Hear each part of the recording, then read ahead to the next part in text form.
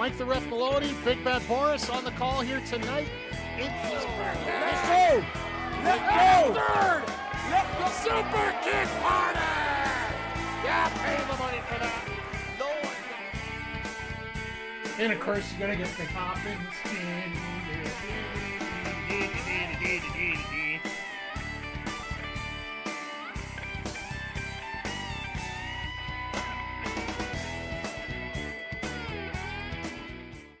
Hey, yo, yo, yo, and away we go. Happy Saturday night to one and all. That ever works? Oh, okay, it's working great. Good evening, everybody. Welcome to the AEW Full Gear Sidecast. I gotta admit, this is gonna be interesting to say the least tonight with some of the stuff that we're gonna get in this.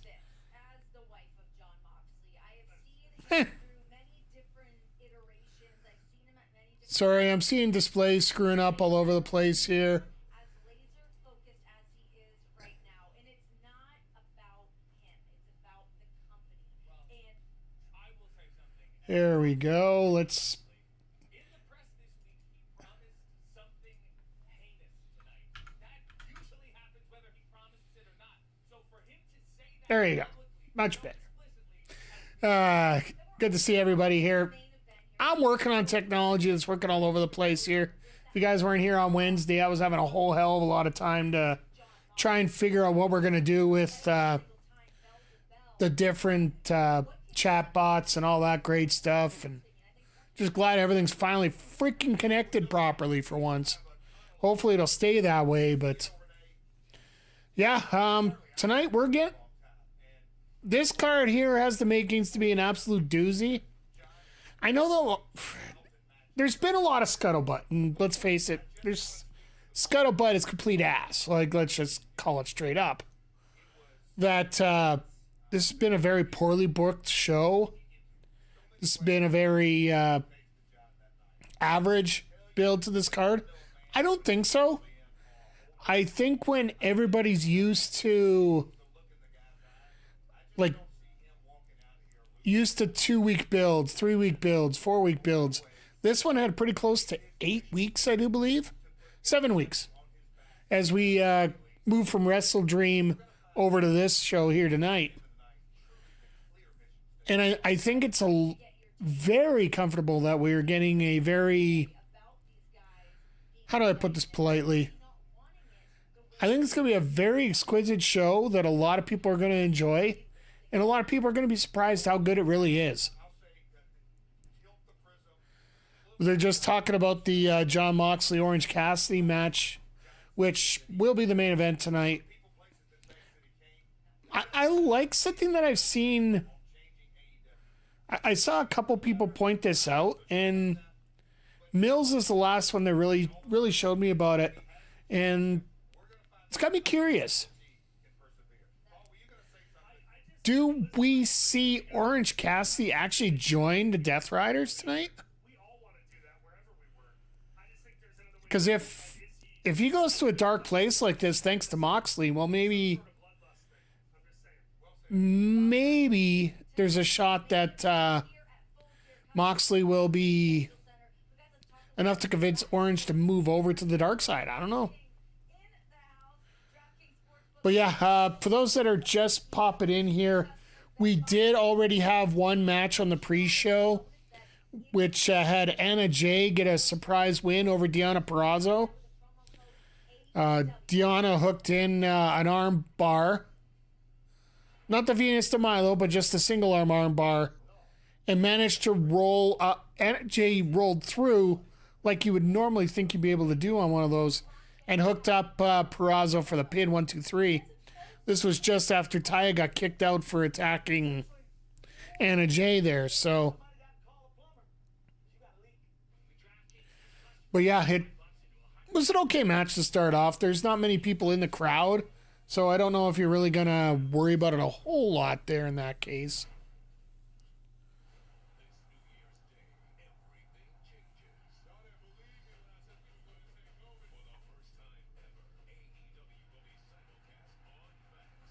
Oh! So, they decided to use Arial font on the advertising, but you know what? I can live with that.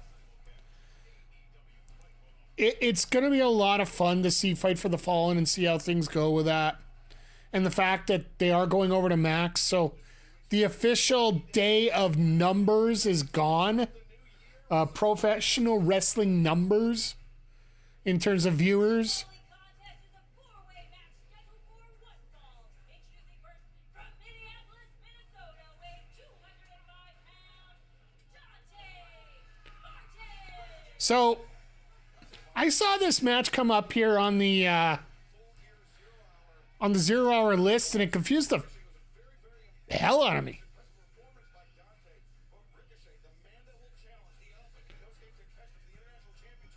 We're getting Dante teaming up with Mortos. So in other words, we got a face teaming up with a heel. Well, I guess Mortos is literally all over the place.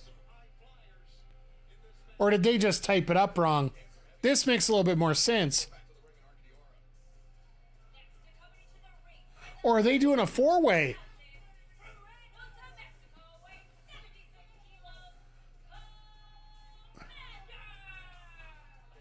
What in the Dragon Ball is Alex Abrahantes wearing tonight? And this is why I don't watch a lot of Dragon Balls, so I don't understand this, but I can definitely tell that outfit.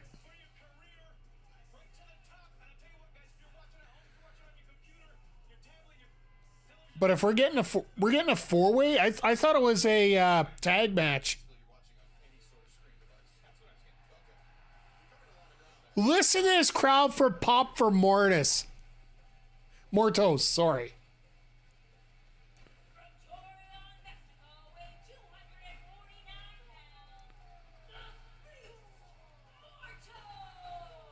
This crowd is popping big time for Mortos.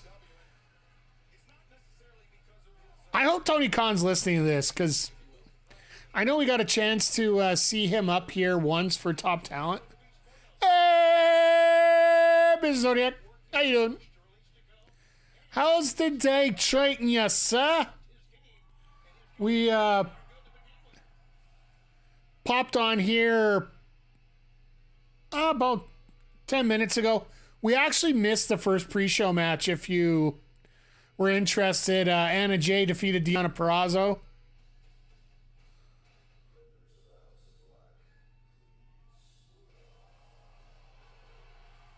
And we're getting Buddy Matthews. We're getting a Flyers start off here.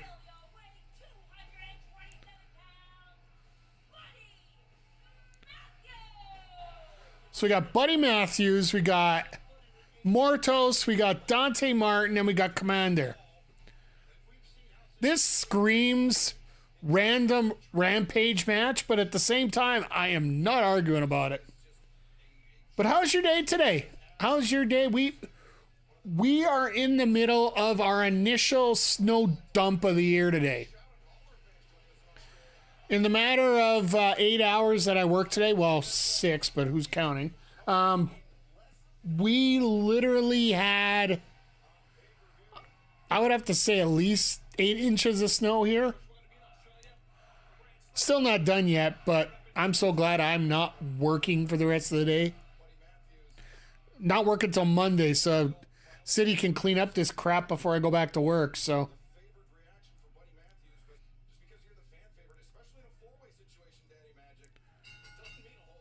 Did a bunch of editing. I made duck out after I'm done eating to finalize that before I had to make. You know what? When it comes to AEW pay-per-views, it is a journey, not a quick sprint. This match might be a quick sprint, but I don't think the journey will. If you got to pop out, pop out. If you're going to pop in, feel free.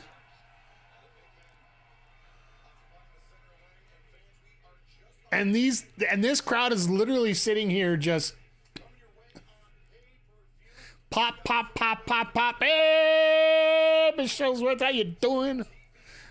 Good to see you popping in as well.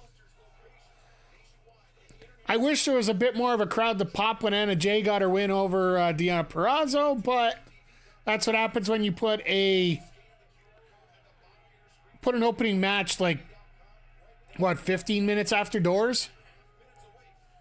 Because I'm pretty sure their doors for the pay-per-view were at 6 Eastern. Either 6 or 6:30, and the pre-show started at 6:30 here. I really hope these guys got over the 10,000 ticket mark. So, yeah, and here in Alberta, we just got the privilege of 8 inches of snow, and all the drivers that are included therein.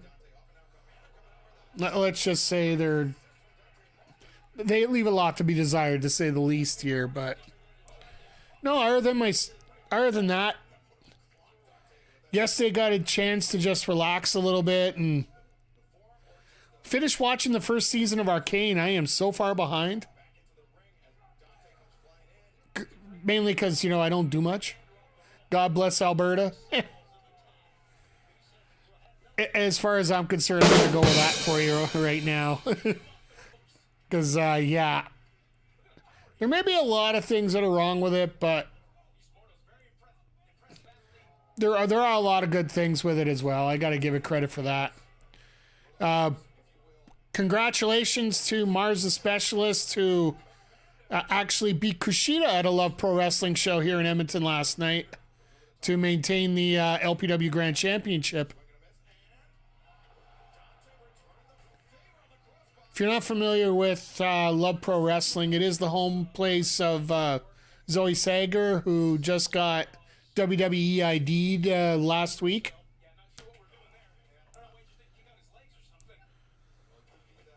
Just a statement to me that there's just so much good wrestling up here in Western Canada. And I really got these bookcase drives that I really want to go through here. But yeah, hope everybody's having a great Saturday. I hope that more appearances here by Malachi and the House of Black in general will finally shut a lot of these people up when they're talking about the everybody's leaving AEW crap. Let's face it, it really is never going to go away per se, just because people are dumb. And there's always bias in everything you do. And that's one thing I try to remember when it comes to most of this stuff, like whether it comes to pundits, whether it comes to fans. All of us are going to have a little bit of bias towards something or something another.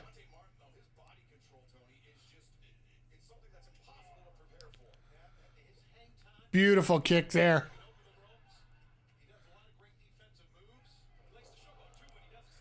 I really would appreciate it if Dante didn't sell stepping on the rope as much to start.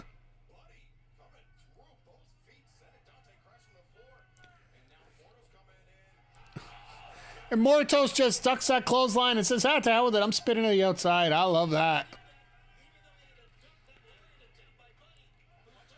So currently right now, if you guys are wondering, I am watching this on the YouTube channel.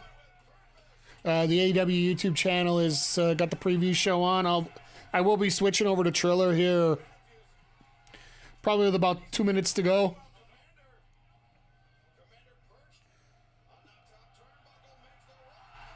Jesus.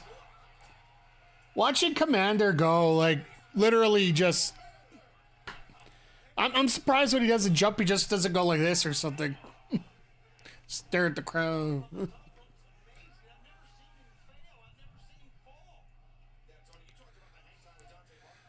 Why does Tony Schiavone decide he wants to... He wants to jinx Commander? Because when Tony turns around and says, I've never seen him fail. Well, guess what? You're probably going to see him fail now. And if it happens, I will call stuff out. Never mind.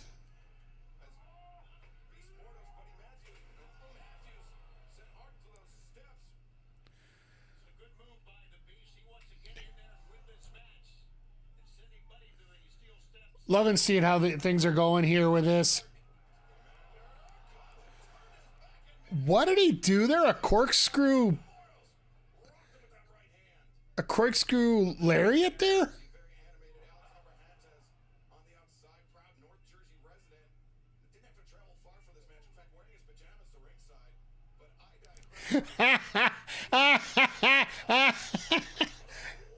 Excalibur. Yeah, Abrahantes wearing his PJs to ringside.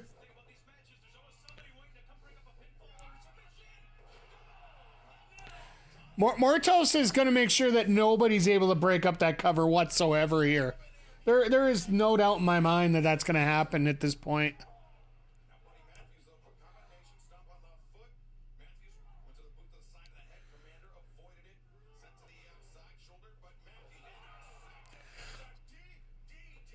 I really like how Matthews anticipated right there.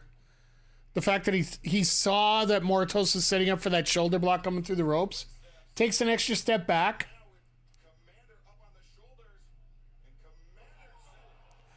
Well, that was a lawn dart.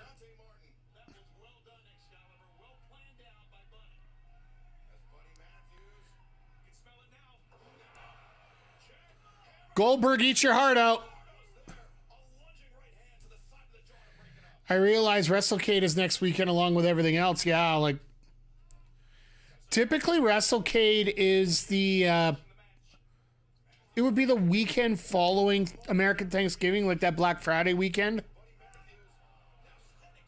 I know they were having a few issues with it from what I heard, getting everything set up.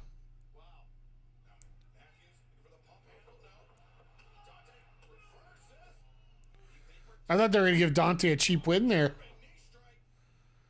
If they're smart, they would go with Mortos on this just to give the crowd a nice pop.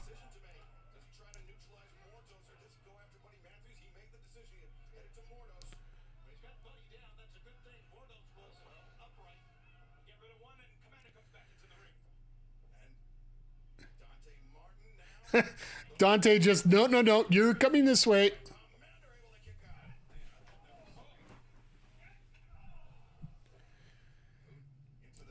Yeah, there's so much coming up, and like next weekend with the American Thanksgiving, but coming up, which happy Thanksgiving to everybody in advance here.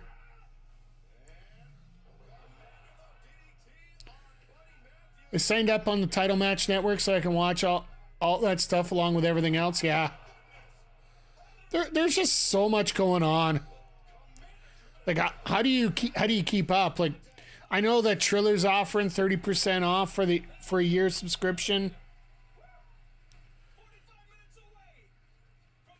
Oh, and they did announce the ROH contingent for that four-way Ultimate Women's match going for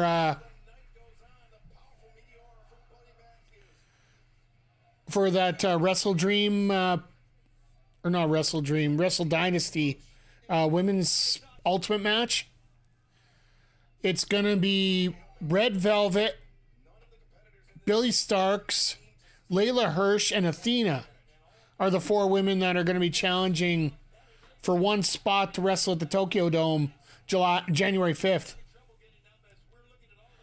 That was mentioned earlier in the broadcast as well tonight. So a little disappointed that they have to include the champions in there. I'd almost like to see Billy or Layla win it just to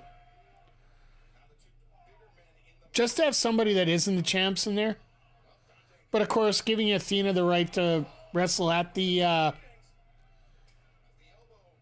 Tokyo Dome, it's pretty big high honors. So gonna try and make some figgy pudding as a test run for Christmas. Ooh,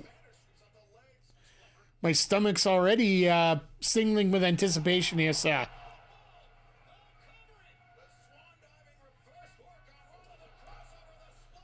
Crossover splash, you bet. Oh, buddy. Oh, buddy.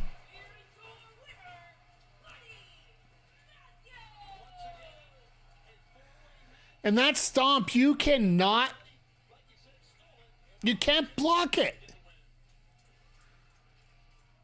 You're in the middle of a cover, so your head's in perfect position.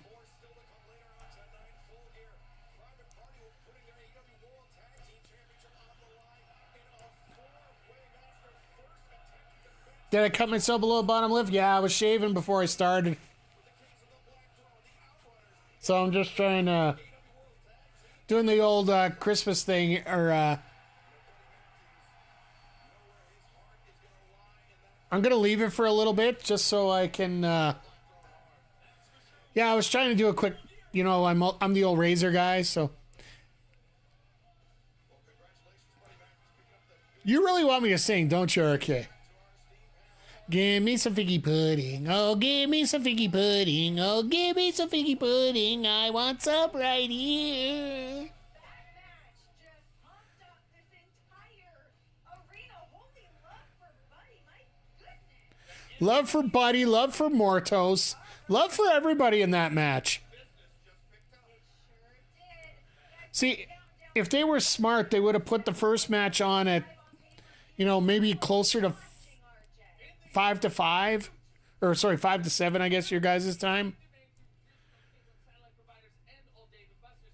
But yeah, unfortunately, I don't have any fancy blush or anything to put over here, so I figure, you know what? If YouTube's gonna demonetize me for the fact that I have blood on my lip, We saw what just happened. so be it. You know, we're talking hardcore wrestling tonight, and even I'm supporting it at this point. Marshall, this is a match almost, what, 20 years in the making? Right? Is this accurate?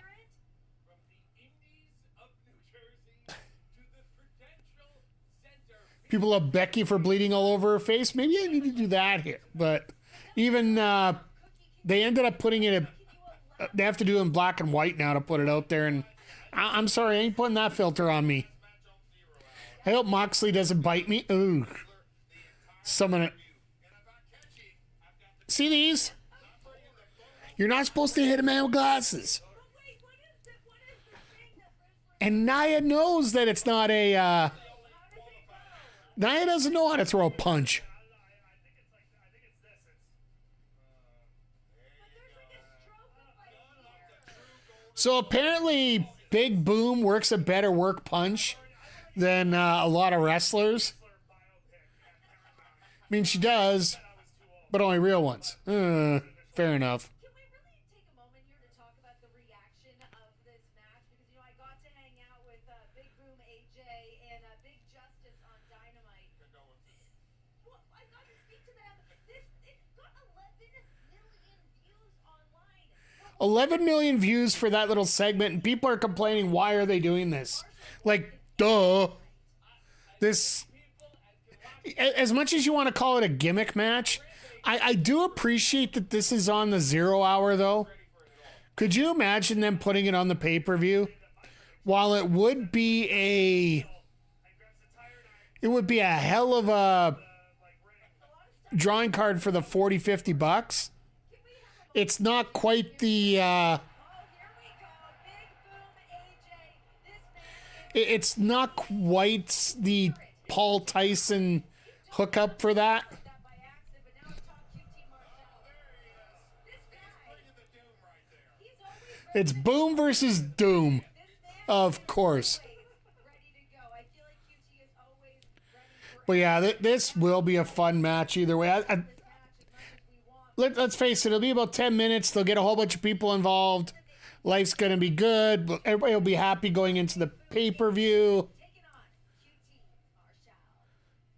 Now we're actually getting a full highlight package for this match. That's funny. It's like people who don't understand why Logan Paul is in WWE. You may not like him, but he's a draw. And it's all about the draw. It's all about...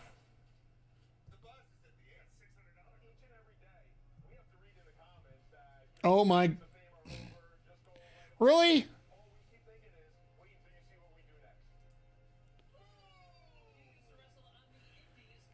Sorry, my soundboard decided it didn't want to work tonight.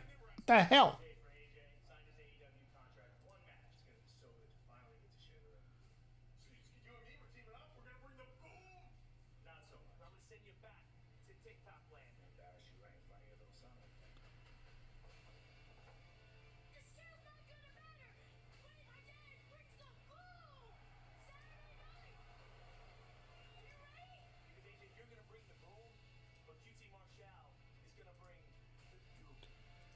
All right, let's try this again.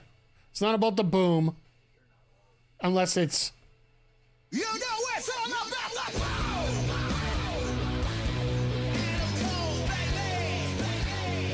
That's the real boom we got to be looking at here. Welcome at this time, your very special guest commentator, standing over 7 feet tall, Hey! Paul White. No more BS here. Let's go. The people whining on social media don't seem to realize they represent barely any population of people. Either way, like, and I will say this. I should get a counter how many times I say that tonight.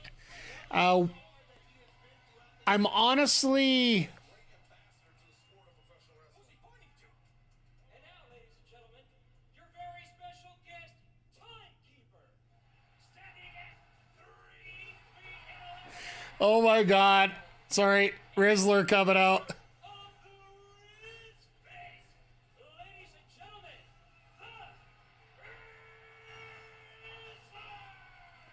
the Man, they could be twins. Oh my. Yeah. I do feel a lot better doing the majority of my stuff over on Blue Sky versus the old shitter, as we all collectively know it here.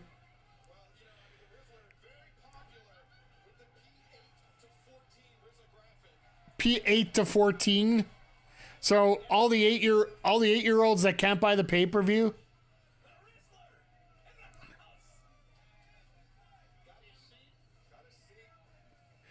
So this is what by the way, thank you for the reposts for anybody that's put them on here. 34 pounds. He brings the doom to Team Marshall. Politics creeping into my Blue Sky. You know what? I am going on a massive blocking spree for all those on Blue Sky. Just as they come up, just block. Don't even have to deal with them. Don't even deal with them. What is that outfit? Not blocking, just muting. Hey.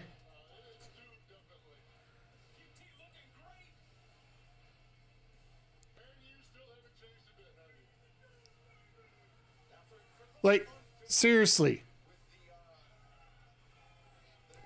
Can whine about politics to their fart-smelling friends? Abso-freaking-lutely. I completely agree with you on that. No, when it comes to all this BS these days, I just feel that, you know... Wow, QT Marshall has 6 friends.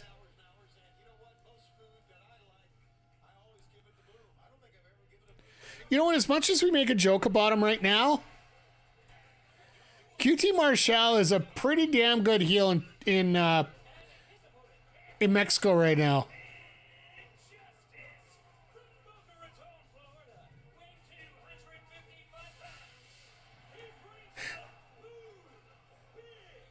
QT's all about the business he gets. Absolutely. AJ just feels so at home right now. Like, you see him right now, he's on a... Some indie wrestler clappers. Hey, you know what?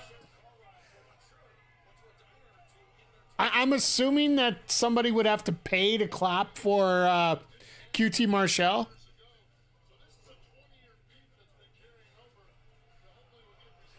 They're giving this plenty of time to breathe. Because the last pre-show match is usually done by 10-2. But now it's, well, what? It's only 7:30 Eastern? Got plenty of time to get this one in. Maybe they're going to have like a 20-minute catch can classic here. No, please, no. Recognize one of the wrestlers. Forgot his name. I looked at him quick. I didn't.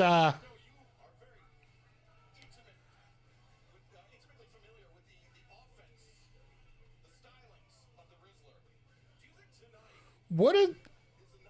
They're all sitting at ringside. I got a feeling they're going to get used somehow.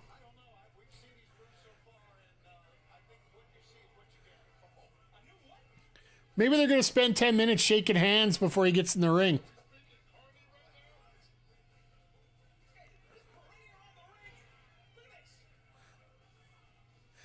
Somebody brought Big Justice cookies.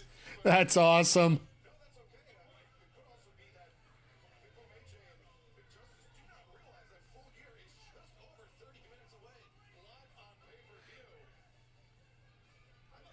And now QT's running out of the ring.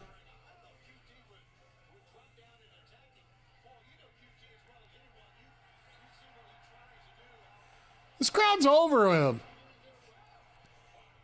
More pyro. AJ must have paid for the pyro. There's LaGreca, yeah.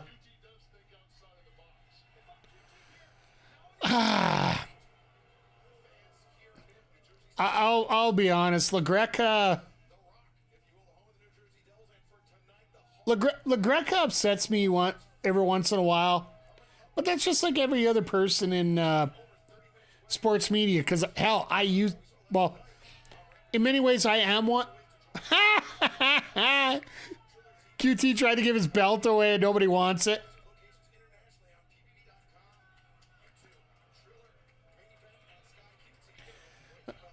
So the wife gets the belt. So why was he trying to give it to another woman instead?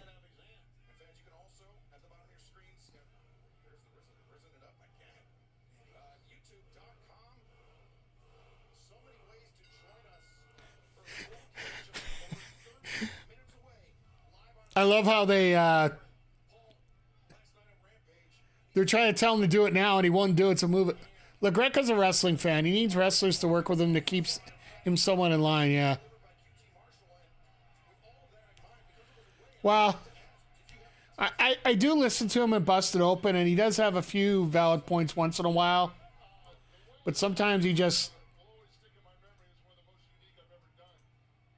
still frustrates me to no end on some things.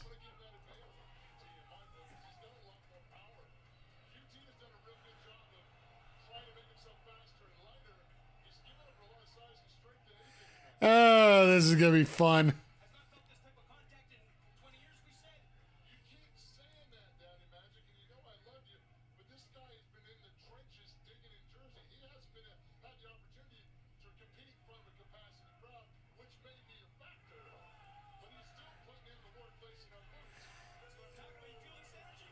QT Marshall. Let's get him the title right now. Just don't even worry about it. Give him the AEW World title right now. One snapmare. That's all you need.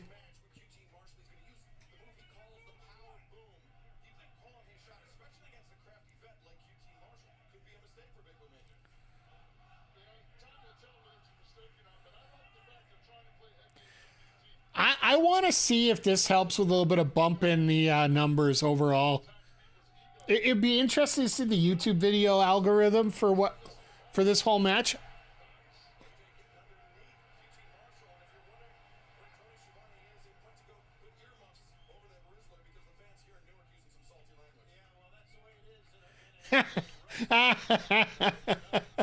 Oh my.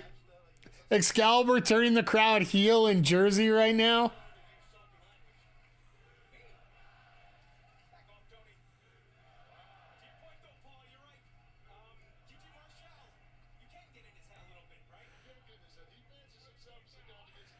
With the fact that AJ is an indie wrestler, do you think maybe this match is being called on the fly a little bit? Because if the crowd was having none of it, you'd probably end it real quick.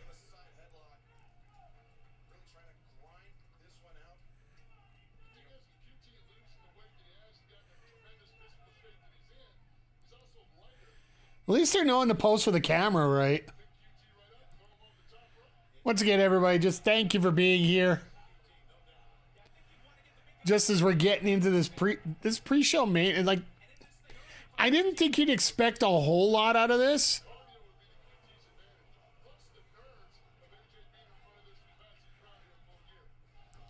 But you're still getting a, like,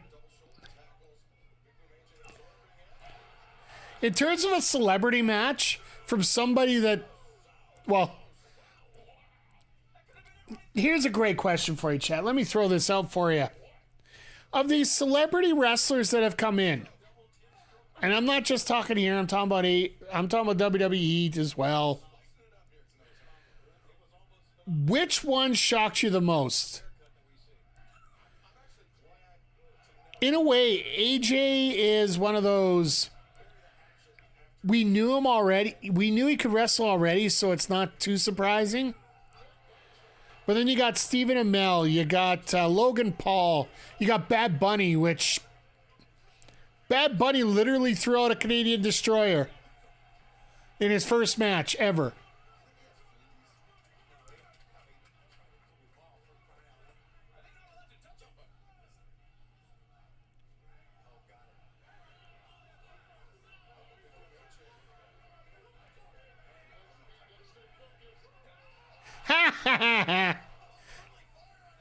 Nice job there, QT. AJ's smarter than half the wrestlers you see around. Those are some nice hands he's got going on. Now that this is broken down into an actual real wrestling match.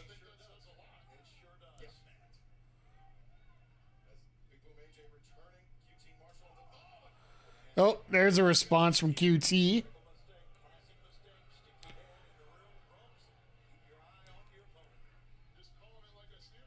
Hey, he's got to get back in the ring somehow. I don't know.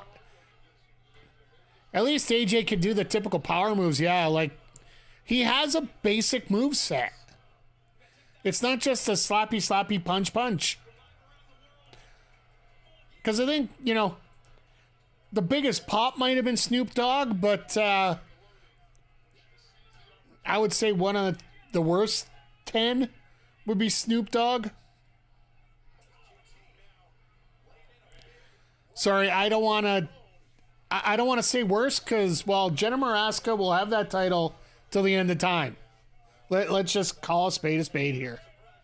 Jenna Maraska will be forever.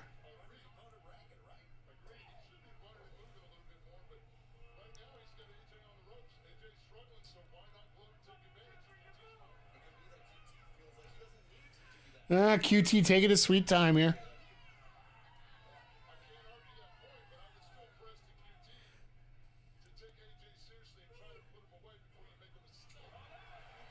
Don't call a boom shot on a guy named Boom. Just hit him with it. The Rizzler's even looking like, what the heck?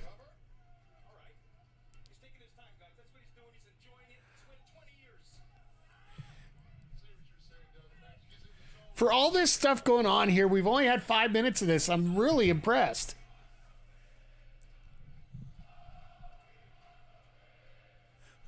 I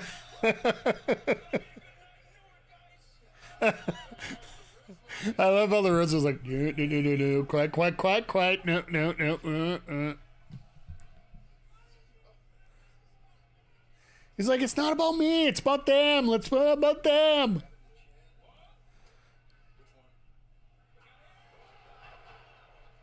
Wow.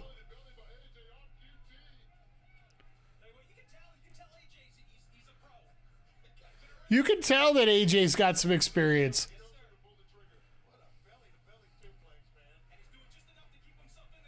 I love these kind of matches when you get somebody that's smart enough to know what they're doing. They've been trained up for quite a while. Well, let's say 20 years.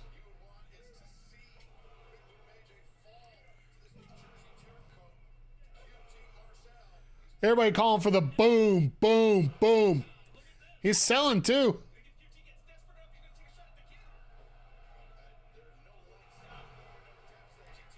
Well, until he hits that buckle, and now he's not selling anymore.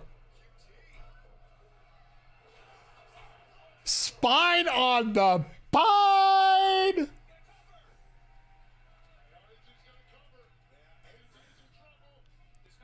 Oh, I know what the Riddler's doing now. He's doing baseball signals. That's what he's doing.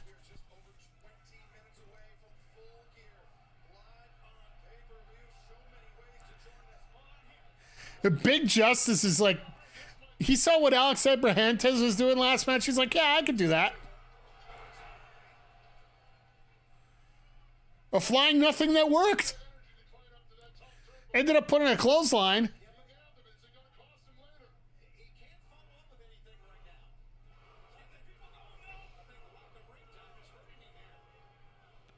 He's getting gassed, but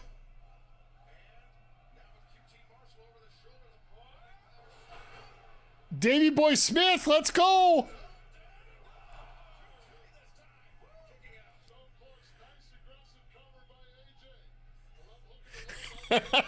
Riddler's like, yeah, I'm gonna ring the bell right now. Oh, I'm gonna ring the bell. Just remember, you don't ring the bell until he says 3.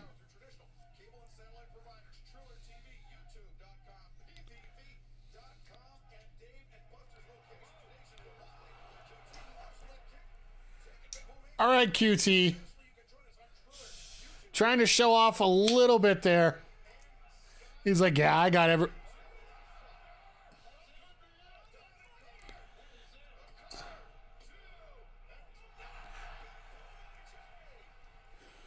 Big boom kicks out of the diamond cutter.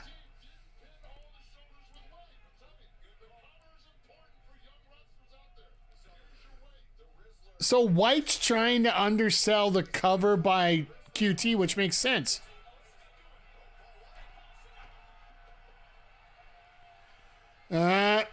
He's like, no, nene.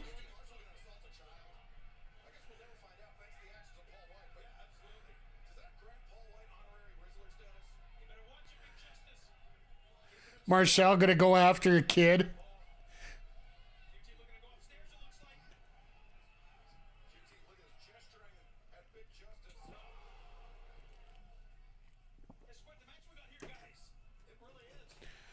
I'll admit, this is a lot more than I expected out of this match. Superplex, let's go! You could tell that Marshall's calling the match, though.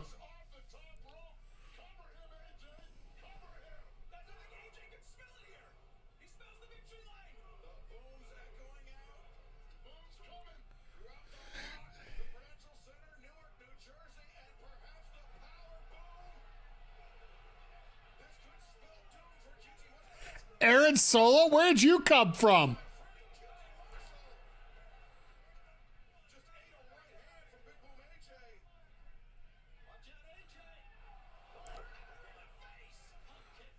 Nice kick. We didn't see it right, but... No way! Spear! Spear! Oh, this is amazing.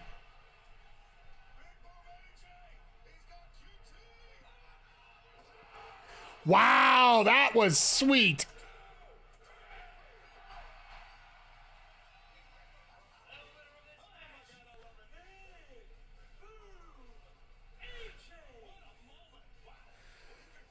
You gotta admit, that was a very entertaining match for...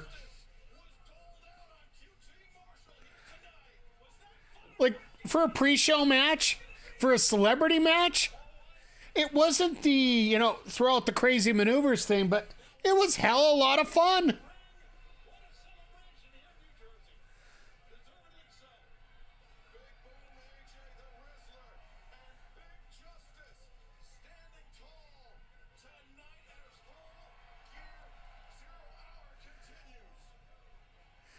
Oh, this is great. It's always good to get a moment like this, just a happy moment.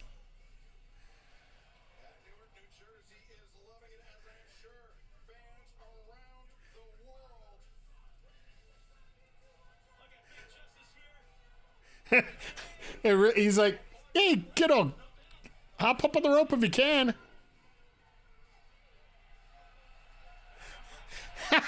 He's just up there like a spider. Let's go.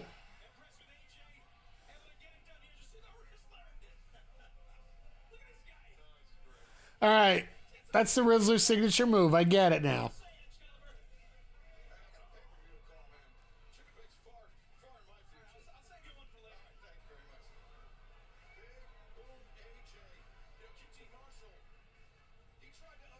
Oh, this is great. Good way to finish the pre-show off.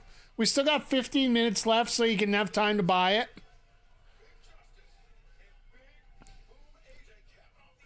I wonder what kind of views they're going to get on this. Just for funny's sake.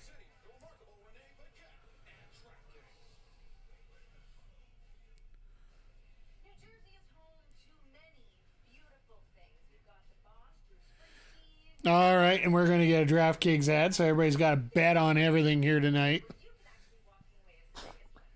DraftKings is an official partner of AEW, and they are offering you the chance. I wonder what kind of odds they got on Cassidy winning tonight. I don't know if we're going to see it. We see Orange Cassidy taking on Jon Moxley for the AEW World Championship.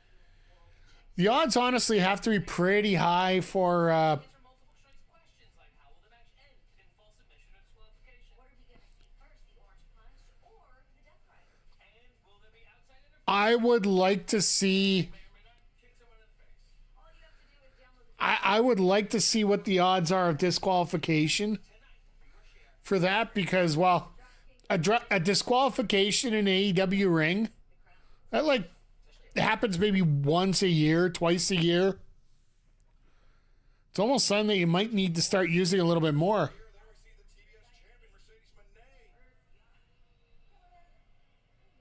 have something to say to you, actually, Neil. You know, this last month has been super frustrating. Actually, more like embarrassing. Last week on Dynamite, you came out pandering for sympathy.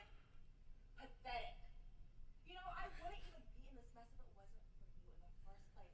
First, you want to come out and attack Chris. Then you lose. And don't even get me started on your driving. Are you stupid or are you dumb? Hey. Did I say that you could speak? Do you not know who I am? And what I have done for this business? I am the CEO. I am the greatest CBS. This relationship is not ending well tonight. Tonight, you can watch my match from the back in catering. Ooh. Yeah. And I'll show you how a real woman gets the job done right. Watch and learn. Watch and learn. Okay. No Camille tonight. Which that's certain levels of confusing, but could be a lot worse. But yeah, that match is going to be a lot of fun. There's no way they're going to start with that one. I would say you'd start with Ricochet and Takeshita. Which match do you guys think will start the show? I haven't seen. They're gonna. Oh yeah, here we go. November rain. Da-da-da-da-da-da-da. Just wanted to see if. Well, here we go.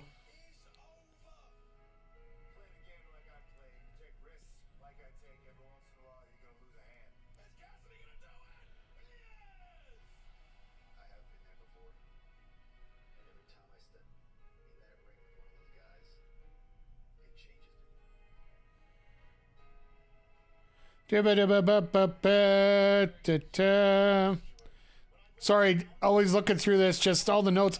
I don't want to talk about spoilers here, but if they can tell me which match is going to open.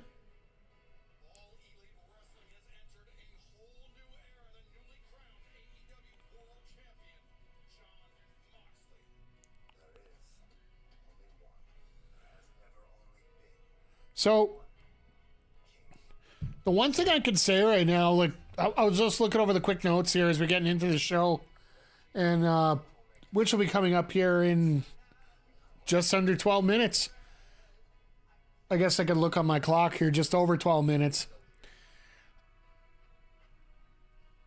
If you're a betting man, right now it looks like Ospreay and Fletcher are pretty much even for odds.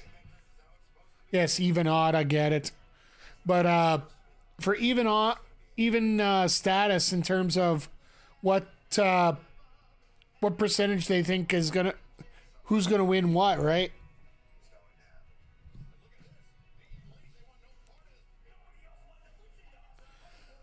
So I think Fletcher can win this one without, any flinch here about what's going on, but I almost think that Fletcher needs to be set up for the C2. Like, if you're going to put anybody in the C2, we could almost fantasy book that while we go here. You're looking at the loser between Garcia and Perry. Whoever's not the champ should be in it. You should have Fletcher in there. I'd say Benjamin would be a great pick for in there.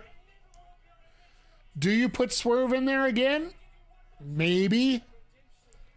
I think you put Mark Davis in there. If you want something really exciting, put Davis and Fletcher in the same pool. So you do have to have that match.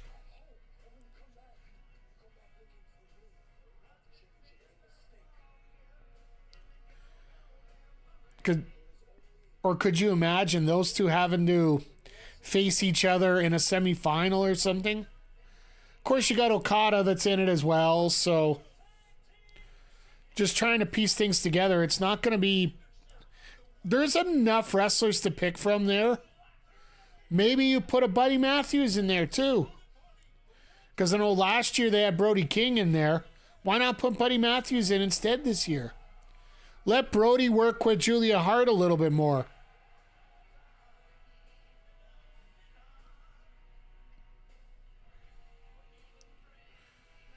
But can I mention one thing that I honestly feel is a big bonus tonight? There's this certain gentleman. His name is Christopher Jericho. The opportunity of seeing him on the pay-per-view. Never!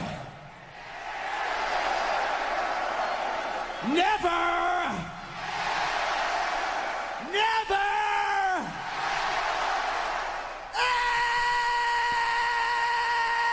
Ever! I don't think we're getting him on the show. Vic! How the heck are you doing? You stopping in live from the show, or are you just checking in? I'm doing good. I'm feeling a lot better now than I was earlier because we are... right now we're in the... Stayed home to watch. Hey, I don't blame you, my friend. We had... We got about 8 inches of snow here today, so... Just finishing off work. Glad I don't work tomorrow. Getting your DraftKings picks in. I hope they pay off. I really do.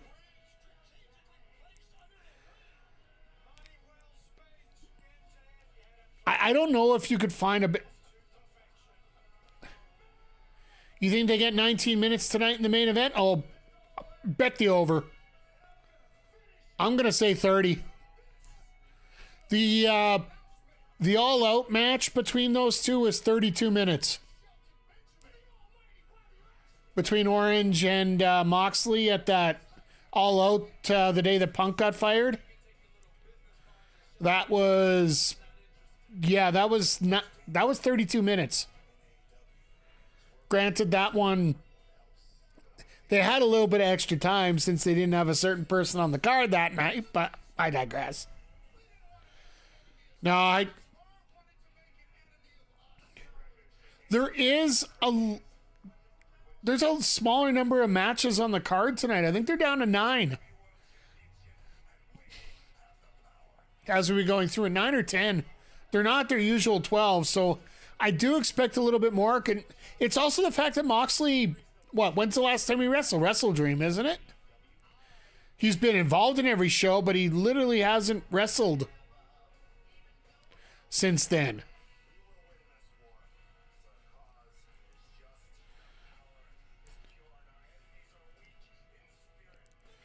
I would say if you're putting money in there, I would put money on Garcia tonight if you can get an underdog on him. I think the best underdog odds I saw from SRS are for Jack Perry or not for Jack Perry, for Jay White. If you really want to send Hangman off the deep end, you let Jay White win this one tonight. To me, I feel that would be a hell of a choice.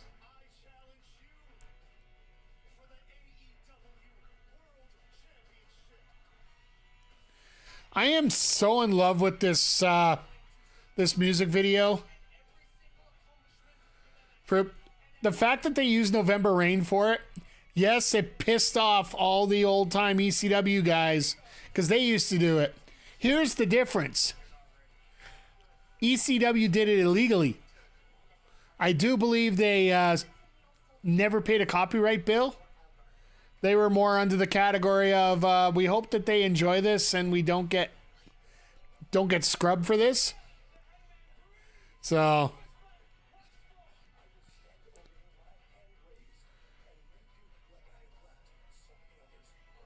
as we go into it, I have to say that the quick picks, if I had to get some quick ones out, I think we get Statlander winning.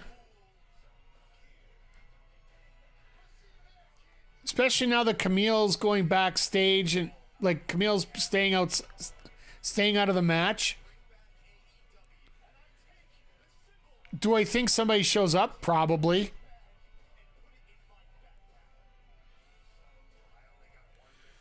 But I think we get half the titles change hands tonight. TBS changes hands. TNT changes hands. I don't think the tag titles do. I think they really want to hook up someone with Private Party right now. And yes, the Outrunners would be a hell of a story. The Acclaim are breaking up tonight. I don't care what anybody says. That to me is what has to happen. We've stretched that noose about as tight as we can get it. We got to open up the gallows there on that one.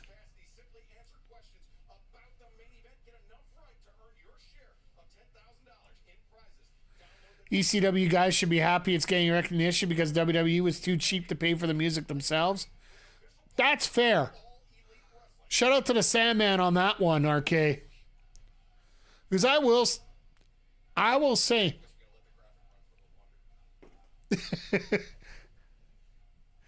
All right. I got to switch over to Triller here. Took submission finisher? Yeah. That actually wouldn't be a bad choice. You got Moxley with that bulldog choke. I don't see Moxley. I don't see Orange giving up in any way, so it makes sense to do it that way.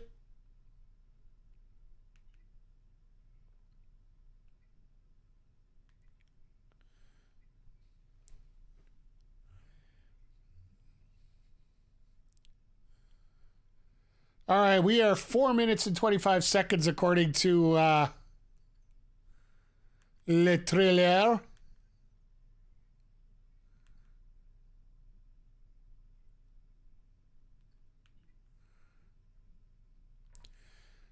Three minutes and 47 seconds. Sorry, it's catching up finally.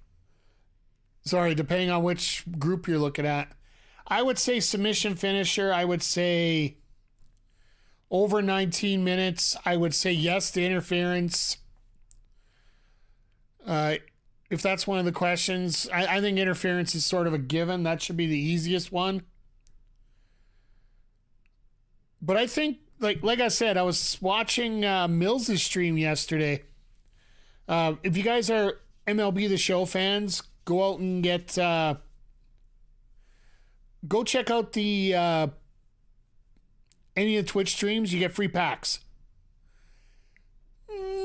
Mr. McGee, how you doing? Hope you're doing well here today. I hope everybody's doing great. Everybody's filing in. Everybody's piling in here. Welcome. This is our second sidecast, I do believe, that we're doing both on YouTube and on Twitch. We have been having a few people popping in on YouTube, but everybody's been filing in on Twitch tonight. I hope everybody's looking forward to a great card. I know a lot of people critique the fact that, you know, the week to week, unless you're watching it constantly, you're not getting, basically not keeping up with what storylines are available here. But I think everybody, to the biggest naysayers in the world, all of us can agree that AEW presents some of the best pay-per-views around, period. And we already discussed it. No Jericho on the cards, so there might not be a breather match tonight. So let's go. Pretty damn excited about tonight. Some major shit can go down here. Absolutely. Just as I was mentioning, just as you were coming in here, Mills, one of the biggest sports Twitch streamers that we got around, had actually a brilliant idea. Does Orange become a Death Rider tonight? Is there a possibility that he joins Jon Moxley? Makes everybody fall into despair just a little bit more. Because I got a feeling that might be something that could happen. I think we definitely could... we could definitely see some crazy stuff go down. Could I see a different heater show up from Mercedes tonight? Very much so. Do I expect a couple championships to change tonight? Yes. The almost guaranteed one for me would be the TNT championship. Oh, the Acclaimed are just, yeah. Hey, AB Killing, how you doing? Meaning to check in on Mutant Football League. How's your season? We went through the season. We ended up third going. We ended up getting the third seed, even though we were the wild card. My countdown on the stream says 24 seconds to start the pay-per-view. So if you're already up, we're probably about a minute behind. But yeah, in the Mayhem Bowl, we ended up winning the quarters, the semis, lost in the final to the Purple Mutant Eaters, aka Minnesota. So that was what we were at. Oh, here we go. Oh, good. I didn't have to hear the Acclaim's entrance.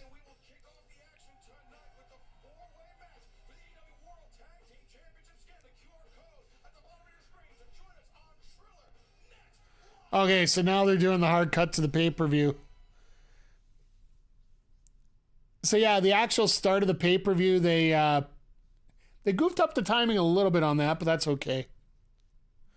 But no, we got through our season. I think we're going to do that as an annual tradition with the Mutant Football League. Every October, we're gonna pipe something in there, whether we do it consistently or we do it once there. Well, you missed that. Caster didn't say that everyone loves the Acclaimed and then threw the mic at Bowens.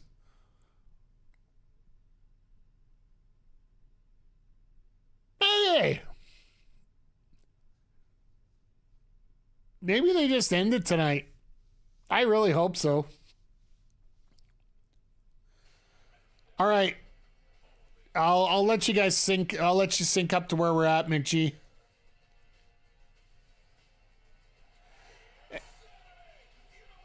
Pyro going off right now. Dancers up front. Welcome to WCW once again. Of course, they're going to have the party dancers up there for Private Party coming out, right?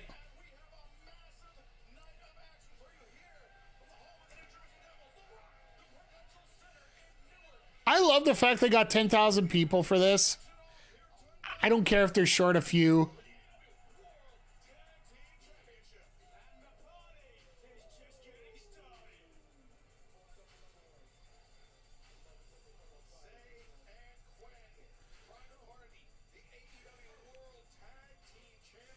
You gotta love it when the security. Does Private Party lose the title in their first defense? I don't think so. If they're gonna do it, they'll do it to the Outrunners. I almost feel like Bowens is the one that gets pinned out of this, just because of the bad situation they're in. Could we get the Outrunners to win? Absolutely. I've seen stranger things happen with Tony Khan. Do we see and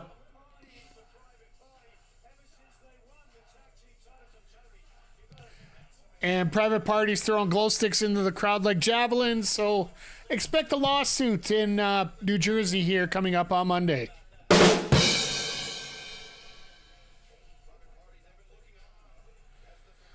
Well, yeah, just, oh. All right, well, the Godfather's passed on his traits here.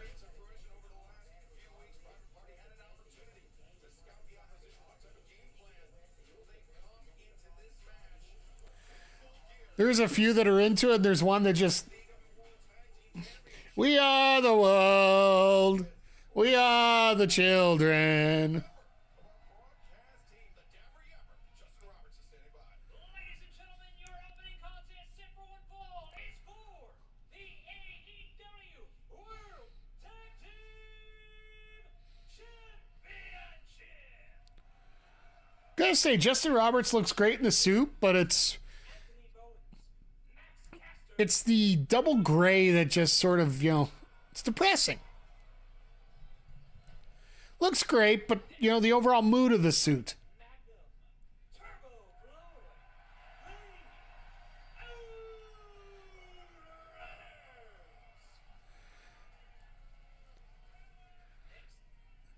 They don't look like they're out of sorts at all here right now.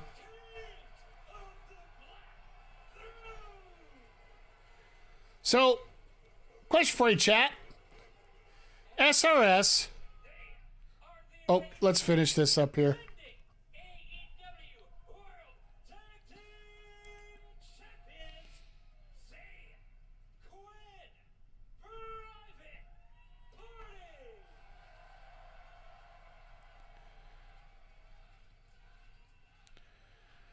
All right, chat. Now, SRS indicated that one of the finishes for the qualifiers was changed at the last moment. Of course, he wouldn't reveal which one because stuff. Which of the three qualifiers do you think they changed? If I had to give my guess, you guess the Acclaimed? You have LFI in here. That I personally think it's Kings of the Black Throne. Something might have happened with Dax or Cash that they couldn't go because there's too much of a story here with the FT Outrunners, I think is, or FT Runners, I think it's called now. They could have had that as the extra story here, but having LFI in this match instead of the Acclaim might actually have... It would have been an interesting little tidbit there.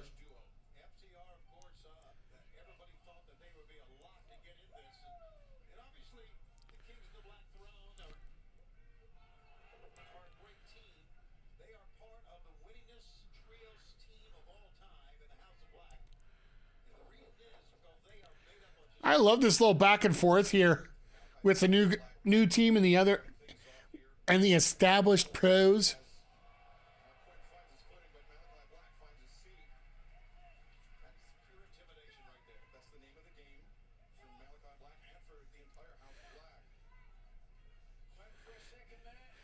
You really want to tell Malachi what to do? That's not exactly the best choice in the world.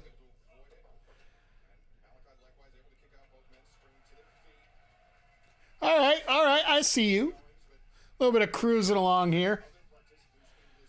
But yeah, for those that weren't here earlier, thank you for being here. Truly appreciate it. Always a lot of fun. If you weren't here for the pre-show, Anna Jay got a roll-up victory on Deonna Purrazzo in the opening contest of the pre-show. We had Buddy Matthews get a huge four-way victory over Dante Martin, the Beast Mortos, and Commander. An absolute all over the place match there. And then Big Boom AJ gets his victory over QT Marshall in a very entertaining contest, which I would highly recommend you actually go out and check, because for people that expected it to be just a nothing match, it actually turned into a very, very emotional match throughout the whole thing. Malachi's so damn smooth. Absolutely, McGee.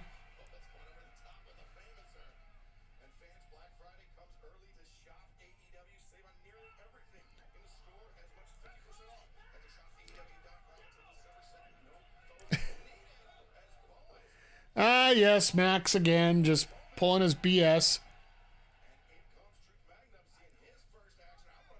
And Billy's just, what the hell are you two doing?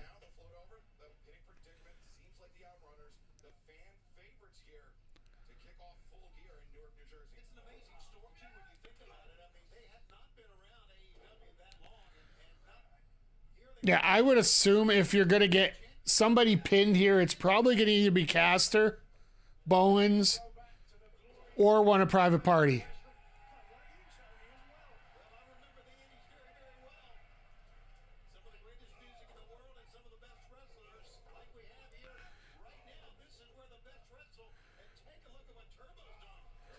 Turbo just cleaning up everyone. Turbo, you might want to turn around.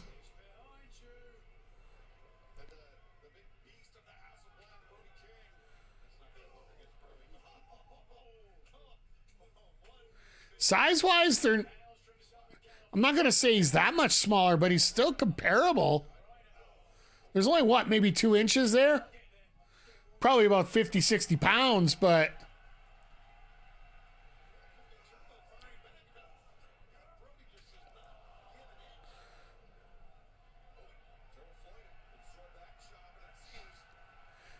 Turbo's like, nope. Nope. You're going to feel the power. You're going to feel the power.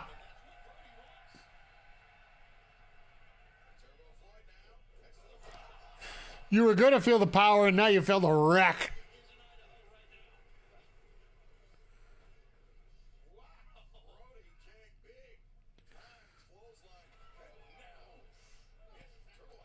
Well, I think legal men have been refused at this point.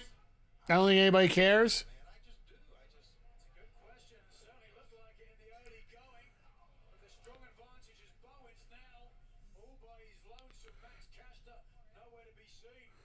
So what are we getting here? A little power and glory move?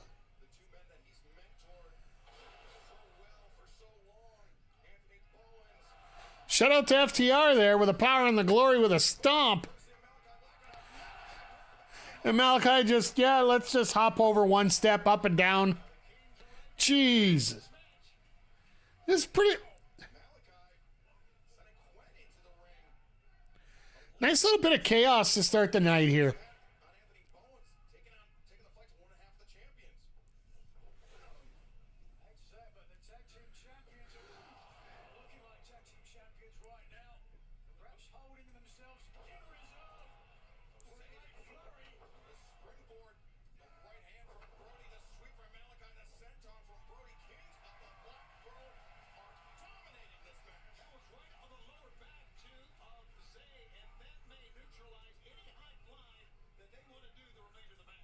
There we go. That's better. Sorry, someone was bugging me with the chat there. Just being opposite of what most people look for here. Drive me a little bit nuts, so I had to straighten out here.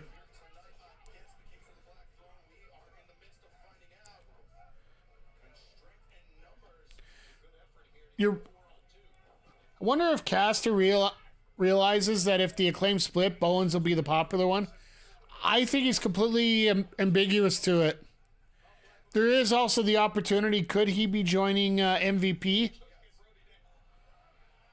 Because they did have He does have that card.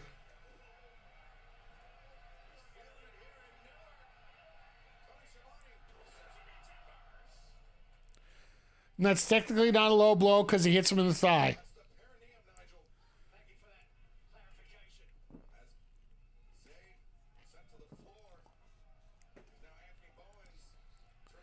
So are we going to get a scissor or are we going to get a hand?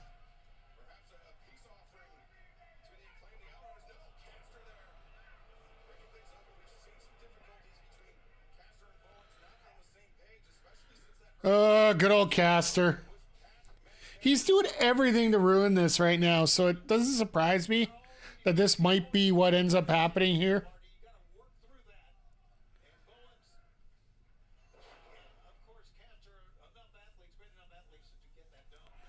Oh, jeez. All right, here we go.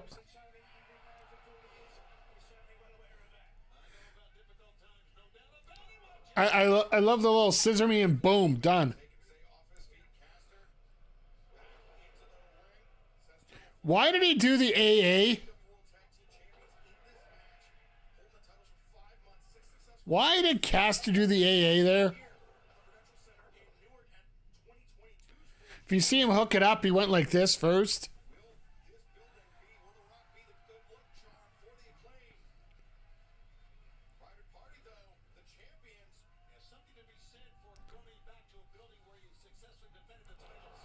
Stereo 450s? I don't know if Knox knew who the legal man was, and I don't know if either one of these are the legal man. It wouldn't really surprise me if neither one of them were.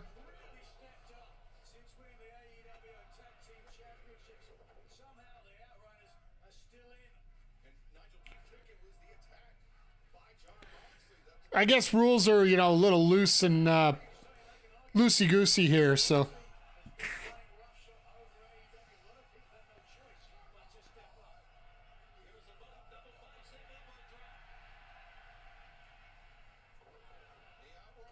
The double elbow over two guys. Oh, right?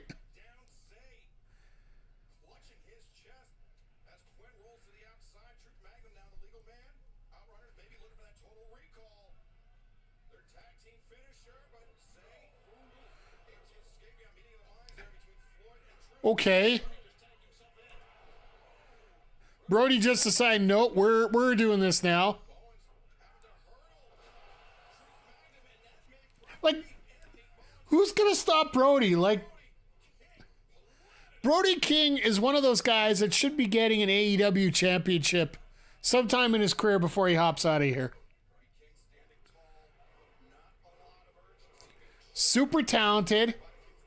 He's got the gift of gab.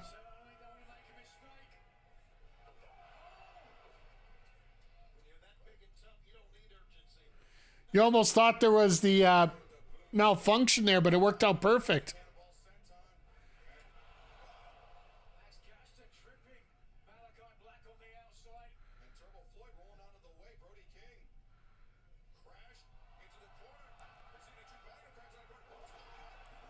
No way.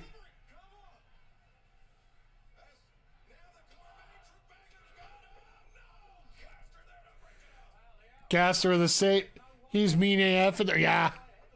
Like, Brody King could do literally whatever he wants in there.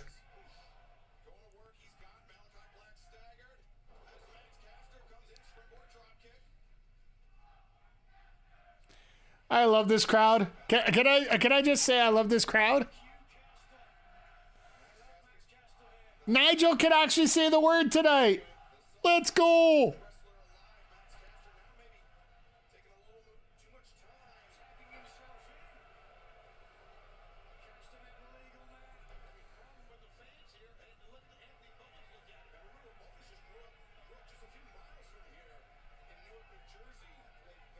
He's like, what the hell is your problem? Everybody loves Bowens.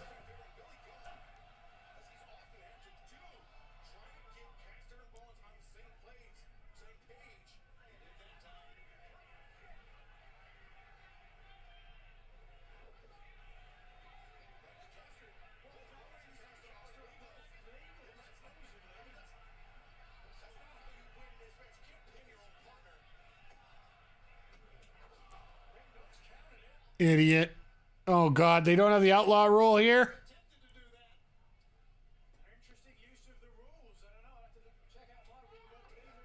But either I love that tag right on the head. No contest had Rick Knox completed the 3 count, but right now, it's like cradle. Would have had a no contest. Tony Khan throwing out anticipatory rules as we go here. that caught him on target.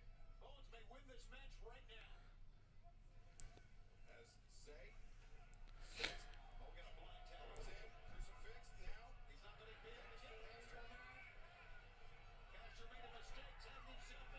Well, maybe Bowens made a mistake trying to pin his opponent. Oh, God. This is... Nobody wants Caster. Like, they're turning it out so expertly here.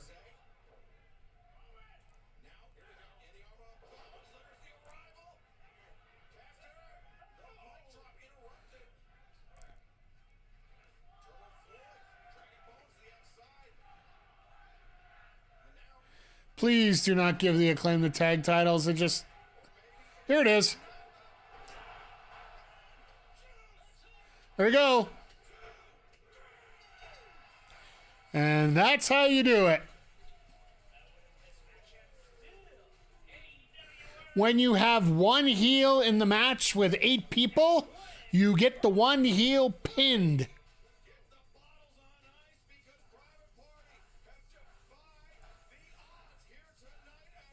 I don't think there was really a bad pick to go with any of them. But I do think that this is the right choice. If you want to establish those tag titles now that they're off the Bucks, you want to do it so that they get a little bit more of an opportunity to run with these for a little while. If you get a couple more defenses up before World's End, you can change it there.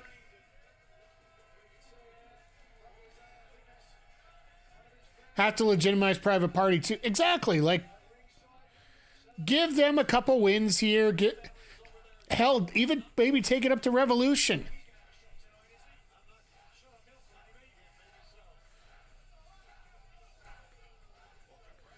Because I'm assuming we're going to get to the point where every person in Moxley's little contingent is going to have every title out of the way.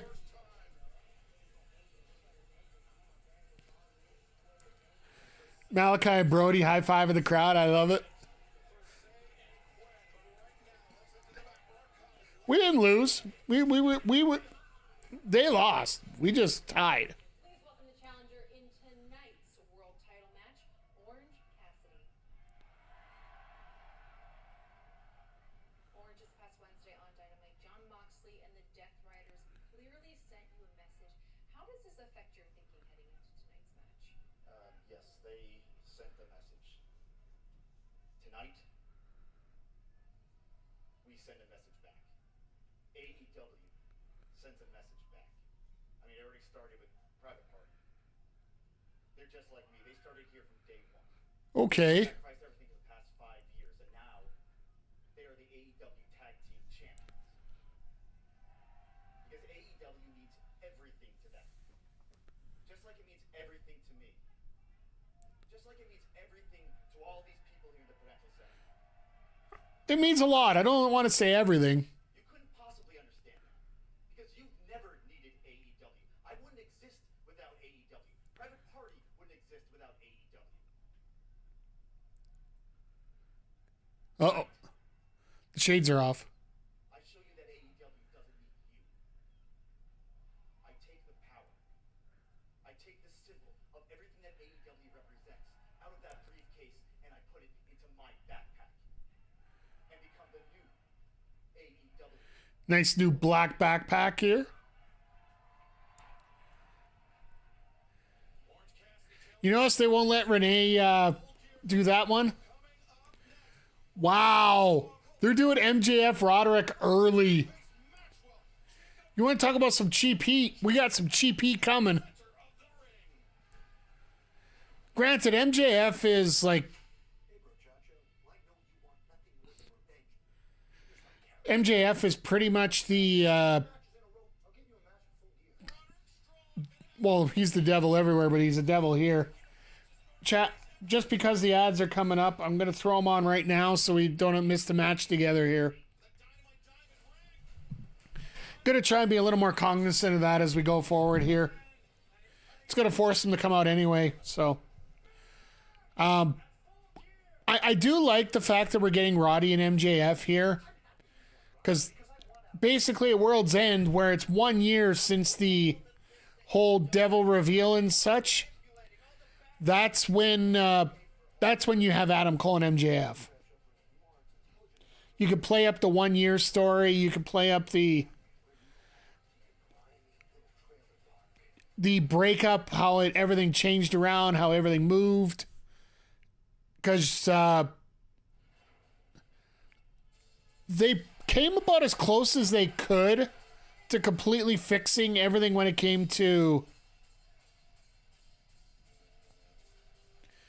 fixing up the storyline with these two.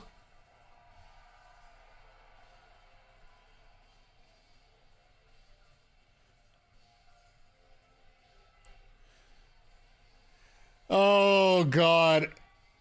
He's an Islanders guy. Why is he wearing a Boston Bruins? The following contest is scheduled for one fall.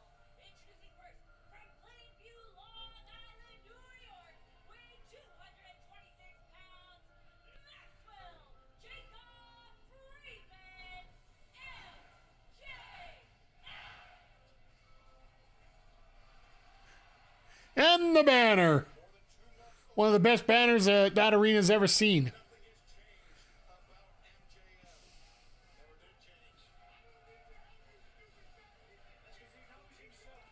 Max ingratiating himself to the crowd. So they're using 2 ring announcers tonight too. That's interesting.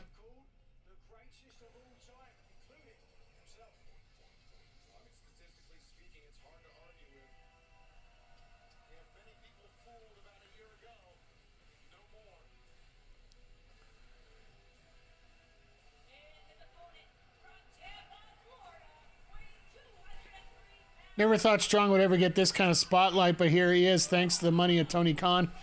I'm just happy that Roddy's getting this opportunity. He deserves it. Is this the biggest match in Roddy Strong's career right now? In terms of exposure, in terms of spotlight? This very well could be. I don't think he's winning.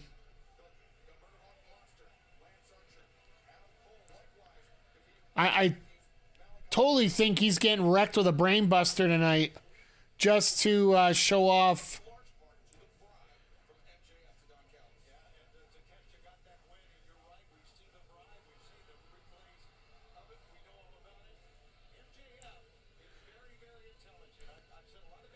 I'm actually surprised the Undisputed Kingdom aren't out here for this.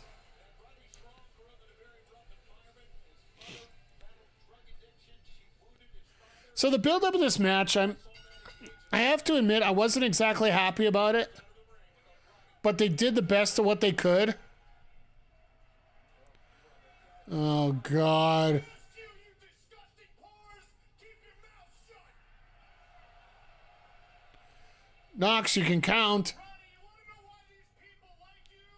It's not just Oh, it's Remsburg. because you're just like them. White trash. Oh, I'm sorry, New Jersey. Did I offend the dumpster fire of the world? Hey, Ronnie, you want to know what's really great?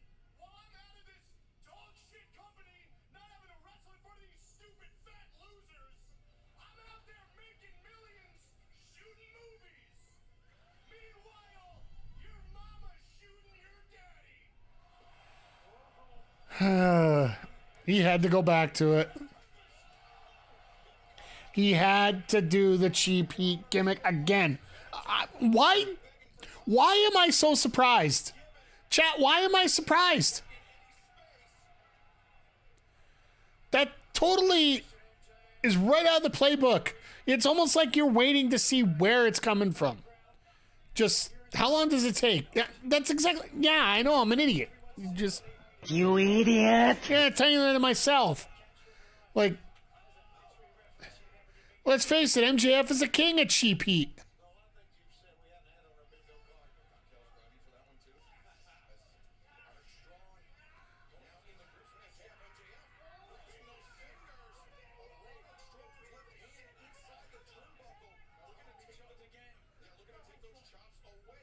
Wow. I will say this, Max does know how to take advantage of a situation.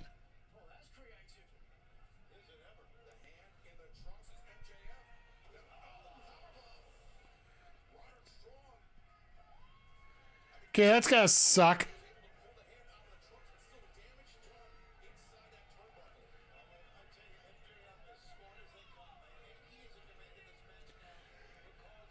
It takes 5 minutes for MJF to get right back into his number one heel spot, really. Because I don't know. Would you consider Max a bigger heel than Moxley?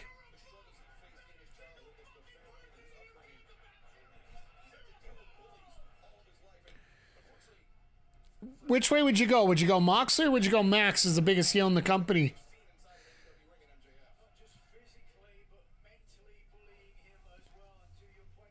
Yeah, I think you'd have to go with Max because a lot of the stuff that Moxley's talking about right now, and the stuff that he's trying to exude here in AEW, I think a lot of people have been asking for it to happen. So,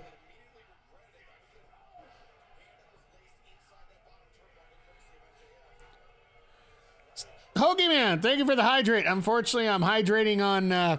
Well, I got Pepsi and I got Red Bull, so I'm going to go with the Red Bull right now. Thank you for the hydrate.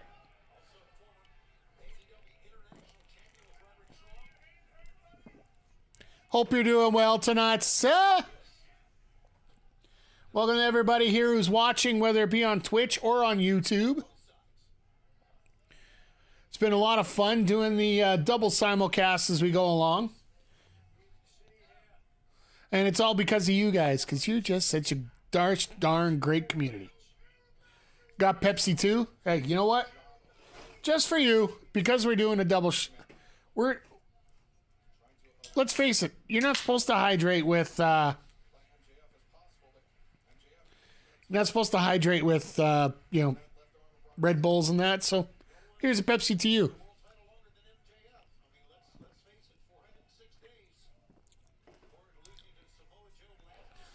I am using an Elgato green screen, so forgive me if the picture didn't show up perfect there.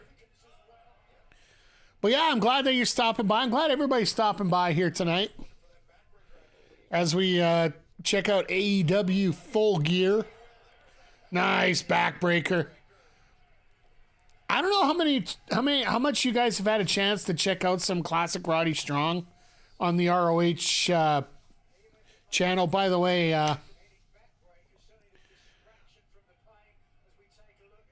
the ROH On Demand is absolutely spectacular. I find it's getting more full every day. If you haven't heard, Final Battle is going to be held at the Hammerstein Ballroom on the 13th of December, so just over 3 weeks away.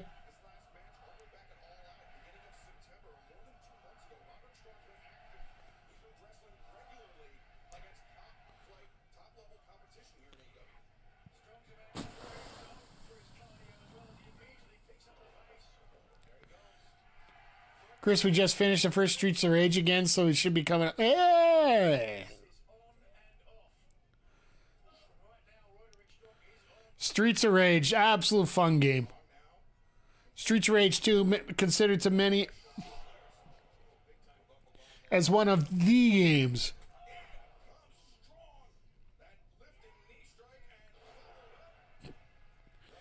Love that high angle slam.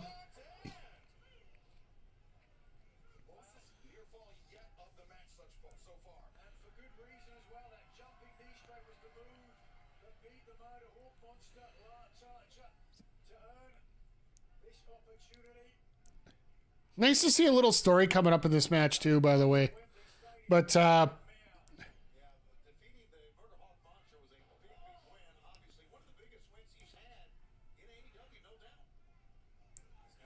No, if you guys get an opportunity here, well, I think almost everybody here in the chat has their own podcast or show tonight. So just want to give you guys a special shout out for all the hard work you guys do putting your shows together. Keeps me sane many times.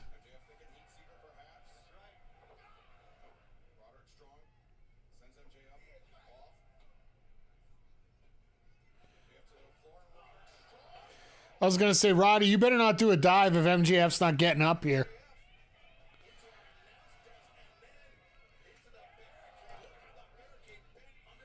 But, oh, God. I like the fact that the pace of this match has changed quite a bit. Like, compared to the first one where it's just go, go, go, speed, speed, speed. Now you slow it down a little bit for everybody that now they get in a mood. MJF is a mood, let's face it. Just a complete mood, for lack of a better term. I think it's probably the best way to put it. It's a mood. It's the sick kick. Now, Roderick Strong, he's able to generate such speed, such explosion in such a short distance. That kick is devastating. Oh, God. Kick from MJF. That was a interesting crescent kick. Oh, God, no way.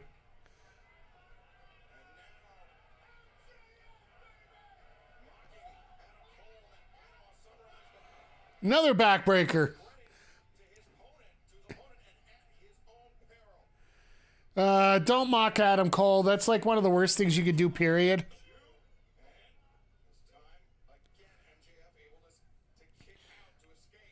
But yeah, we got, what, 9 more matches to go here tonight? This is going to be a fun card. We're half an hour in.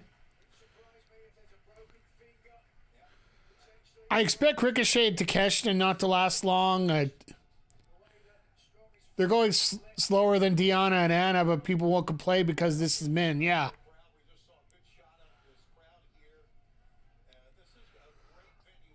I would have to say the other part about that is Max knows how to carry a crowd.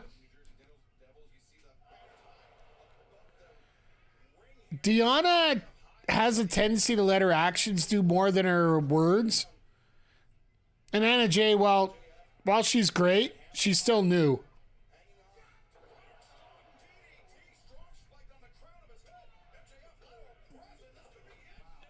Damn. And I definitely want to give the ladies a break for their first match tonight. Literally half an hour after the doors open is when they had their first match.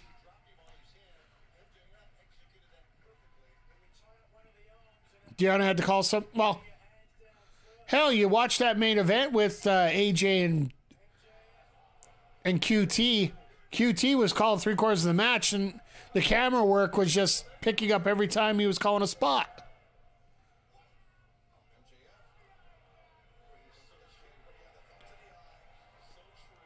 Can't say the MJ know how to carry a.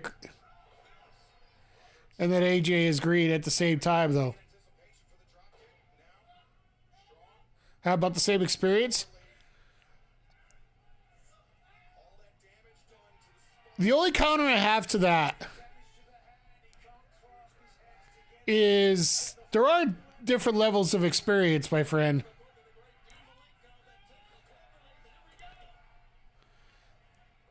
Like having 20 years experience in front of a crowd of 50 people is not quite the same as having 20 years of experience in front of a huge crowd, right?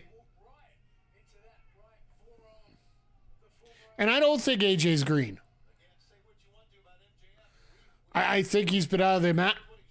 He's been out of wrestling for so long that, and he's probably the old school type that's been taught how to call in the ring only.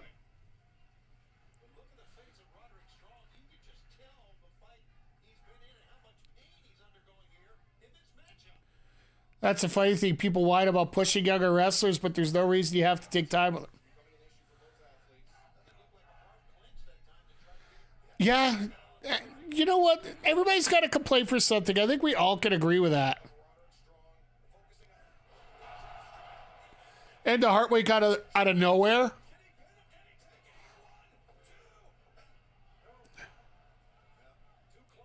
course, we're going to get a foot of the rope there. No, people don't understand when certain people are ready to go, when certain people are good enough to go. But there's one thing that comes from that. And it's one thing that I really wish that we saw a lot more of in wrestling. We do actually see it quite a bit in wrestling. It's passion. If fans are passionate behind somebody, they're going to want to push no matter what. They're going to oversee the bad points. They're going to oversee the mistakes. They're going to not see the full potential of what somebody has or the faults that they have. And I don't blame for that.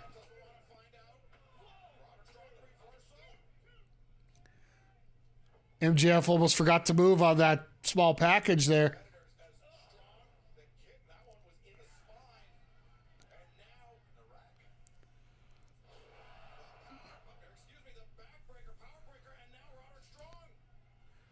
One power breaker into...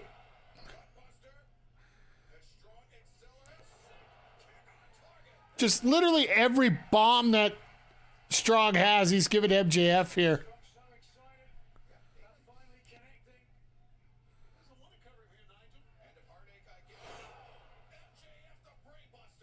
Yeah, of course you're going to finish off with Adam Cole's finisher, right?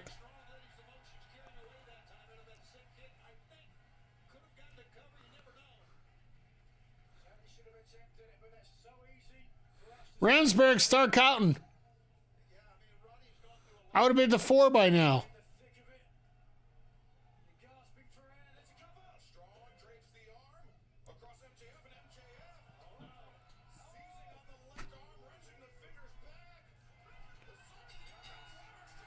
Oh, and there it is, yeah.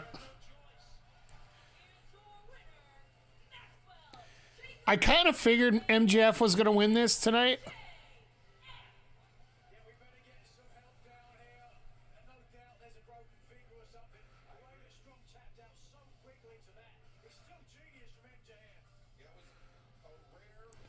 I like the sign in the crowd, meanie greater than MJF.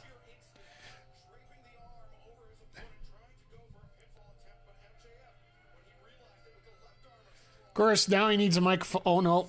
He's going to try and cripple. Here comes Adam Cole for the save, setting up for World's End.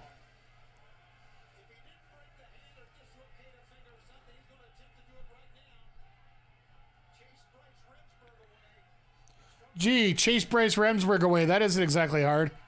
Really want AEW to go back to the quarterly pay-per-views. The increased frequency makes this feel like a mid-card Dynamite fight. It really is in many ways. Because we all know what the real fight's going to be, right? Saying more about the high quality of Dynamite than the low quality of the pay-per-view. Yeah. See what I mean?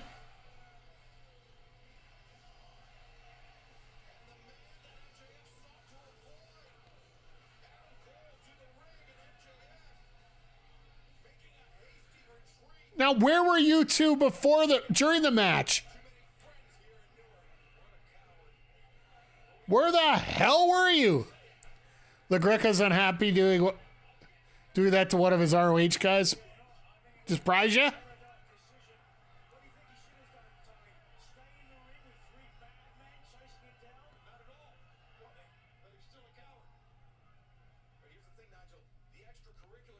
And here comes Kyle, too.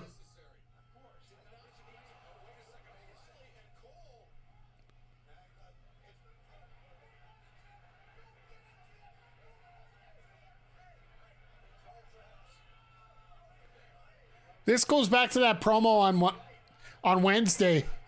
O'Reilly simply said, look, your feud with MJF is causing everybody around you to get hurt.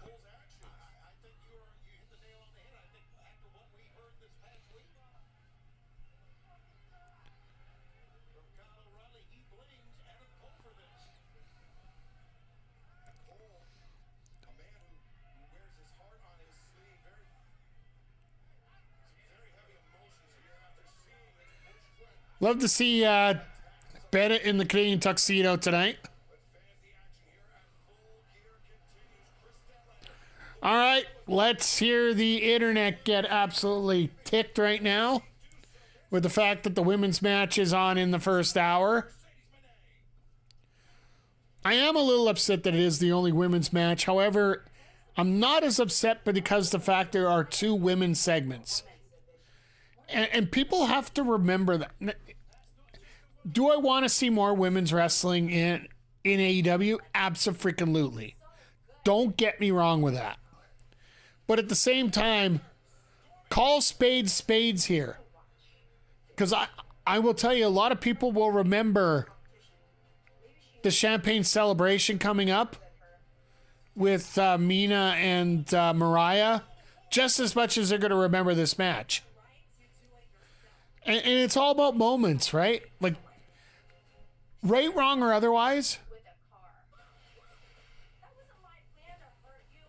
I do everything in the ring. Mina, yes.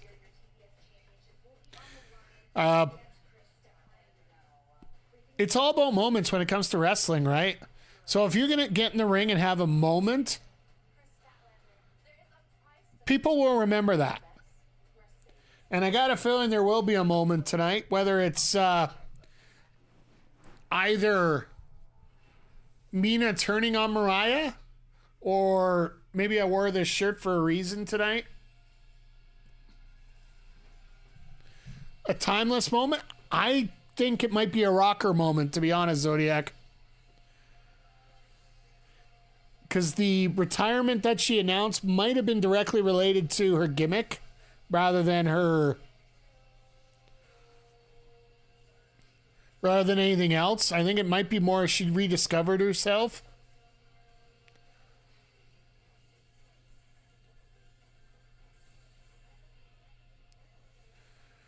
Those spotlights need to work a lot better.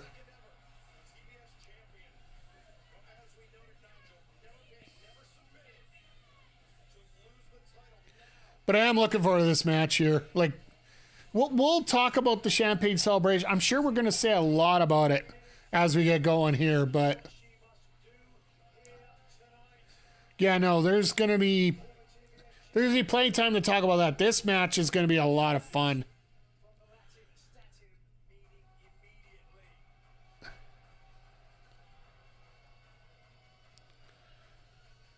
Of course, you know, Monet could trash New Jersey about their basketball team, but unfortunately they don't have one anymore.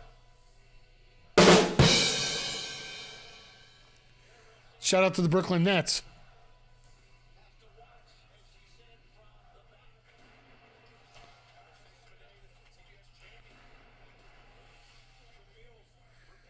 Why does it sound like they sat down the pods for the fireworks on tin and forgot that the tin was loose? Because it sounds like a good old musket going off there. Yes, I'm old enough to know about muskets. Thank you.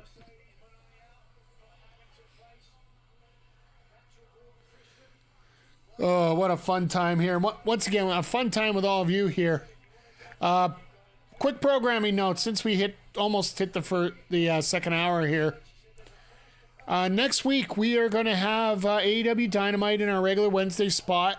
However, following AEW Dynamite, we are going to have a double taping of WWE 2K24 My GM mode. It's going to be the follow-up to Fastlane, our first 2 weeks. With Survivor Series coming up next Saturday, and I do believe everything for AEW is getting pushed the afternoon, which means I'm not going to be able to watch it live because I'm at work. Joys of work. But so we'll probably have to call off stream for Saturday, or we might do it after Survivor Series and do something different. Maybe talk about what was going on with the PLE. From Boston, Massachusetts, she is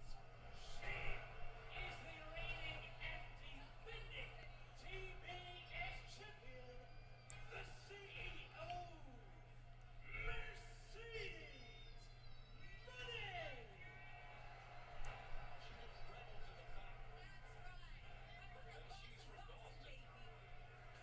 Put the boss in Boston. So much confidence, arrogance, if you will. You should be proud of where you come from, Tony. You would be too if you weren't born where you were. Be interesting to see if they let her keep the championship here.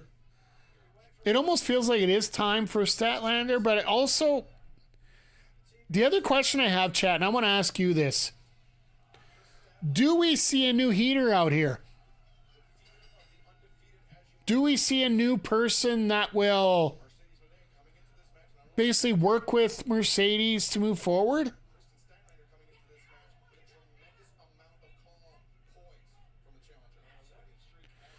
Like somebody that has people have to run through to get to Monet?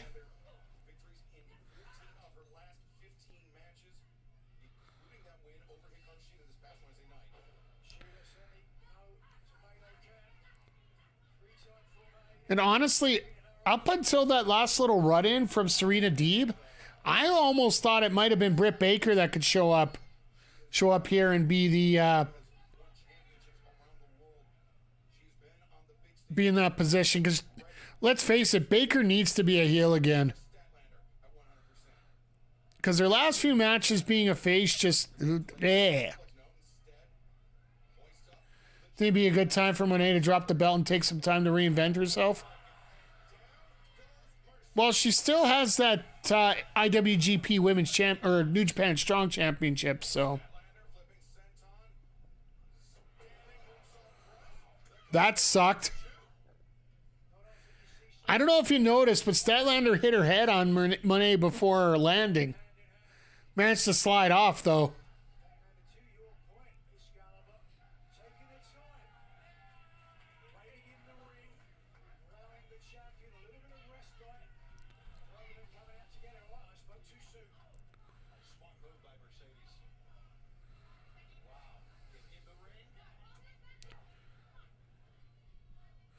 No way.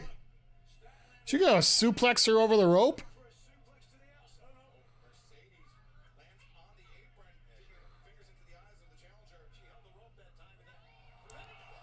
Okay, that sucked. That sucked. That in a good way. Like you flip over like that, you land square on your back. But some we haven't seen pull off yet tonight. Like, Mercedes has added enough to her arsenal just to, vary itself from what she had before. Seems like it's a lot of fun the way that has showed up here. I do like the fact that she's gotten rid of that gory driver, whatever it is. So far, so good. This CEO gimmick just misfired because of the rough start. Monet had to learn how to un-WWE herself. She got a lot better in terms of promos, but she needs some time to reset with an understanding of where she is and the differences.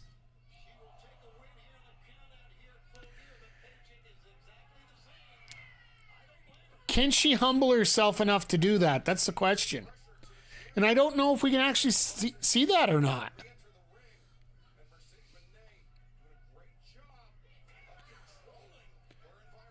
Because remember when she was put into a position she didn't like? I remember the last time that happened. It eventually led to her coming to AEW.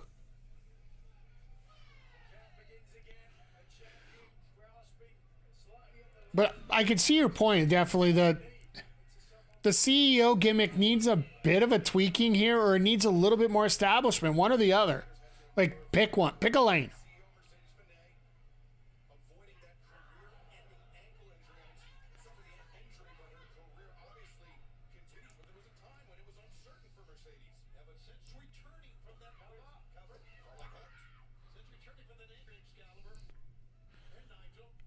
So far, we're getting a pretty decent match out of this. WWE needed a wake-up call. We could talk about that. Like, one night I'd like to actually set up where we actually sit down and talk wrestling for a little bit. That's something we can look at in January here. Maybe just have a night where we just sit back and talk wrestling for a little bit. I don't know if it'd be a regular weekly thing just because all the other stuff we have going on, and also depends on work because I'll be honest, guys, this December, the first half of it's going to suck for work.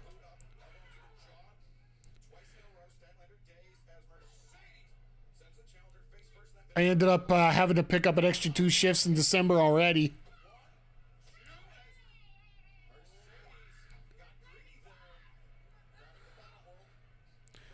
The one advantage is I'm getting a 5-day holiday at Christmas, so you take a little up and down with that, right?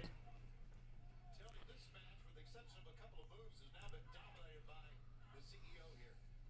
Yeah, in the early goings, it was all Chris Statlander, but as soon as the action got to the apron, Mercedes Moné was able to turn it around. And That was different. You want to talk about that extra luchador training that she has? Mercedes, I think that move just came out of that, right?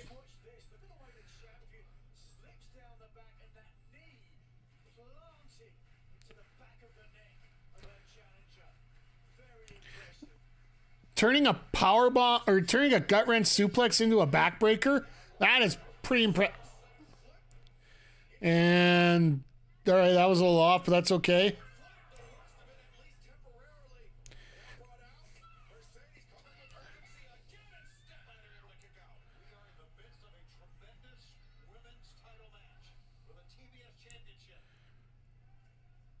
This is turning into a very good match here right now. And I think, Zodiac, you nailed it right off the bat here. Like, she needs to redefine her character a little bit, but she also needs to redefine her wrestling a little bit. Because when she left the Fed, yes, I'm using that term, sue me. Once she left there, she felt like she had to completely reinvent her style. She went down to Mexico to do a lot of lucha training. She was in Japan doing some training there. She tried to completely reinvent herself. When I think she just needed to realize that redefining herself isn't exactly what she needed at that point. She needed just to find what's best with her and just amplify it. Don't change it, amplify it. Because let's face it, as Sasha Banks, she was one of the 4 horsewomen for a reason.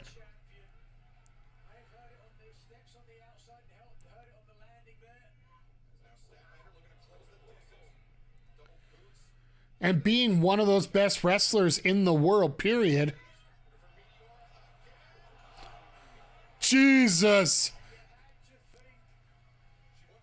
You know, for all the flippy-dippy, let's go for the Meteoras and all that stuff that Mercedes does, the fact that Statlander could just grab at one point and just literally chuck you, like good old-fashioned yeet. DJ Jazzy Jeff Yeet. I guess we got to requalify that. Here it is, wrestling after all. Just a yeet like that can change a match like on a dime. I'm loving this.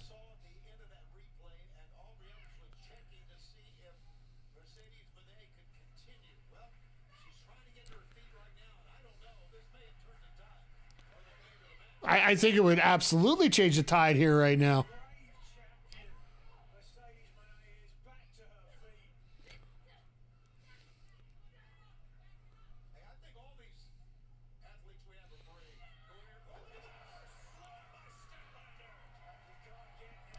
Very nice power slam.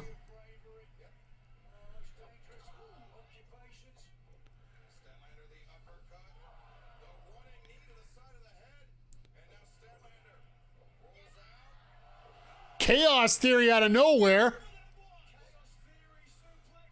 Thank you, Nigel, for calling it right. Shout out to Doug Williams right there. One of the greatest British wrestlers ever.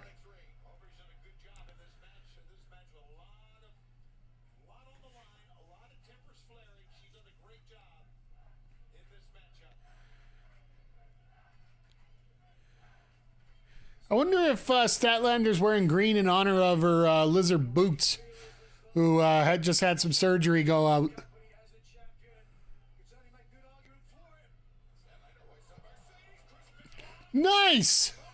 Statlander kicks out, and now Mercedes. Looking to make a statement here at the expense of Chris Statlander. Up to the left hand, now the right one. Oh, it's Statlander. Oh, she's trying. Yeah, I thought she was trying to tap, but no, she's trying to roll her over. Screw it, we're going to get into this one way or the other. Neither are now hoisting up the champion. What power. The roundhouse kick avoided. The elbow strike avoided. Mercedes lands on her feet. Wow! What a matchup we are watching, gentlemen. Let's go! Title match. As now the champion covers. I think Stat realized she wasn't close enough to the ropes at the very last second there. I think she was supposed to use the ropes, but I don't think it was going to be an option at that point. Two choices. You either get your body weight across the shoulder or you hook the leg because it's almost impossible to do both. Now Mercedes Moné. Chris Statlander in the corner could be thinking another Meteora. No, you can't do another Meteora. Oh, never mind. Jesus! Out of nowhere, Statlander kips up and Mercedes like, nope, nope, nope, nope, nope, nope. We will not have this. We will not have this. This is not good. We will fix this right now. Whack. Not the first time she hit it, but perhaps the most devastating. You can see the legs of the challenger. I really wish on this replay they would have backed it up a little bit more to show Statlander doing the kip up. Makes it look that much more impressive. It's like when you hit the exact timing on a move in a video game. Pinfall attempt by the CEO. But now the backslide potentially avoided. Statlander. Oh! Tilt-a-whirl backbreaker and comes up clutching that right knee. As Statlander definitely. Jesus! And Mercedes now covered. Two. And so close. Keep an eye on that knee of Statlander. Remember, talked about her injuries. There was 2 knee injuries she suffered here in AEW. She wore the big knee braces for the longest time, as we can see now. The power of the challenger. Now, I wonder if this is legit. Are they going to have to call on the fly here? That power is evident as now the CEO in the grip Mercedes playing dead. culture. Is Aubrey going to take a bump? Inside hook on the knee. Mercedes counters, rolls her up. 2. No Statlander. Nope, we're not playing around here. Injured knee or not, she's got the champion down and out. Couldn't hook the second leg. She knew she had to get the second leg and she didn't. Night fever. For Chris Statlander as we take a look, it was the second attempt to hit this maneuver, but the power of the challenger coming into play, dumping the champion unceremoniously and hooking both legs. Gonna have to hit it again. Champion a kick out at the last second. Statlander almost a deadlift from the mat to get the champion up and trailing. This is a hell of a match. Like, if you're only gonna have one women's match tonight, this is definitely the one to have. Because of the knee. Statlander winning herself on now. Oh, now Statlander. Oh! That was creative. Like, literally had the presence of mind to know where the corner was so she could push off of it to do the reversal. How often do you see that? Like, really, how often do you see something like that? Usually you see it somewhat, a little tight when it comes to pulling off these moves, but yeah, just realizing.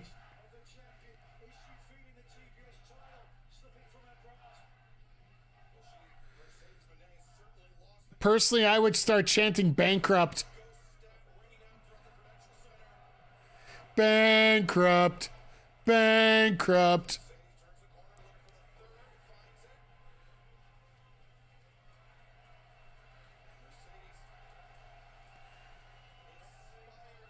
Statlander's crazy. Absolutely.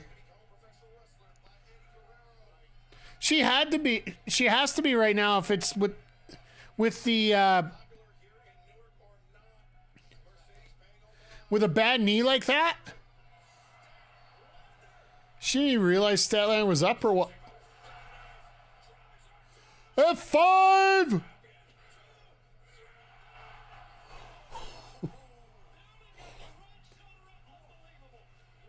That is about as humanly close to 3 to where I will believe that it was only 2. Like, you know, the chance that you effed up, you're not getting that on that, but that is about as close as you can get. I was gonna say down, down, down, down, down, down, down.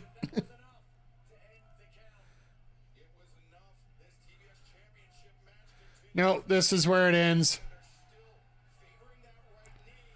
Statlander misses the 450. Go into the moneymaker.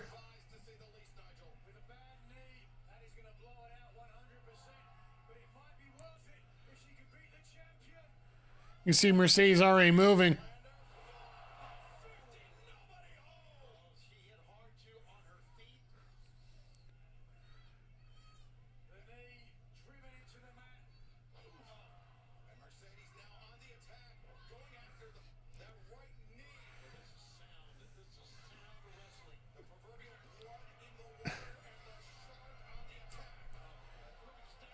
Now she needs to do the woo, just to, you know, make things go even crazier.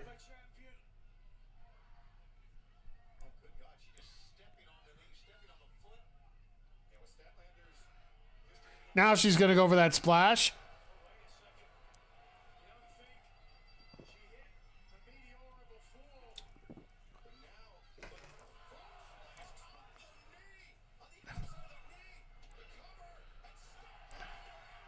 Unfortunately, doing anything to her knees is not going to take her shoulders out of it.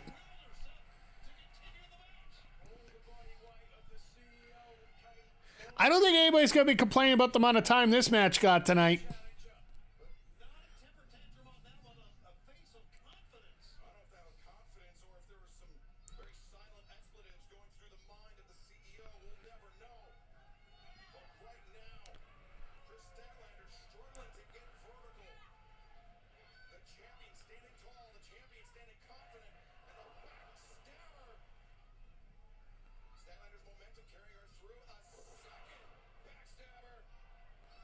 Really? She's going to try and go for this? Oh, God.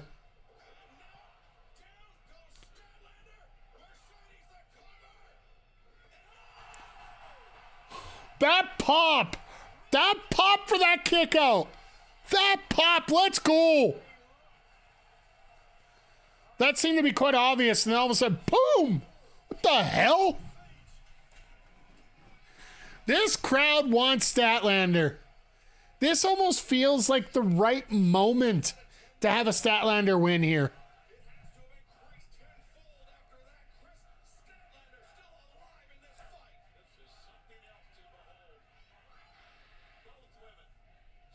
Why won't you die? See, this is the kind of match where you turn around and say, look, you give our women's division time, you give our women's division a story. And even a poorly built story at that, and we will deliver.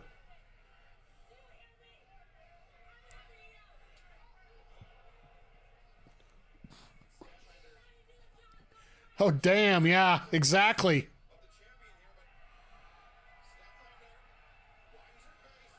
Oh, look out! Nope.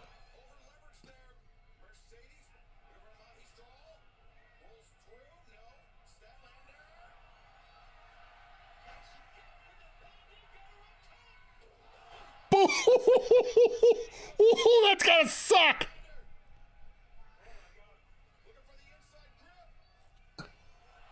Wow, let's go. Chanting AEW in an Mercedes match, exactly.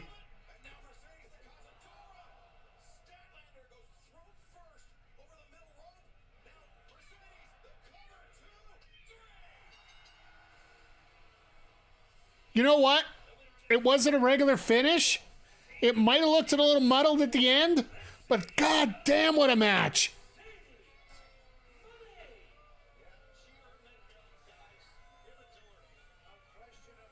Question for you. Was that an audible? Was that an audible? I think stats just selling, but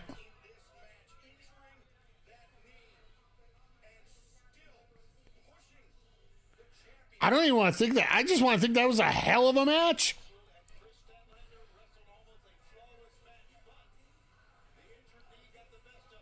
That was absolutely...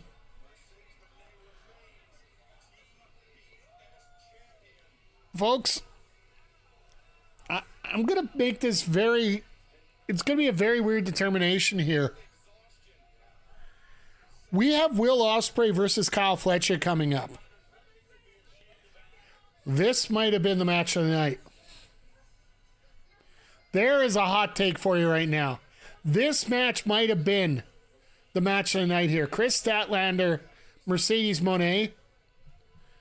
No interference, no shenanigans, just two women going absolutely nuts at it, leaving everything out there, and pretty much getting close to a half an hour, including entrances.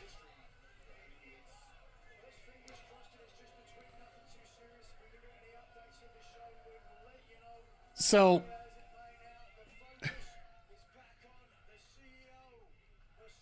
you notice the music shut off?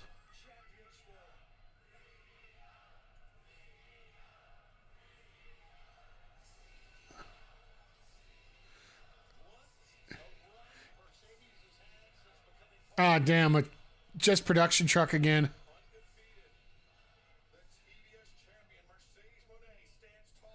See, I was hoping that with that match, with the music going away, all of a sudden, boom, something else. This is exactly the match Moné needed. You bang on there, Zodiac. The fact that Mercedes had a lot of controversy with her coming down with that match against Britt Baker in London. And basically it's just been built up to like, can Mercedes actually make the conversion over to an AEW wrestler? This match solidified it. Baker, Shida, the lineup of matches she was having was rough. Let's face it. We were all sitting here saying, you know, is it Mercedes that's the problem? She needed this match as a vindication more than anything else. I don't know whether you want to call it a complete vindication or it's just a point to prove what she is that damn good. And I, without a doubt, with all the doubts that we had before, we had tons of doubts going into this. Having her go in there with somebody like a Chris Statlander, who on the AEW scene, and McGee's got it perfectly here, the perfect dance partner. Like, everybody wants to work with Chris. Chris is such a great wrestler that everybody doesn't talk about. Because she's always been pushed down in that TBS title level that, you know, she's been injured, so we don't know if we got the confidence to give it to her. Tonight was an example of what Mercedes can truly do in an AEW ring, and hopefully we get to see that Mercedes coming out in the future here. And I do hope that this is the chance where Statlander also proves that she is at that next level as well.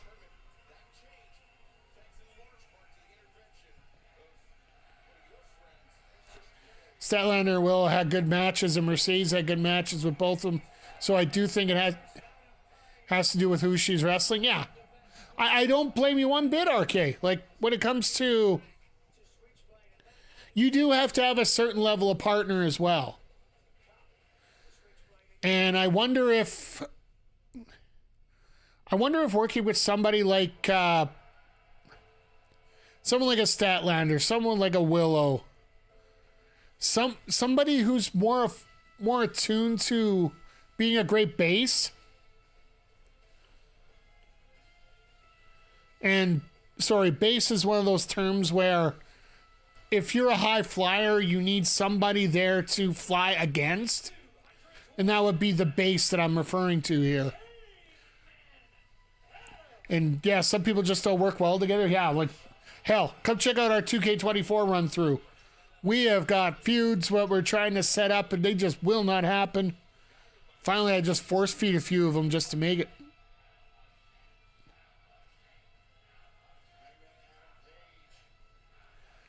So they're burning the stage down. That's always a great thing.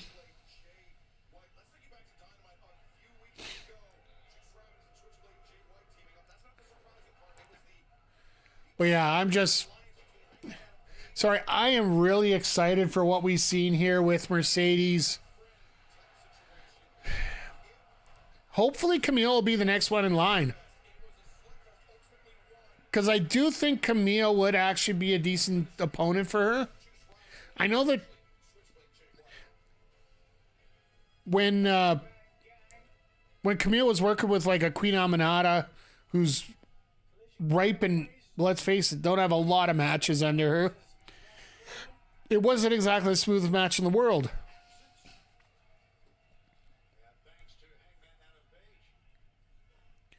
Now, realistically, Camille should be the next opponent, but also you're looking at the Tokyo Dome show, Wrestle Dynasty, coming up January 5th. There is a potential possibility that they could have that as an add-on match to that. They already have one women's match on the card. That's that 4-way to determine your dream. Basically, winner gets their chance at one of 4 titles.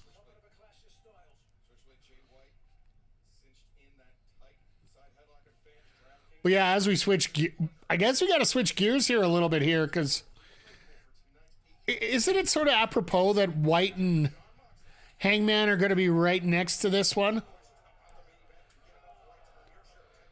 That this match is going to do a lot about story and a lot about,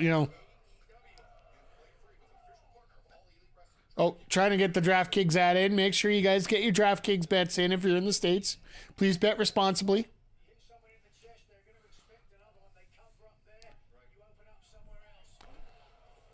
And Jay White just literally broke his ankle.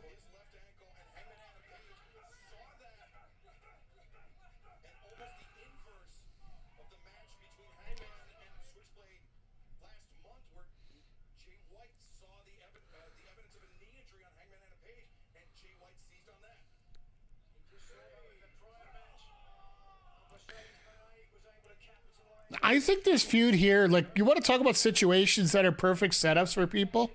This feud with Hangman and Jay White might be one of the ultimate setups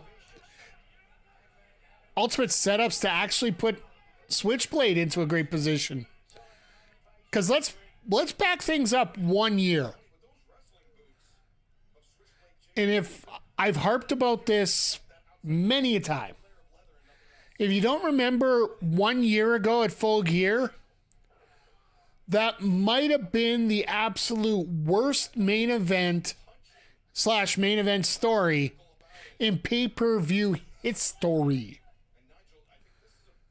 Where MJF had the bad, I think it was the bad knee. So they wanted an injured Adam Cole to fill in to take on Jay White in the main event.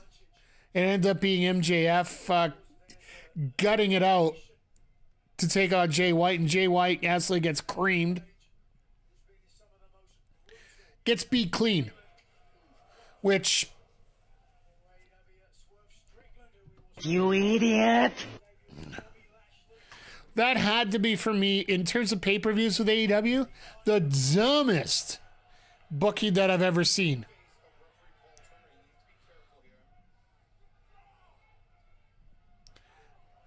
Oh, by the way, you see the nice sign in the background? Leaves his plants. If you're not familiar with what that is, so I've talked about Blue Sky and everybody moving over to Blue Sky right now and getting off shitter and whatnot. Well, Hangman Page, when he came over, he said, I'm moving over to Blue Sky, but the majority of the stuff I'll be doing here is about gardening. And he left that post up for like 2-3 weeks from when he put the article up to just this week. He moved on. His first post on Blue Sky, I believe, was a picture of leaves on the ground. And everybody was just screaming, well, are leaves plants? They're dead plants, but they're plants. Literally, if you're done it. Leaves on the ground, sorry. So the whole joke right now when it comes to Hangman is they're talking about leaves as plants.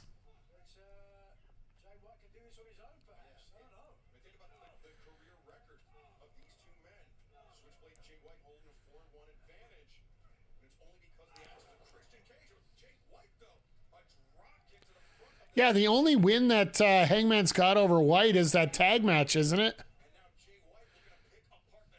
And now they're both going to rip each other's legs, so neither one can walk right away.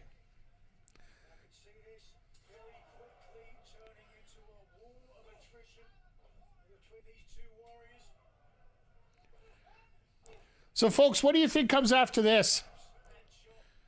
Do we get Lashley and Swerve, or do we get Takeshita Ricochet? Do we get Ospreay and Fletcher? Because we are almost at the halfway point of the pay-per-view tonight. Oh, I forget. AEW's 4 hours. No, we're just about we're over a quarter, 30% in right now? Buckle in, folks. This is going to be an exciting night, to say the least. Once again, everybody, thank you for stopping by here. Your support means the world to me here. If you really like what you're seeing here, please consider hitting up that sub button.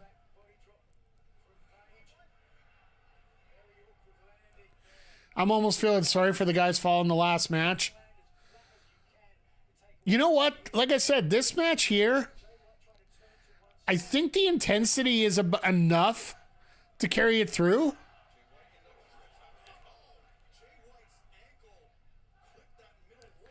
And you knew they were going to slow the pace down anyway, so everybody... One thing I've liked so far that we've seen here, if you look at the emotional roller coaster ride that everybody's going through. Tag match. MJF and Strong down a little bit. Mercedes and Statlander back up again. This one here, still down a little bit. So they are following a bit of a flow that's working out really well. That's why I almost think we're going to get Ricochet and Takeshita next. Because that will be a bit of a barn burner.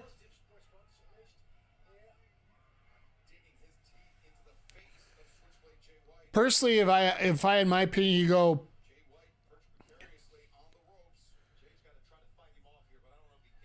You go Ricochet Takeshita now.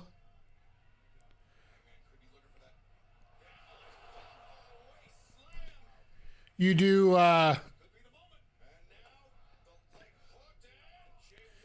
Bobby and Swerve after that.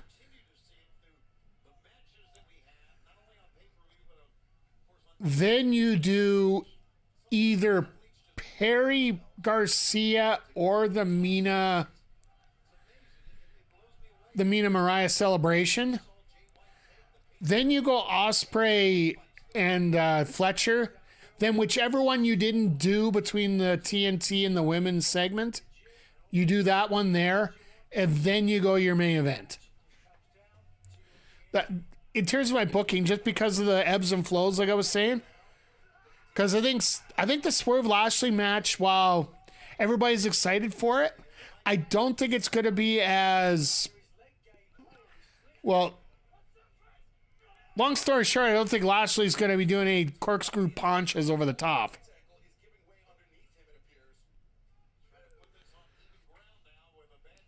But if you could do that with a nice little ebb and flow like that, like good match exciting match, calm match, exciting match, calm match. You can keep the fans around a lot longer in terms of breathing.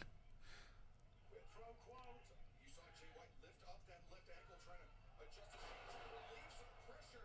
The superplex we saw Hangman after the impact immediately clutching that leg, but the cover. Still a lot to go on this show. I know this is AEW. Yeah, that's exactly it. Like, we know there's a lot to go. And once again, like I said, I appreciate each and every one of you coming by for the ride, as we're having a ton of fun here tonight. If you are watching on YouTube, please make sure you give us a thumbs up, hit the subscribe button, as we are on our road to 1,000 subs over on the YouTube channel. It's that magical golden number that we have to work on. Jay White returns a chop block of his own. It has become that war of attrition that I feared.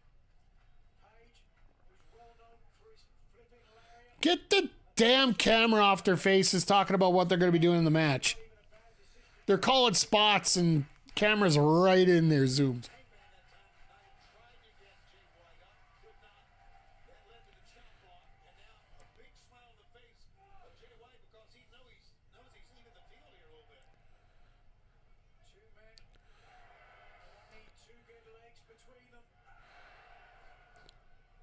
So, what happens when you have two men in down one leg in an ass-kicking contest? I guess we're going to find out here this spot. Together successive shots with Hangman. Got 3 in a row right there. Jay White, though, returns with 2 chops to the chest. But each chop not a lunging chop. Not able to plant damaged left ankle. Wow, you could hear that one. These two are just dropping bombs on each other here. Wow. Driving down Hangman, using Hangman's momentum against him, and now Jay White, the waist lock, German suplex. White is so smart. Like, there is a reason why he's a former IWGP World Champion. A lot of people forget about that. Like, I know that AEW brings it up as much as they can, but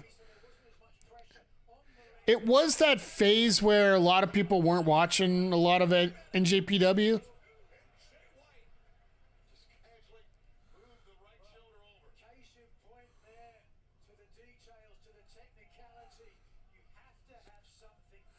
Did White...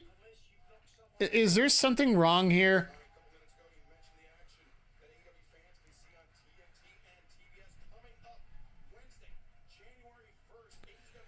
Oh, if you guys didn't see this... Wait, whoa. Tony Khan. I'm a little...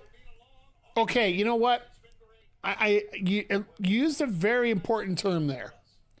You said the mother of all simulcasts. For a second there, I thought you said the mother of all sidecasts. I'm like, whoa. You're forgetting about, the A show over here.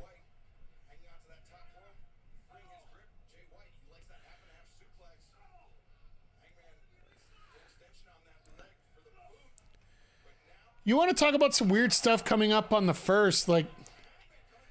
I just realized something, chat. I am literally going to be a subscriber to the WWE Network from day one to day close. I've never left the network, but as of January 1st, it's gone. Like, literally, poof. It goes straight to... Most of the stuff goes straight to Netflix, so... Be interesting to see how they organize that there. I am going to see if they do have... Maybe Trips can send you a thank you letter. I think I deserve that. I think anybody that's been around for this long supporting them, even through the crappy times of that product...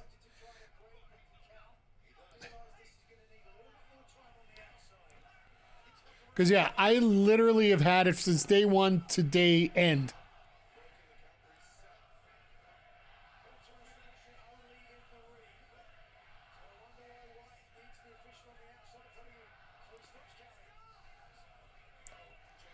Really? Yeah, I was going to say, you're not going to get a knee breaker off on the stage.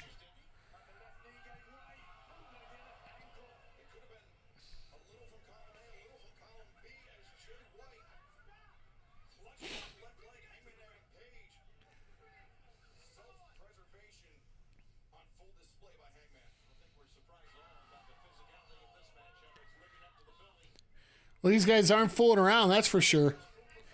I think these wrestlers have an ability to take a little bit extra time tonight for the mere fact that, oh God.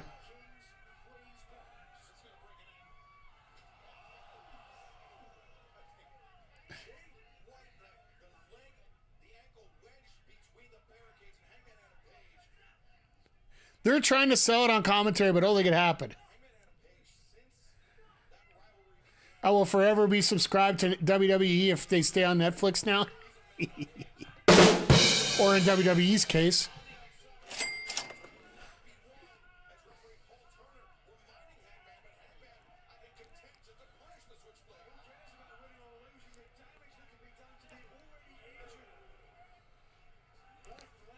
So are they going to follow this whole Jay White trope here? White's going to do everything he can to try and get in the ring, and Paige is just going to attack and hit it?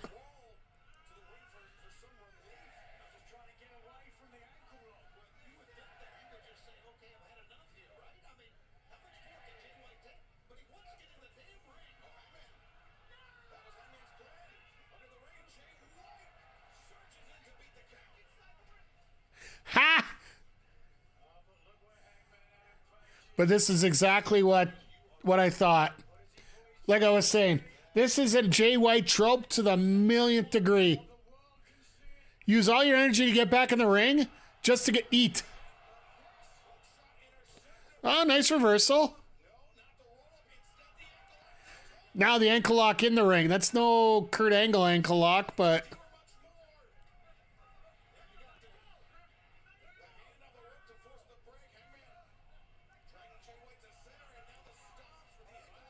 So why wouldn't you have to let go of the ankle lock?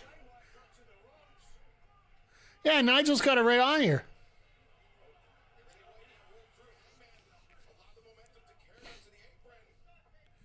Obviously watch a lot of most things if I'm going to War Games, but WWE's not really not really for me either, I'll be admit.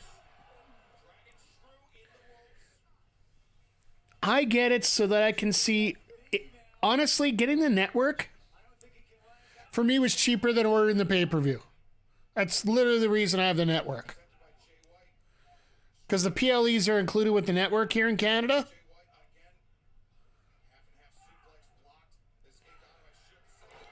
So do you want to pay $15 a month, or do you want to pay $40 a pay PLE?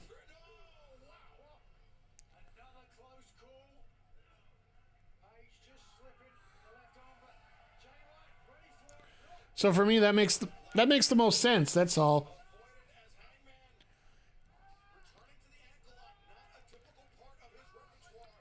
You can tell it's not part of his typical repertoire. It looks awful.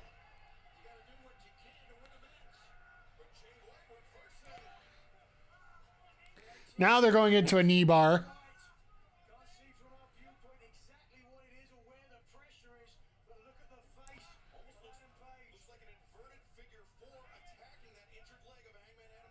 It's what you call a death lock. They put some older stuff on Netflix, and I might find spending more time with WWE content.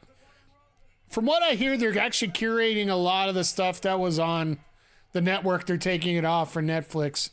That's apparently the report that came down earlier. That they're actually going to be culling a little bit of it.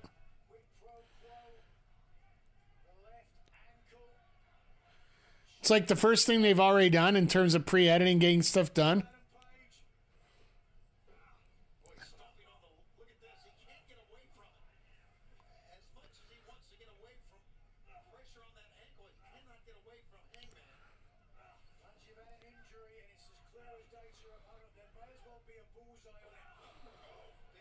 That's an interesting dragon screw.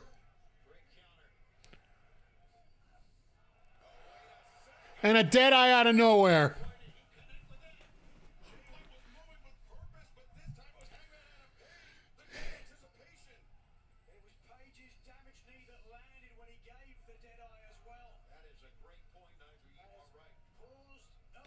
Deadeye number 2.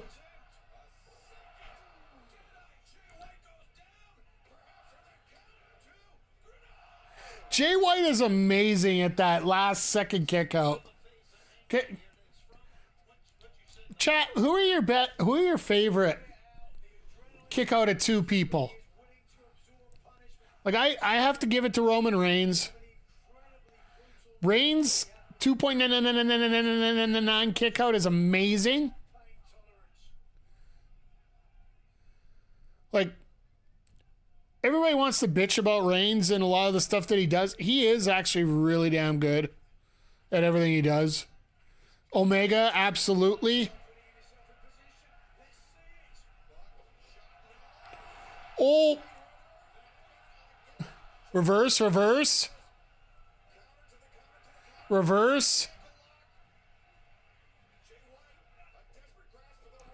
No way! Blade Runner out of nowhere! Wow!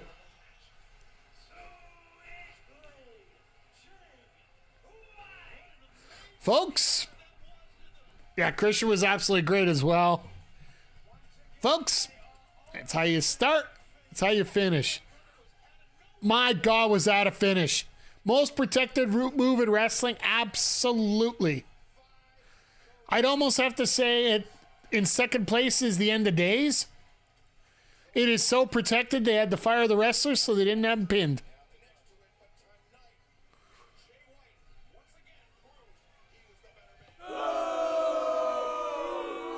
I'll give myself that one for that one. Ugh.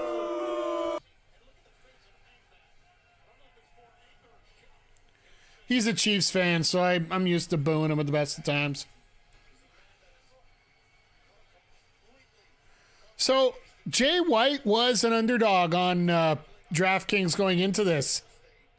He was the biggest underdog of the bunch.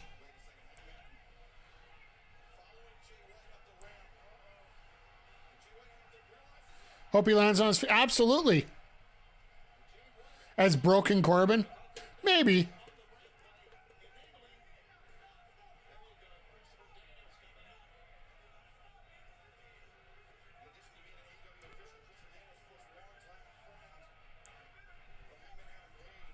Yep, Daniel's getting smacked.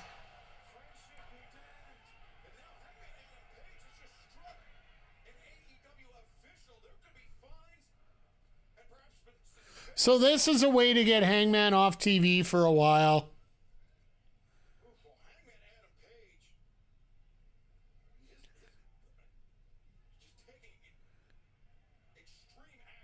Unless you put Daniels in a match.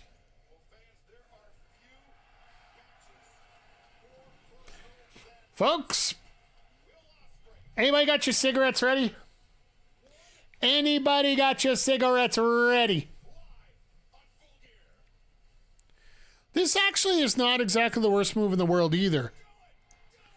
You flip this match and the Takeshita match and what I was... the Takeshita Ricochet, you flip that 2 matches from now? Actually makes sense. Folks, anybody got your cigarettes ready? Make sure you have them. Have them ready. Because you know that ride that we're going on? This match had a hell of a finish, but it was still, a little more controlled. This one, let's prepare the Meltzer scale. Like, we might as well already start at 6 and just go from there.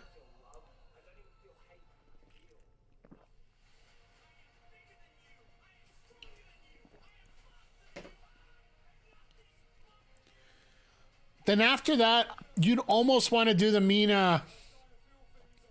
I still say the Mina Mariah you do after this. Meltzer down level score. Where are we here?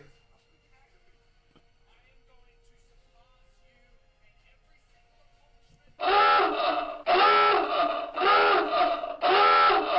think that's what we're going to get for Meltzer here tonight.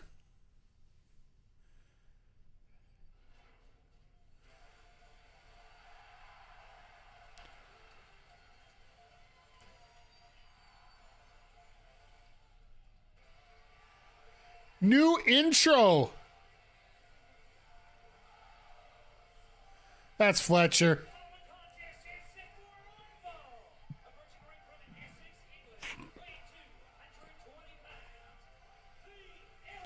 That's Fletcher.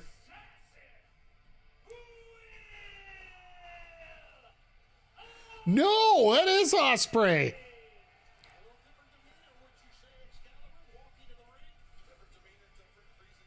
We got what? We got some Punisher gear going on.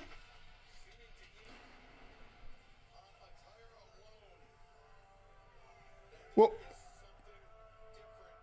nothing Assassin's Creed isn't out to Valentine's Day now, so guess we don't have to really worry about that. But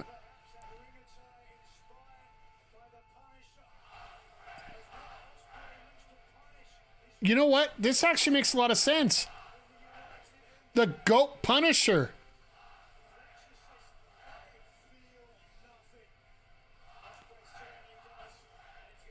It's actually rather unique.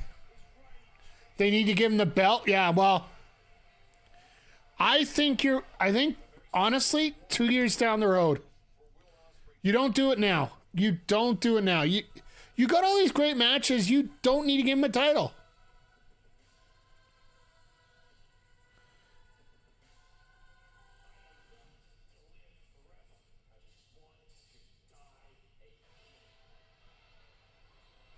This is okay.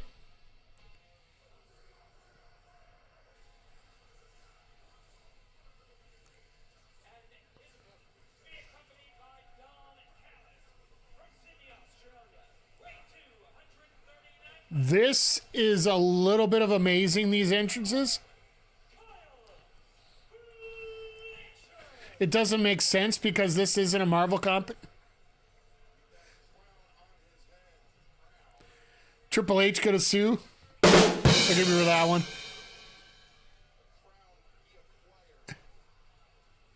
You know what? I get it. I get it with the Marvel. Here's one for you, chat, and I'm gonna throw this out for you. I need some help. I'm working on this. I got a couple done already. With Will Ospreay, bring it. Let's burn this bitch down. Let's go.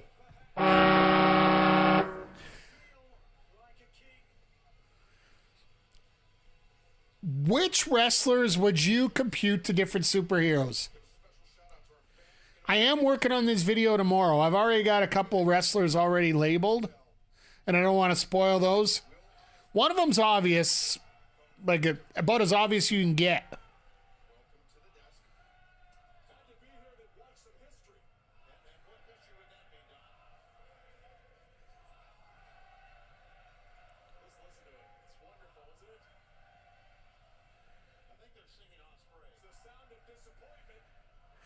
I love how it's the sound of disappointment. So for the example I give you, the free space on the bingo card, which I'll break it down for you.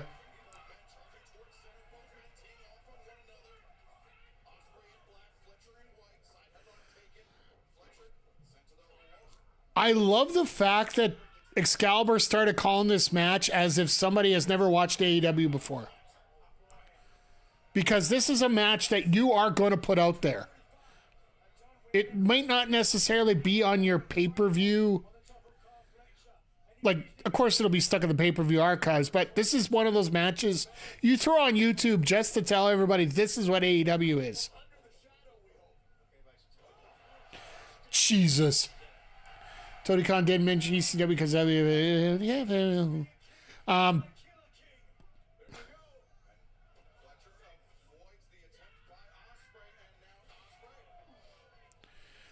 so for the example I got for you easily is Brian Cage and Wolverine.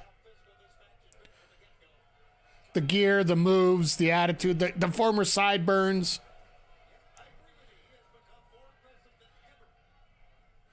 I got a few others that I've already got put together. Some that you might not expect. So I don't want to throw those out there quite yet.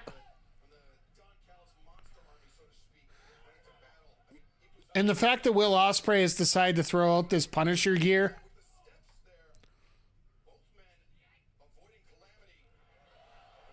Oh, God. Jeez.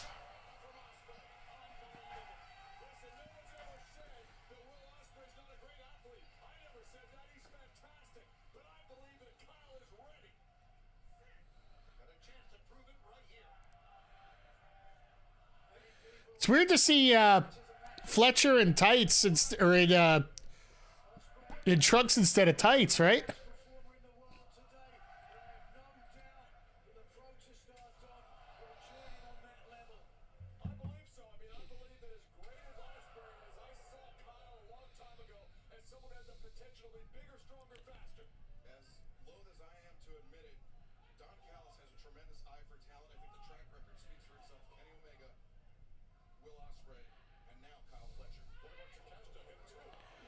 Sorry, just checking out everything that's flying up here right now. There's stuff coming out left, right, and center at this point. Just got your email about Half-Life 2 there, Chris. So I just load everything up on Spotify whenever comes down the pipe. So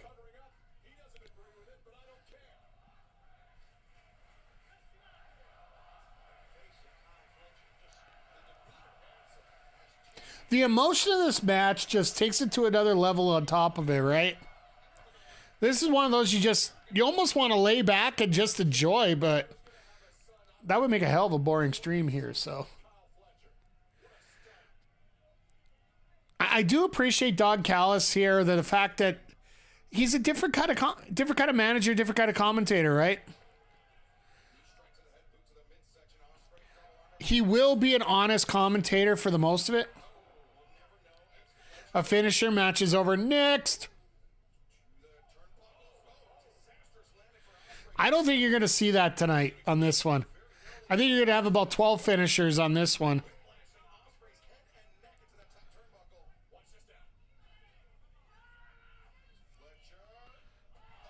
That is a brainbuster. DDT, Jake the Snake watching and shaking his head. Fair enough.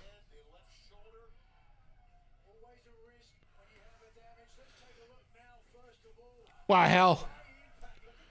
Look at the fans of AEW and WWE fighting over pile driver.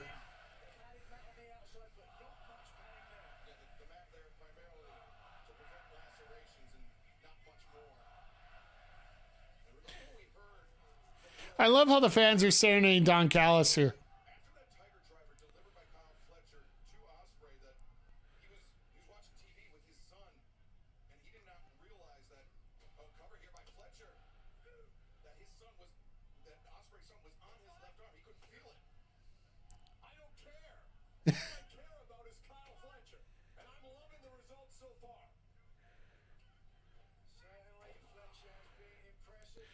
I love the storytelling out here right now.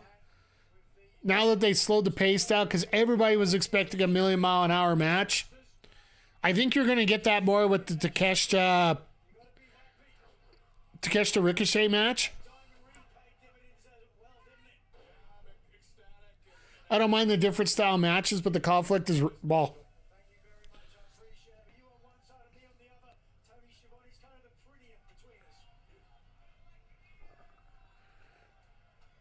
Nigel just grit. You see the commentary just Nigel just gritted ear for ear when he said that Tony's the beautiful one between the two of them.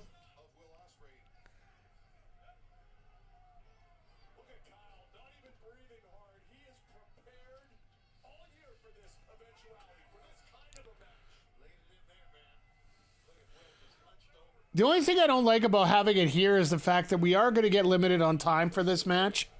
I don't know if we're going to get a very long match out of this.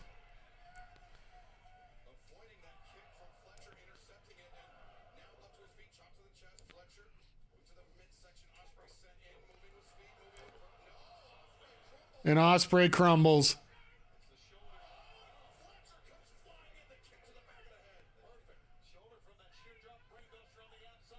Uh-oh. Vintage Fletcher.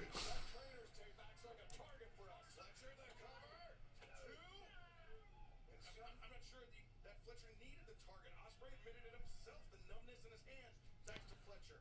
Thanks to the years and years of accumulated. It's funny. You got Excalibur there saying that it's not necessarily.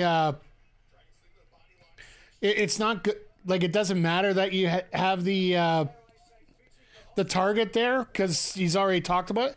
No, it's better when you have a target on your body because it's almost instinct there that you got to get in there and just hit it after that, right? Moxley should come out and attack both of these guys if he really wants to send a message, but that isn't storyline. The other thing about Moxley here to send a statement, it's more about picking bones too. Because you notice he took out Danielson after he lost the match.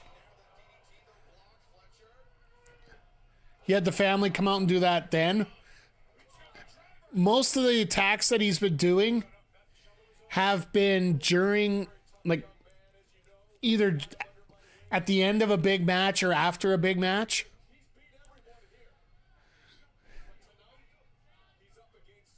The only people that they've attacked that are actually not prepared early, like, or not preparing for a match or whatnot, or like your early card gentlemen.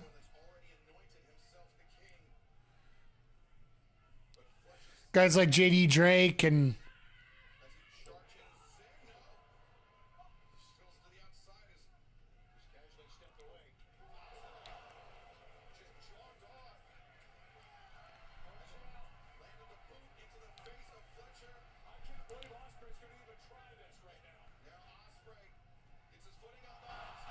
Jesus.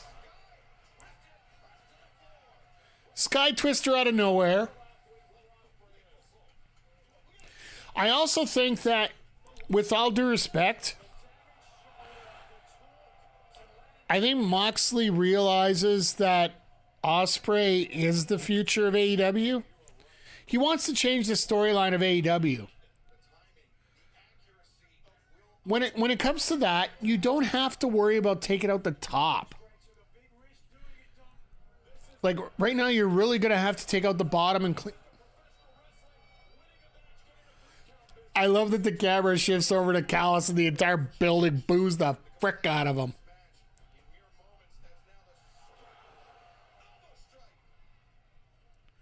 Flying forearm, what are you talking about?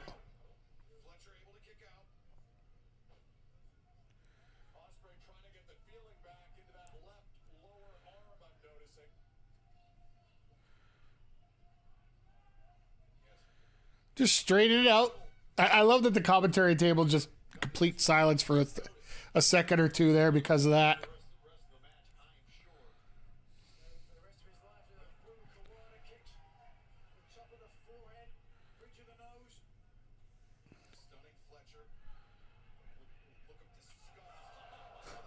Wow, here we go.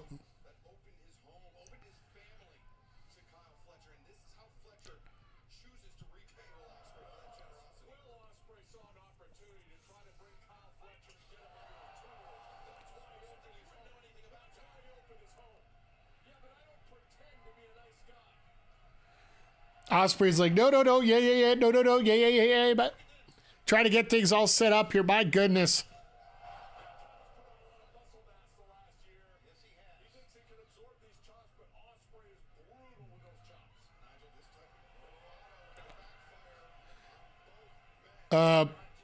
I really wouldn't.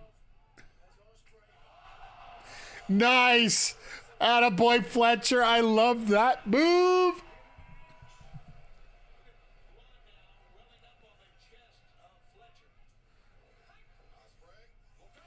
Oh, look out, we're getting hungry. Little chicken endos. Of course, they can't call it that right now because, well, it's all about sponsorships. I don't know. Do you guys have Nando's in the States? I know we got them in Canada here, and they're actually really tasty chicken. It's like that oven roast chicken. It's not the KFC type. Which reminds me, I should have got some chicken Nando's today. You do not have Nando's? It's actually really good. If you get a chance, the peri peri sauce, the hot sauce they have, at least in Florida, yeah. You can get it in all our stores, the peri peri sauce. So, oh, you had it overseas. Okay, then yeah, that of course makes sense. Jesus! That's his last ride. Fletcher with the cutter right there. Just boom. Wow.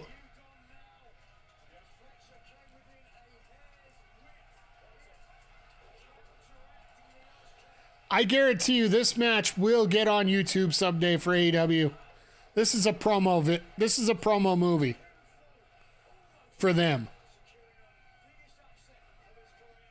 But yeah, if you ever get a chance to check out Nando's, I highly recommend it. My biggest problem is I never eat in anymore. Well, you can take that comment wherever you want, folks. Feel free. Normally for me, it's all takeout stuff. And now we're entering the season where takeout isn't really...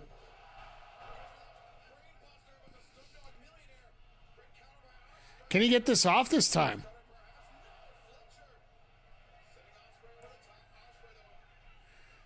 Make the lady smile.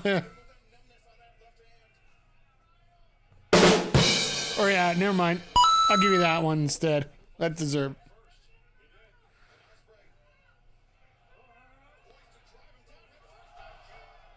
And there's a pile driver one. All WWE fans are in shock.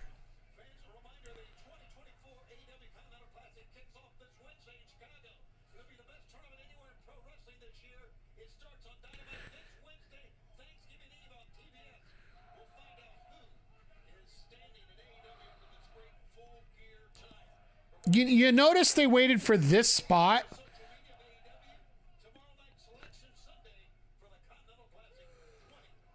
They're doing it tomorrow night. Interesting.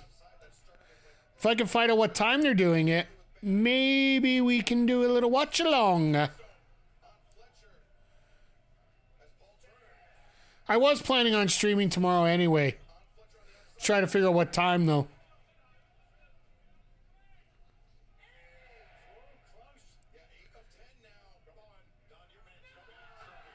Why are we not using ROH rules here? I love that spot. Spiral tap. That spot where you have the opponent do everything they can to get in the ring and you follow up with 2-3 big moves right after. I love that. That's wrestling psychology that makes sense to so many people. The guy in the front row, justified. This is awesome, Chance. I hope TK gets a copy of that sign so he can just add it to every time he puts that post down.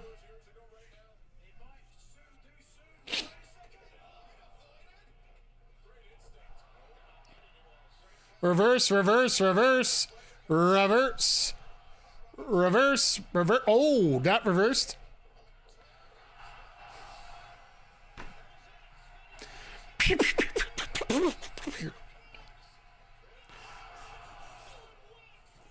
Reverse, reverse, reverse, reverse, reverse. Hit blade out of nowhere.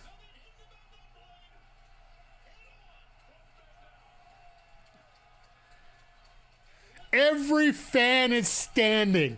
Every fan is standing in that arena.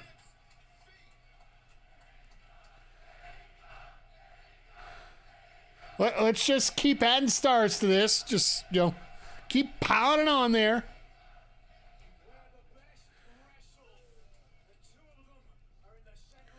This will be 45.5 stars. And we are literally at the halfway point of this pay-per-view tonight.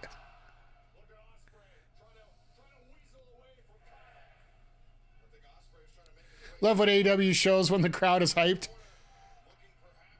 Spots like that, they have to. Like, and they filmed it right. Once again, trying to go for that Oz cutter, just can't get it. Hey, Dub! Hey, Dub! Hey, Dub! I'm gonna have to find that chant and add it to the sound bar. No, tonight has just been an amazing night so far. Not just on the pay-per-view, but with you guys. This is so much fun hanging out with all of you.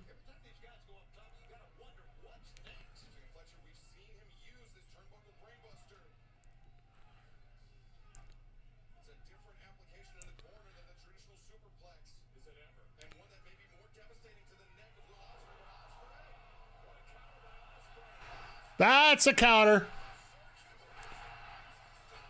Jesus. No. Styles Clash is a transition move here.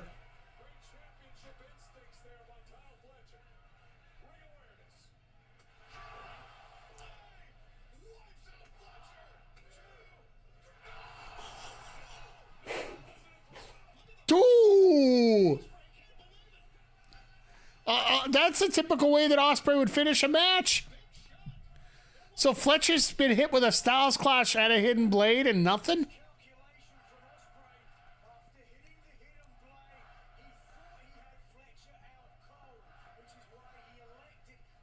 See, if you were going to do Fight Forever, this chant here needs to be on the video game.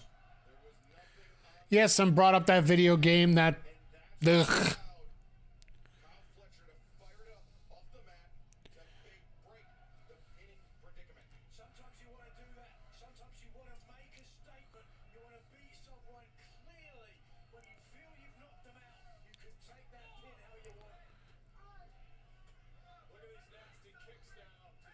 I love how he thinks they're so nasty kicks. It's just, he's tapping him on the back.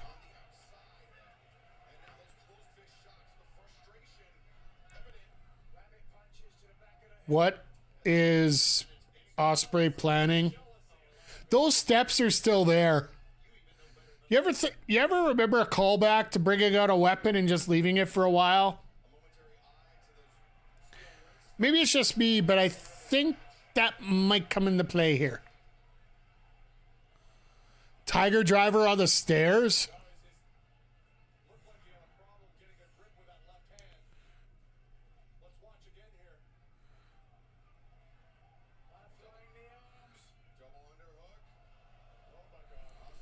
Stormbringer on the oh. Oh, God. Are you freaking kidding me?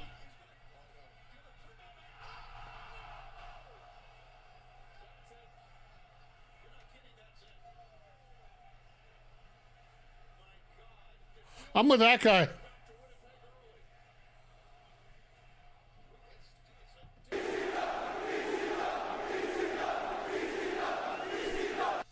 I love the girl with the wine glass in her hat. Oh my God, did they just kill him?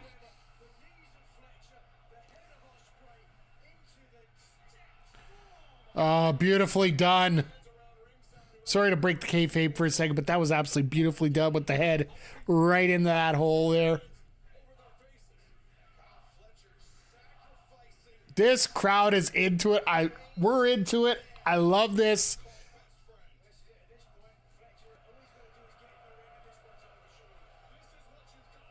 And once again,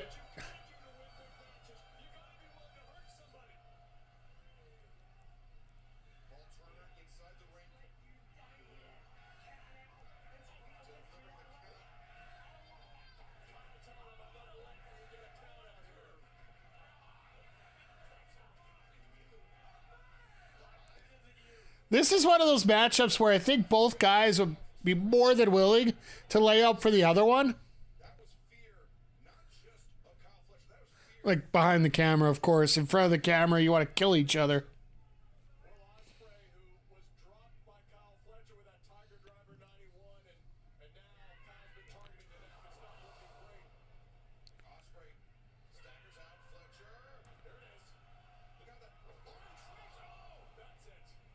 He calls it the Crimstone. And that, no! Just rolled over to his left. Listen, give him Will Ospreay credit. That's a big-time escape from the pin. Right there. That's instinct. But Nigel, did you notice how when Ospreay was inverted, his left arm just dropped?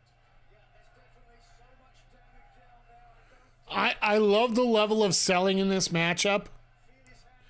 Like, literally, I think a referee's going to have to stop this match. Neither guy's going to quit. There's not going to be a pinfall here. Watch there be a pinfall here in like 5 seconds.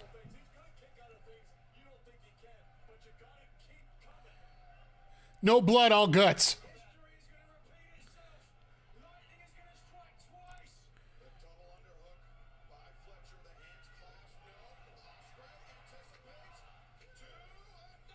Oh, oh, that would have been nice.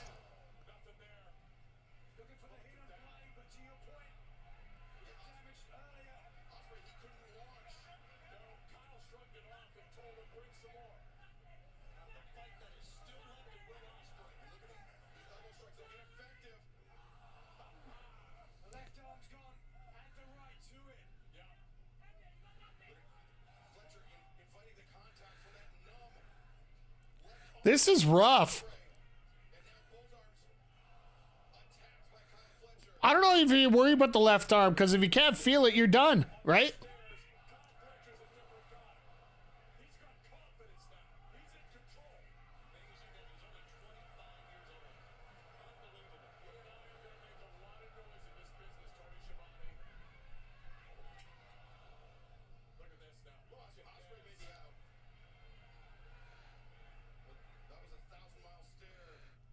Ospreay is out, or he's selling it real good here.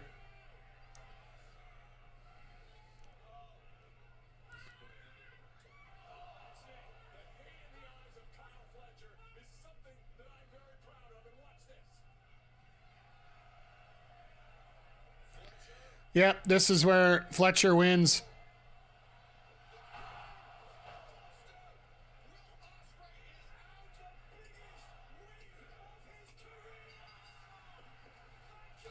Clean. Clean as a whistle.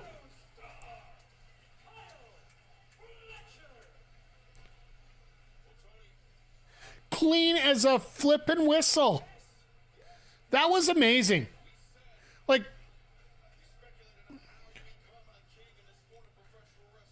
this crowd is in legit shock. Like, they love the match, but the finish.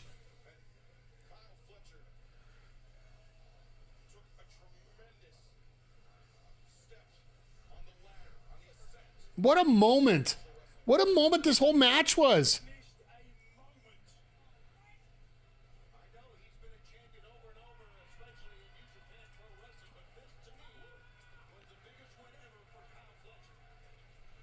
They won't even mention his Ring of Honor title.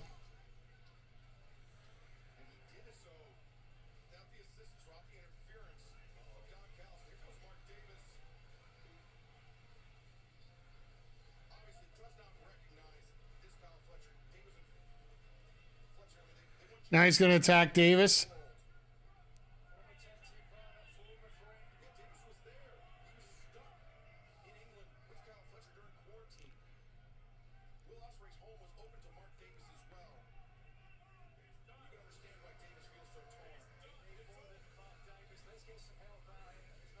Watch Davis clothesline Ospreay here.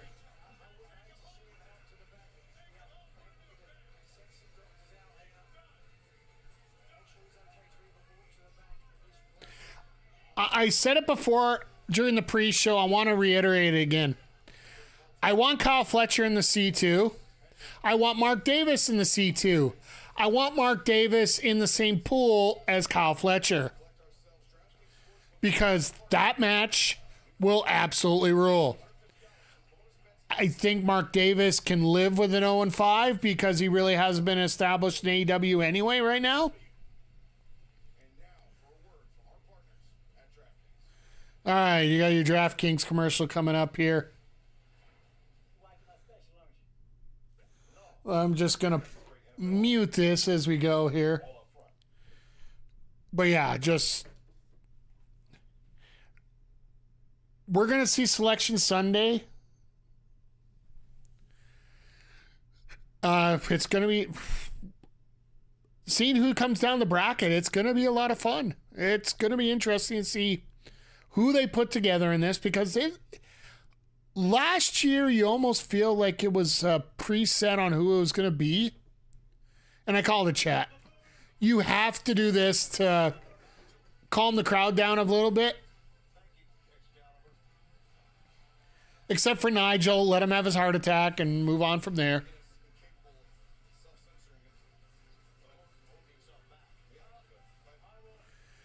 They're literally doing it on the stage. They're not even going to do it in the ring. And this is the Championship celebration. They don't even get a spot in the ring. Please welcome my friend, my partner, and the love of my life, the AEW Women's World Champion, Mariah May. All right, Nigel, let's get the heavy breathing out of the way now.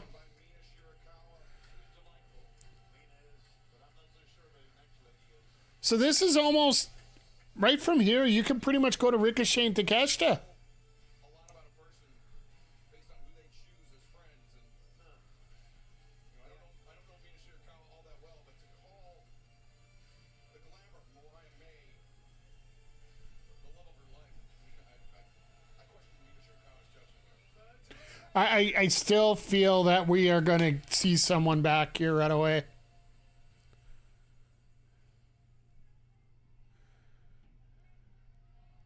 We finally did it! It looks like Nyla and Harley did it yesterday. What the hell is that shiner? It's been a tough 4 months, but it was all That is a hell of a shiner. to step on, beat, and kill this entire division. This has got to be a Tony return. This has to be. Not a single woman alive who can touch me.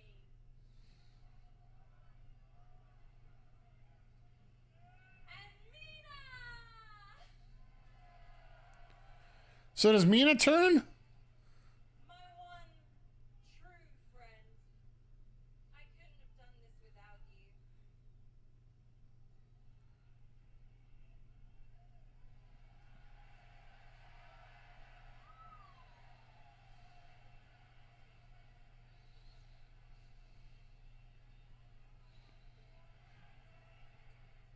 To the AEW Women's World Did you get a shiner? Well, no, they had in between her promo on Wednesday and then on Wednesday night, she had a tag match. Mariah Mina versus Nyla Rose and Harley Cameron. So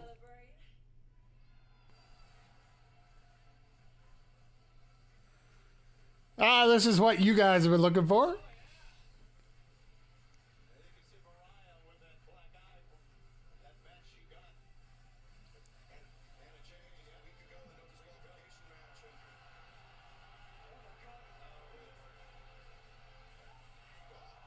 Yep, that's what I thought. We're doing something like that. Oh, what a kick!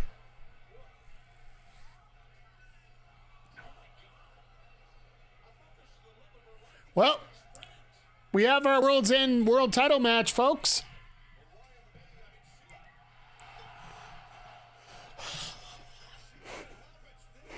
They missed the table that they hit the table they weren't supposed to hit, and they missed the table.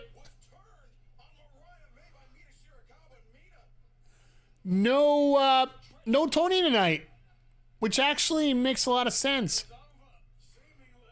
Because I'll say it right now, I want to save Tony Storm winning the title for Grand Slam Australia. It's only, 3 months away?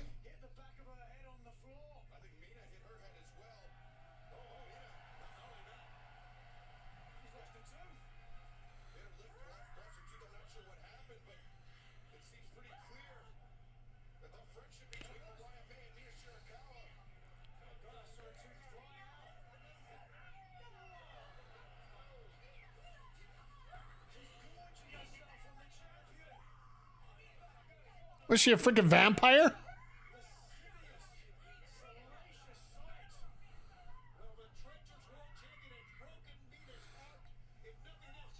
Okay.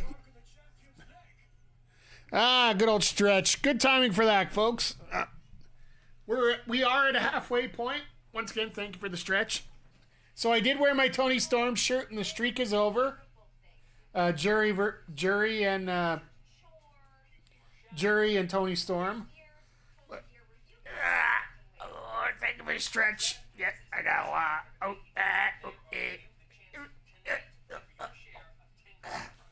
As we got a commercial break here.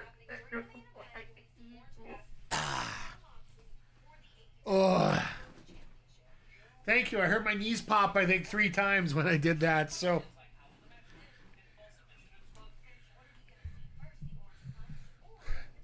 I will say that it wasn't exactly the biggest pop moment in the world there. So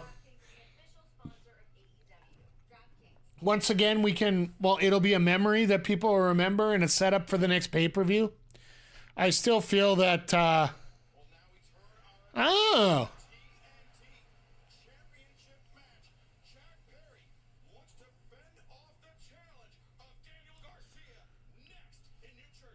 what do we got left, folks? We got Takeshita Ricochet. We got TNT. What else we got left in the world title? I think that's it.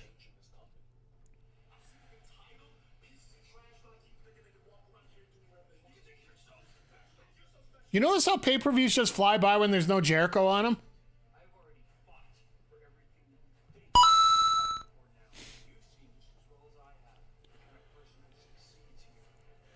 Sorry, throwing out some more Jericho humor. But yeah, just...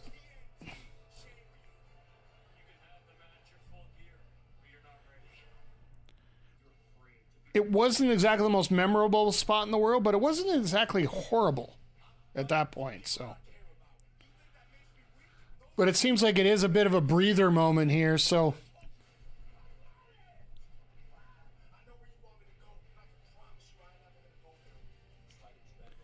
I love how they got the R.I.P. Mina. R.I.P. Mina Tony.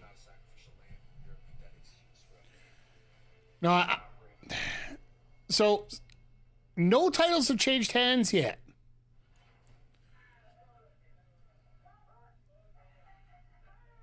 What in the world's this?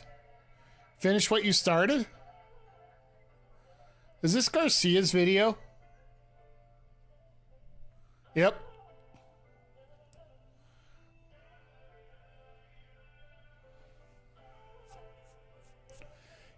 You gotta admit, AEW's production in terms of their vignettes and their segments that they've been doing, they've been getting a lot better at this.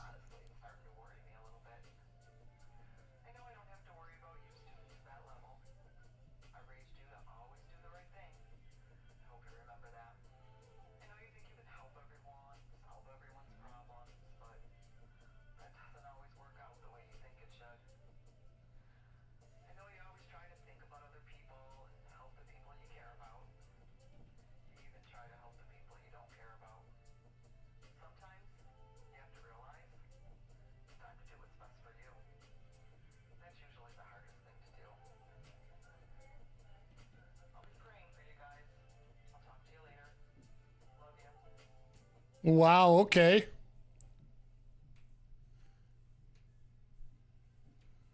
That was interesting.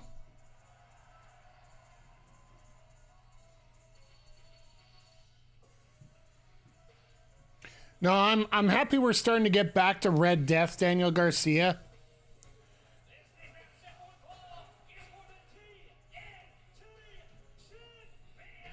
Love the gear. Love the new gear.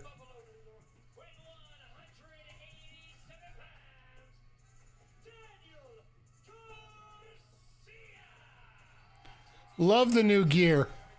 The new shirt.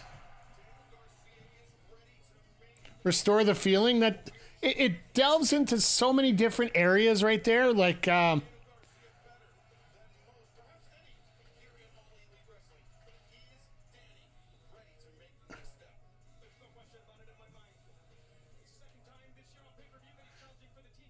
Daddy Magic right on commentary. I love it. But when it comes to Garcia, him and Wheeler Yuta, I think it was either once or twice, had the indie wrestling match of the year.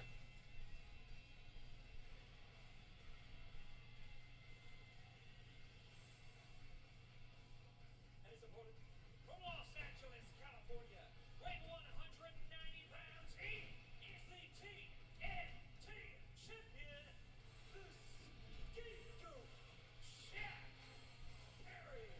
Sorry, just checking some notes here.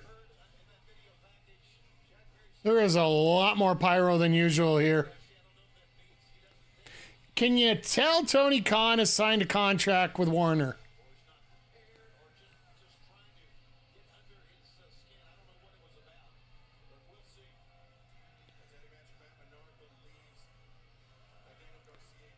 So I wonder if that head was sort of the inspiration for Will Ospreay's outfit.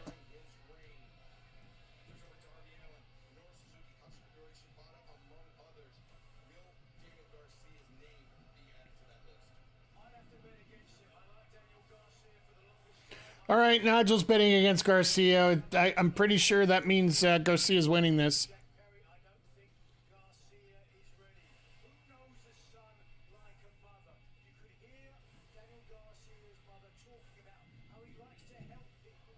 People he likes and people he doesn't even like. He needs to help himself if he's ever going to win. All right, this one here. This is a bit of a proving ground match for Garcia and Perry alike. Like, let's not forget, Jack Perry main evented a pay-per-view. That four-way double or nothing with the four pillars. And Garcia's always been told that he is that unwritten pillar, for lack of a better term here, so... With the Bucks mostly on the sidelines now, I don't think they know what to do with Perry. No, they don't.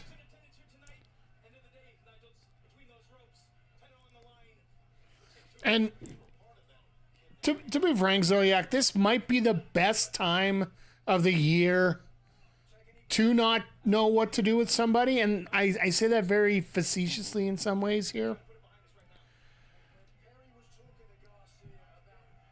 Facetious isn't the term. I actually say that with all honesty because once again, the C2 starts on Wednesday. You literally can throw one of these two guys in the C2. Remember the story that they gave Garcia last year? All he had to do was beat Brody King. And that made him get to another level. There is a possibility if Garcia wins tonight, I would fully intend on putting Jack Perry in the C2. He'd have a lot of great matches, 5 great matches in there. And maybe you find lightning in a bottle for something that you didn't expect to happen.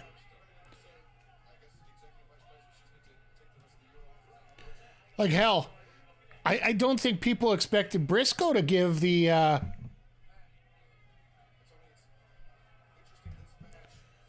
that Briscoe would get the momentum that he did out of it. Of course, you might have some victims like Jay Lethal who really, I don't think he's really recovered since the C2, because there was no real,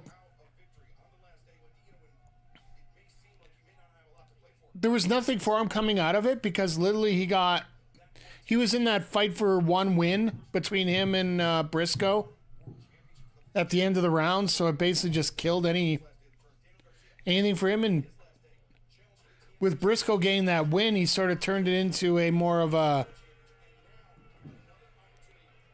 launching pad for himself.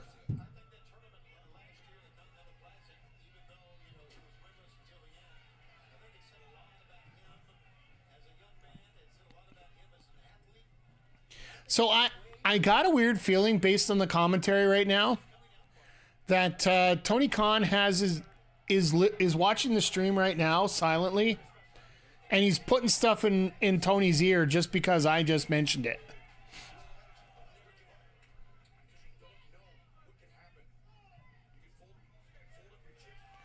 I've thought it before, and now I'm more convinced, because Tony literally just said the C2 is what established Garcia.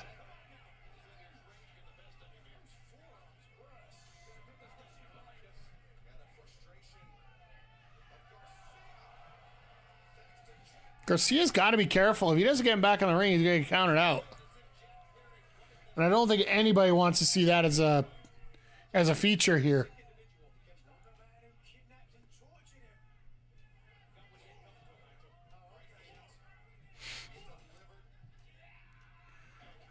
I love the fact that they said, "Oh, it was a week ago."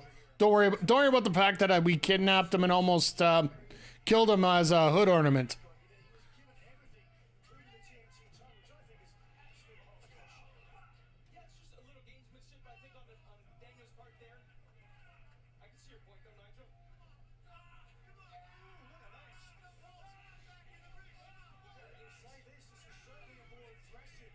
Yeah, definitely. Aggressive is one way to put it. Vicious is another.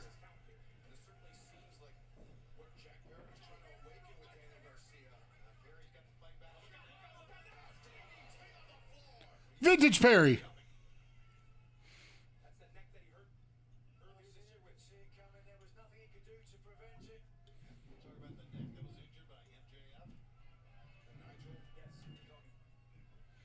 Once again, we want to bring up MJF. Don't bring up that scumbag again.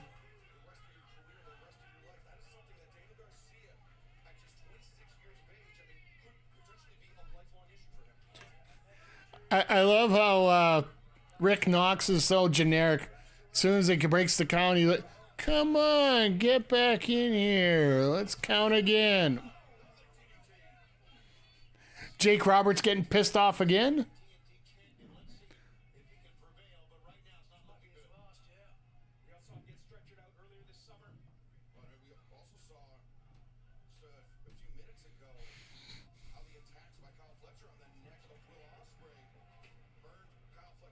Ospreay's fine. He got carried out. He didn't get hauled out.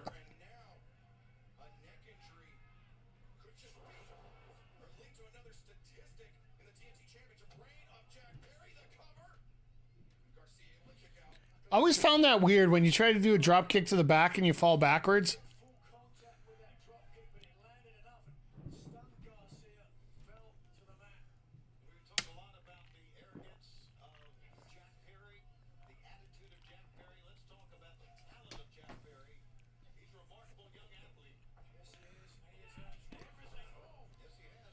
Perry's got absolutely all the tools to make it if he really wants to.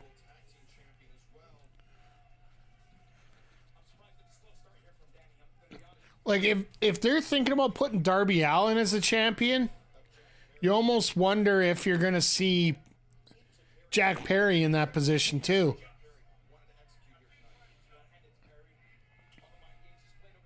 But the fact that they changed his character so much and he learned, like, he got away from the Jungle Boy gimmick, which really wasn't going to do much for him.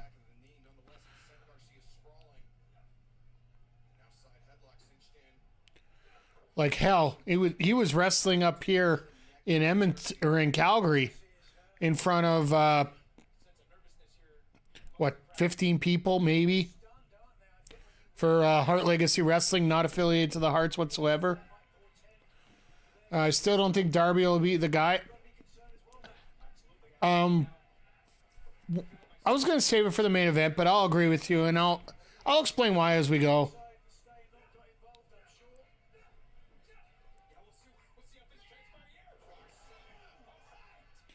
Nice suplex. I think Darby can be the guy eventually. It just as much as he is a spokesperson for the company, for the fact that he makes great vignettes, the videos that they do for his production are absolutely amazing. I just don't feel. Yeah, it's one of those. I thought he was going to call it the snare trap. I was wondering about that for a second. He's a young Hardy boy, yeah. Well, he's a daredevil. The thing is, he needs to flesh out, like, I know they fleshed out a lot about his character. When it comes to Darby, we know a lot of the backstory and whatnot, and having to sleep in cars and whatnot, but it's like, so many people in wrestling have that same story. It's like, what makes you different from everybody else? And I do believe that Darby will get a run with a title. I don't think it'll be particularly long. It'll be the same way that Jeff Hardy got that World Heavyweight Championship, that run just before CM Punk got it on him.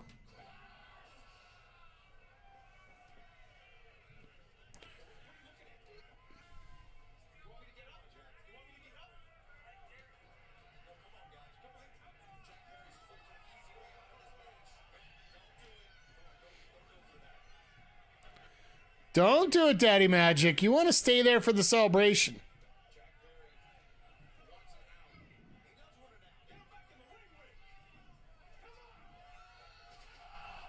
Oh, there goes another table. What are we up to? 3 tables now? Table on. I hope there was no liquid trash in there. That is nasty if that's the case.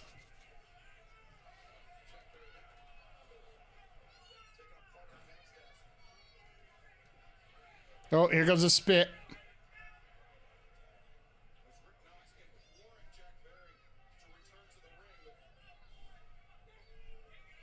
Now Garcia's got to dig himself out of that trash.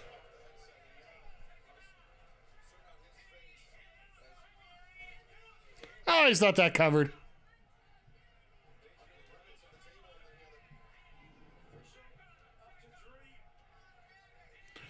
Oh, watch this be a count out and just deflate the entire building.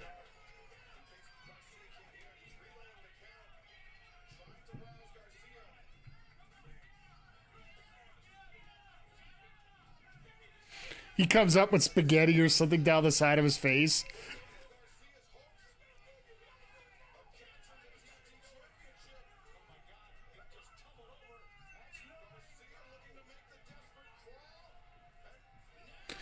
Knox doesn't know how to count to 10. Let's not even kid ourselves.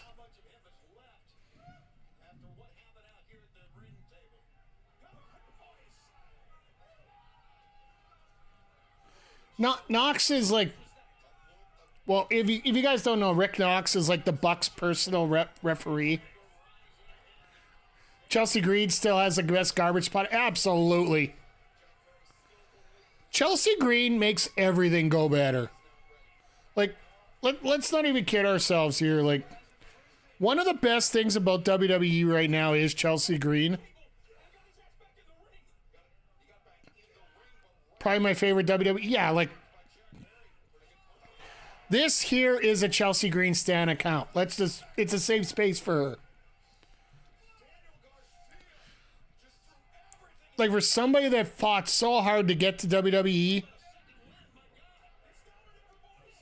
and everything that she's got to go through, and now the way that she's absolutely killing it on so many levels.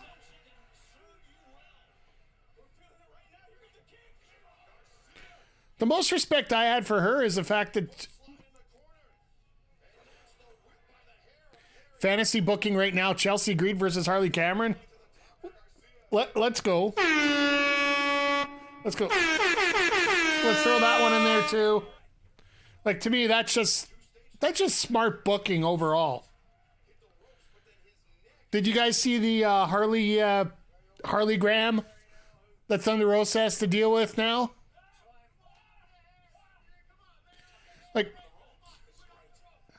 if I have to give a wrestler of the year, like most improved, I think we have to go with Harley Cameron for that, because Harley is like, she's done so much.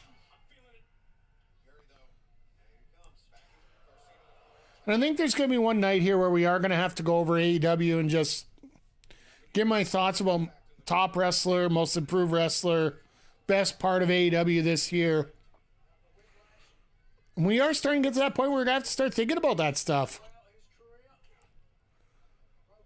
Because 2023 has been a very uplifting year, I think is the best way to put it. Rebounding year.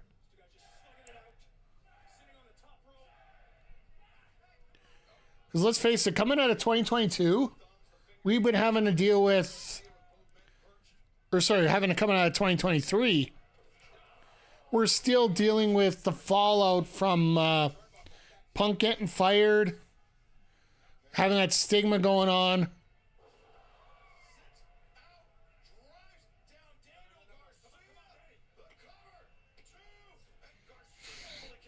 Only a 2. Let's just...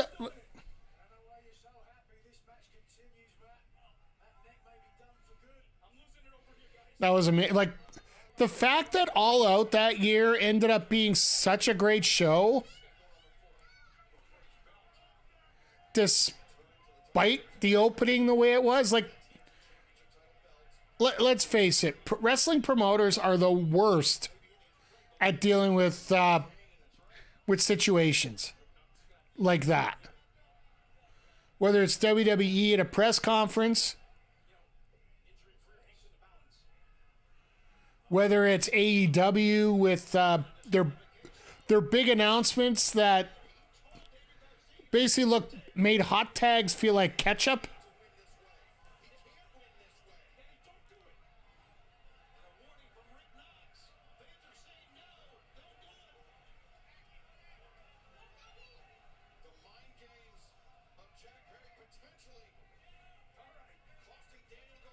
Here goes a low blow. Yep, there you go.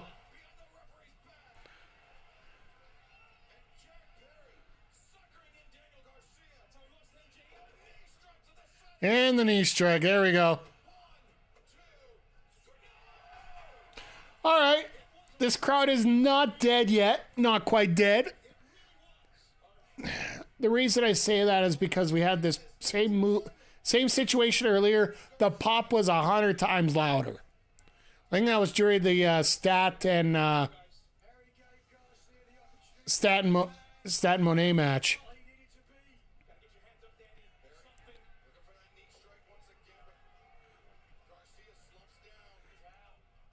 He's playing possum right now. He's not out.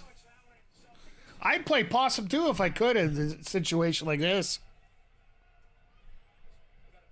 2.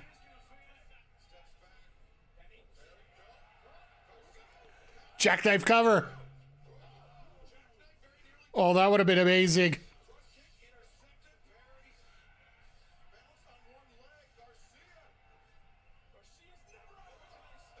Really? A foot captured pile driver. 2.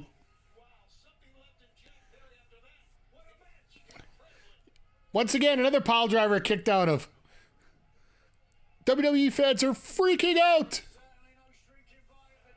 Just saw your friend was... Hey, by all means, we'll love to see you when you come back. Hell, bring some friends while you're here, too. But, no, we all appreciate having you here, RK. And, yeah, if you pop back later, if you stick around over there, feel free. No pressure whatsoever. I always appreciate having you here. Appreciate having everybody here. As we are having a hell of a fun time. What do you guys think of the show so far? I think it's been pretty amazing overall. That promo segment with Mina and Mariah may be a little bit of a meh.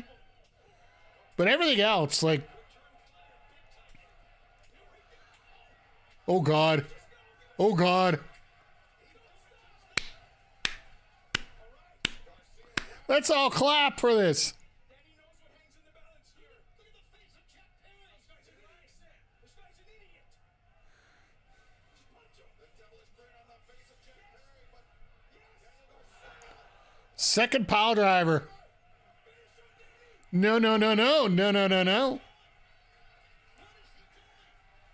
Dragon Tamer. walked into the pile driver. He smelled the finish line, boys. And now, Daniel Garcia. Is he going to get a tap out win?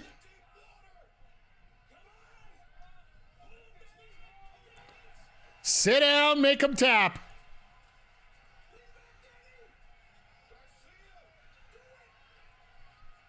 Put it in the middle. There you go. He's going to pass out. There it is. There it is. There it is. We got a new champion. New champion. So happy for Garcia.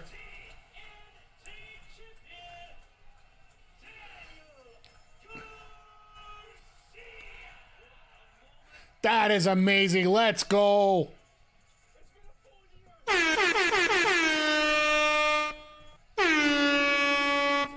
Oh,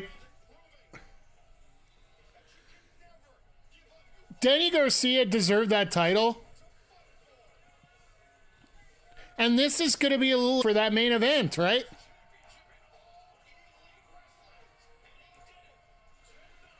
And the fact that Garcia has been so adamant that he is Team AEW. He just stole someone's AEW well.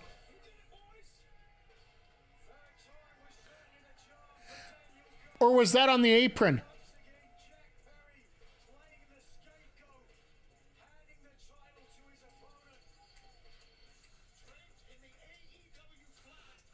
Watch Jack Perry just try to rip apart Menard over at the table. Oh, this will be good. I believe this match was what we call good. Booked with 2 days' notice. Does anybody here really care? As Zodiac puts it, right? All right, burn this bitch down, part 2. Like,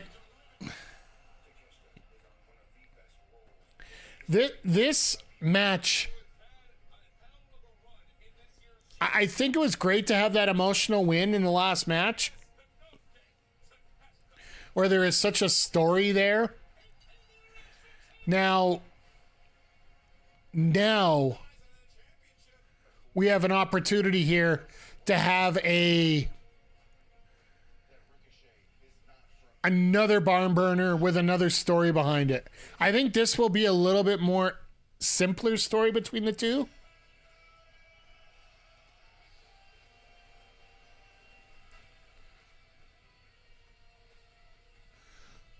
And I completely forgot about one more match, folks.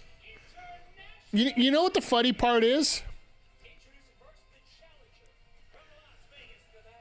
You sit here, you think about stuff, you're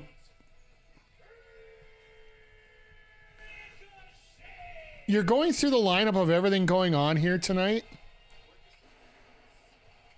and you sort of forget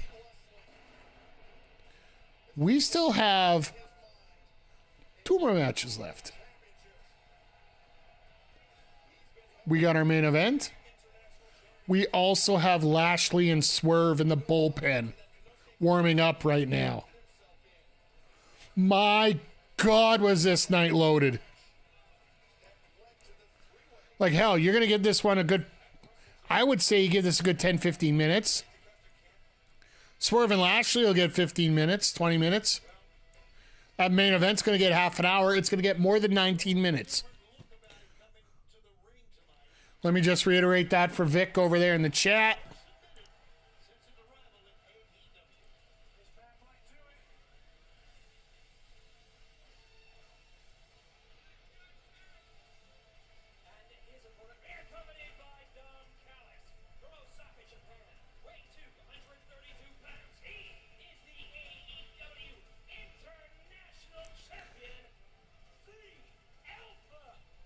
The more that I listen to, Vic, what I was mentioning is I completely forgot one match on this card coming up. The fact that we still have 2 more matches. I thought we only had 1. Then I remembered, oh yeah, Lashley's making his pay-per-view debut against Swerve yet tonight. That's our semi-main tonight. That's our P-break match. That will be... Like, this will be Burn This Bitch Down Part 2. Next one's going to be, oh my God, this will be fun, Part 6. And then our main event is, oh my God. Really enjoyed that Fatal 4-Way on the buy-in? Absolutely. That was a lot of fun as well. Watching, getting Buddy Matthews a win as well. Getting him some extra exposure going into Grand Slam coming up in February.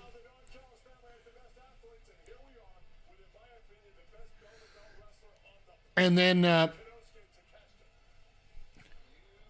as well, you know, I think Anna Jay and Deonna Purrazzo got a little bit of a disservice for how early in the pre-show they had it. For the mere fact that the doors barely opened up and people were probably sitting in line for merch while their match was going on. And I really enjoyed the Big Boom AJ versus QT match. In terms of a story for a match, oh God, I really want to stay up for that. I really want to take work off for that, but being that it's on a Sunday and a Monday, I don't know if I'm going to have to look over my days and see if I can take the time off for that show. If I'm not on it, I'm pretty sure Andre and Melba will be covering it as well for Andre and Melball's Wrestle Talk, which is also available on our YouTube channel.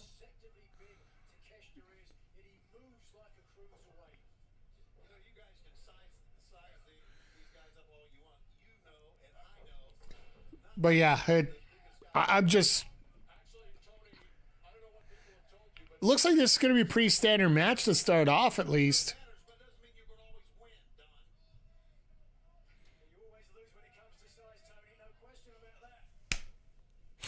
Nigel with the home run again.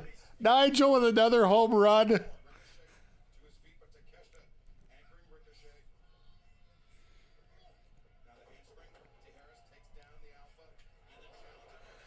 All right, these guys should have talked about what gear color they were wearing.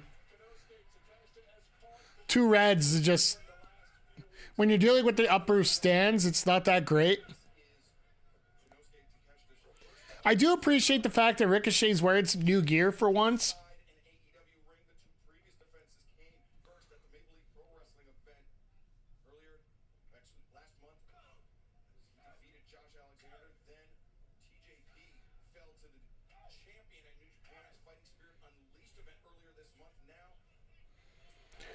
Oh, I'm just loving... Oh, there we go.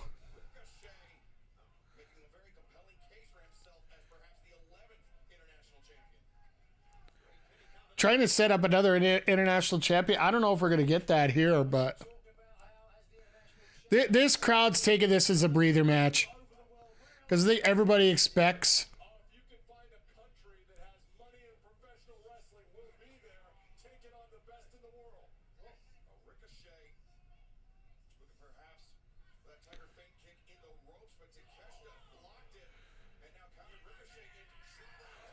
Ricochet! That had to suck.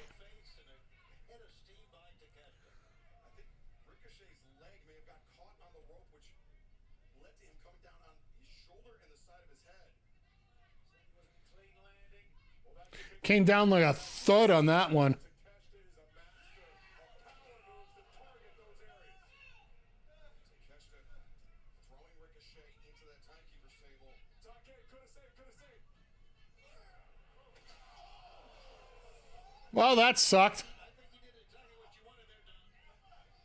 The backdrop, the spine of Ricochet.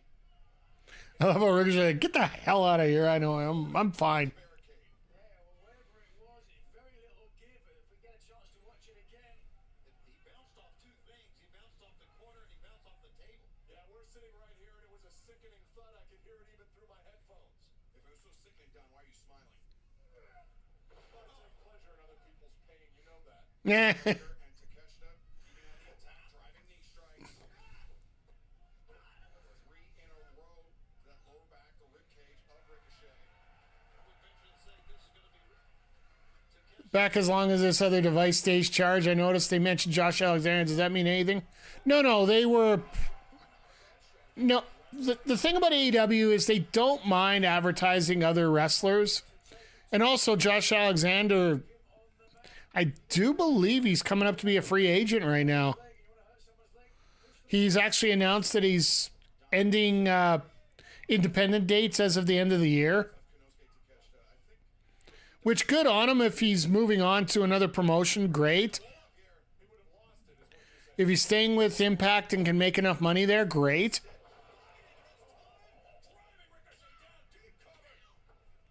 First time I heard his name in AEW. The one thing I will say about AEW is the fact that if they are covering, if they're working with a partner promotion, because they did mention Maple Leaf Pro, right? So if they're working with a partner promotion, they are going to mention the details on the match. Scott D'Amore put over Dynamite the next week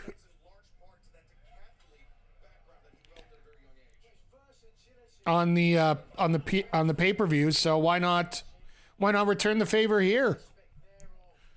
I still want to get an opportunity to check that out. It's all about time, folks. Like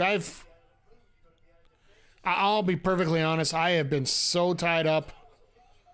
This whole changeover at work, plus I'm trying to get some new videos done, but I'm all by myself here, so it's like filming, editing, writing. I didn't realize writing for a video was as hard as it is. Plus the fact my focus is about as unfocused you can get. This match has not started well at all for Ricochet. Ever since he slipped out off the apron and hit his head, landing on the mat, he's just been unable to string together any of his textbook offense. And I'm not so sure that he's going to be able to string any together in this one. Takeshita is brutalizing him. I think that's a good way to describe it right now. Yeah, that's a good way. You're right. Takeshi's just systematically destroying Ricochet at this point. Doldrums and have to admit that international titles around the waist of a very valid opponent. Yeah, Ricochet, I mean, he's had And Ricochet's got to find some way to pick up the speed in this matchup here, and who knows if he's going to or not. AEW ring. He belongs in this AEW International Championship picture. And That's one way to fix things up. surprise there, the elbow strike too. And now the chop, backing the Alpha up. 42 days International Champion Takeshita. Can he keep it to 43? Right hand delivered as Ricochet. Yeah, that lower back is gone. It's seized up. Well, at least Ricochet's smart enough to know that he needs to go to the ropes for that. He still was going to go up top. That Gonna launch him. Oh my God, 2/3 of the way across the ring, guys. Ricochet landing hard on that lower. Was that a tap out there? The decathlon is the javelin. Throwing Ricochet like a human javelin. What a world record is for that. You look at the various moves, some of them that Nigel trying to figure out what the world record is for javelin at this point. gets in the decathlon. Ricochet, though, fighting to his feet. Able to overcome the submission attempt from the champion. Not a lot on those strikes, though. Now Takeshita, though, But you notice every time that Ricochet tries to speed the match up, Takeshita just slows it right down. which I think actually is going to work very well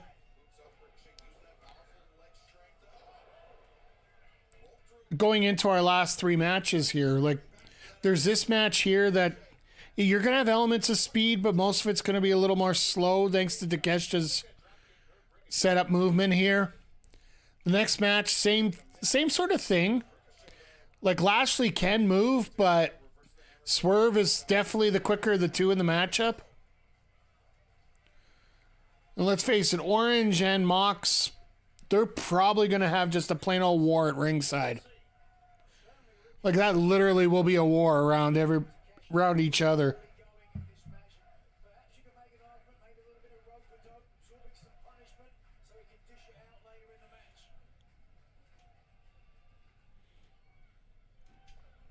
Not much on that either. Indeed, no mustard, no ketchup, no bun at all. Straight hot dog, no bun, no ketchup.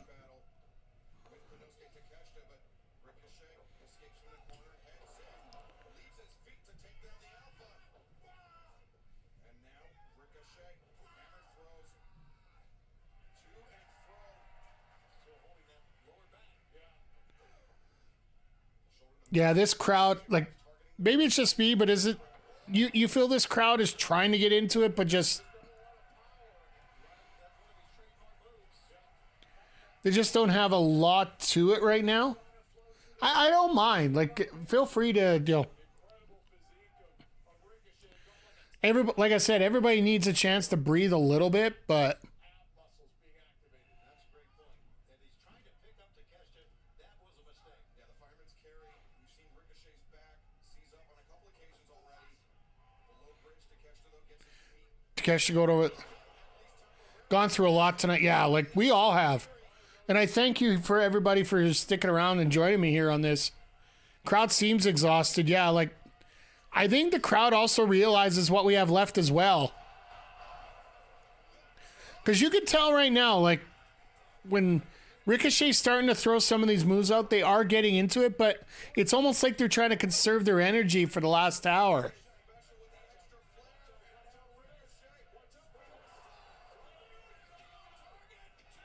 Where's Jericho when you need him?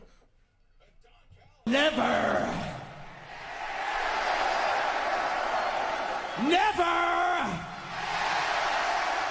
Never!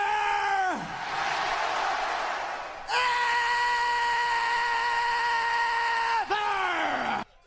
Well, that's as much Jericho as we need tonight. Callis is turning into a great heater to get this back up again.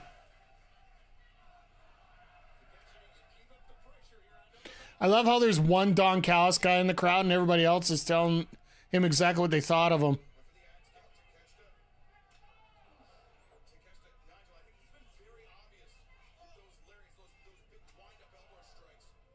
He's telegraphed them to some extent as well. Doing so, Here it comes, Blue Thunderbomb. No. not the first time tonight we've seen that miscalculation. Nothing across the shoulders of his opponent. That position very difficult to reach. Hoping for a knockout. Yeah, Callis complained to the referee here, Nigel, but that was. Probably going to get the knee here and that'll be it. Let's see what Ricochet's got left, if anything, here.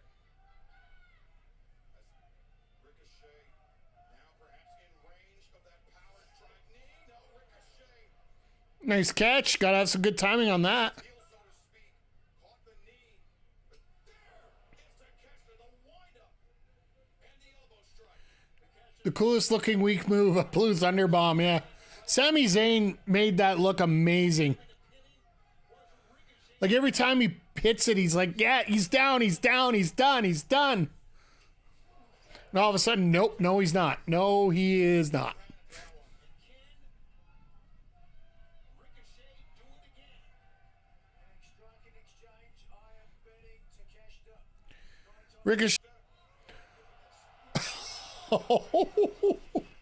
Like,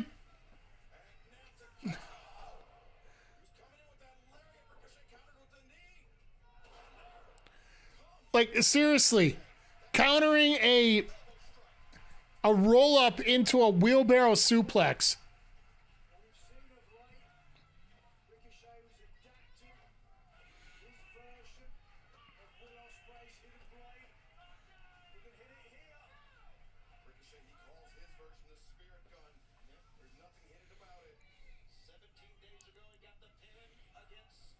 But yeah, I honestly feel that Callis felt that the crowd was too quiet, so he went away from the table and they called an audible.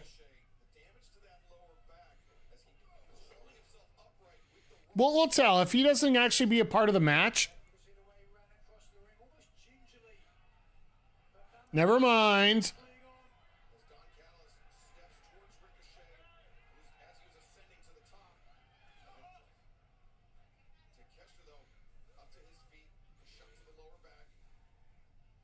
All right, backdrop driver into a flip out coming up.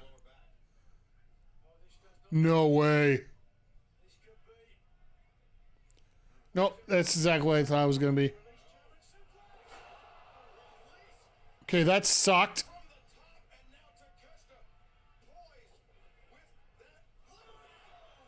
Yeah, thanks for coming out, Ricochet.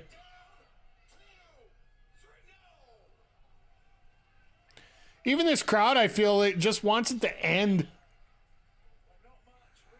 Like, there ain't much left here.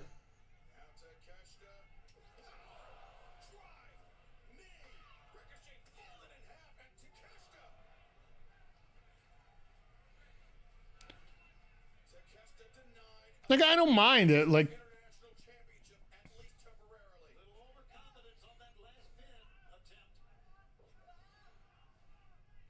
I don't know how much overconfidence it is. You got the guy folded up like an accordion.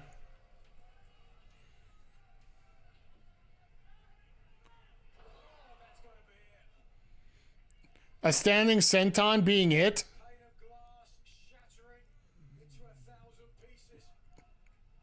Takeshi's not really a high flyer. This could be interesting, the fact that they're actually going to fire that up there.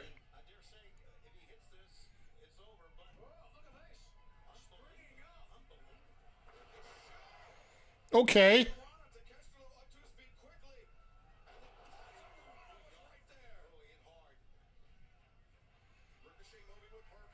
Is he going for a 630?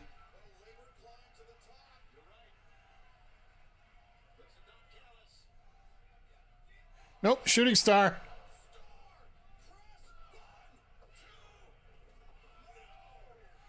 Callis, what were you doing?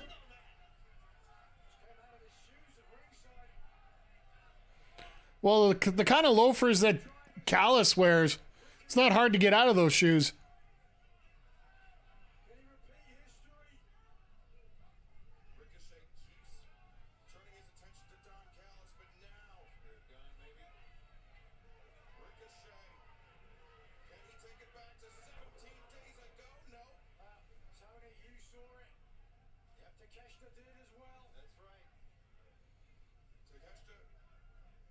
Going for Vertigo.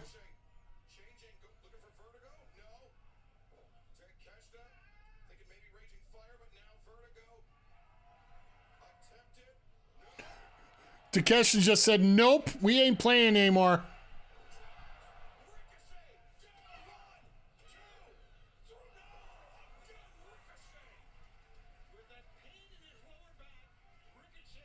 Really? Like, for 5 cents, just finish this. I'm sorry, I don't mean to be mean about this, but there's just... He likes that bone-on-bone contact. You tell me that isn't a clip that can be used a few times.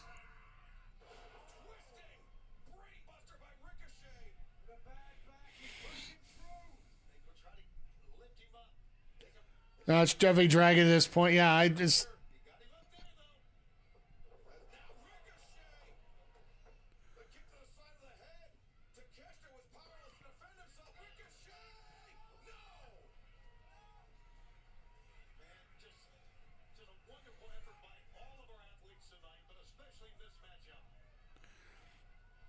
Yeah, it almost feels like the crowd's ready for Swerve to just come out right now and interfere in this. Just let the Hurt Business come out and clean everybody up.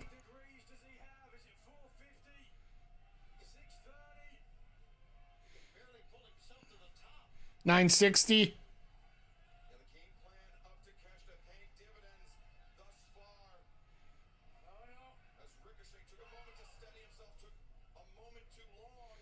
Yeah, no, this is... Uh-oh. The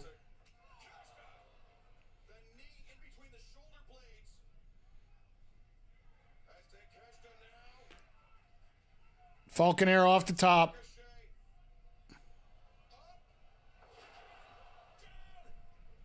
Good night. Oh. Should have been done a few minutes earlier. I appreciate, like we had a lot of high hopes on this match, but it's almost like they tried to skip a few gears. It was okay. Like, yeah, it wasn't horrible. Like, don't get me wrong here. It's not a bad match. But it's just a match that a lot of people, like, you really got to figure whether it's going to really stand up that well. Just because the last of it just dragged a little bit too much, a little too longer than it should have.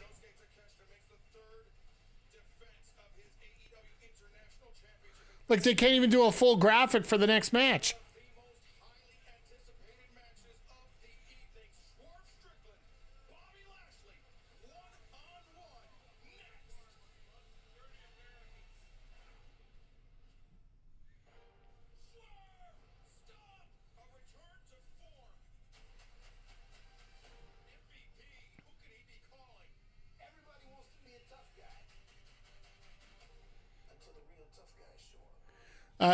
I love this promo here. I think Ricochet still figured out his AEW style. Yeah, like there's a lot. Like you could tell early part of the match, he's doing a lot of, like basically a stereotypical WWE match.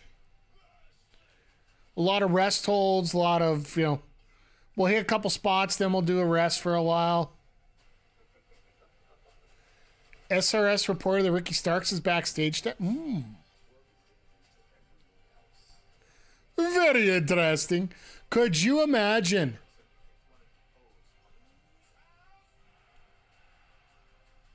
Yeah, okay. Yeah. All right. While we're here, actually, I got to go unload for a second. Yeah, you can read that whatever you want. Chat, let me know if Ricky Starks comes back. Does he go Team Mox or Team AEW? You guys can enjoy the intro for Swerve.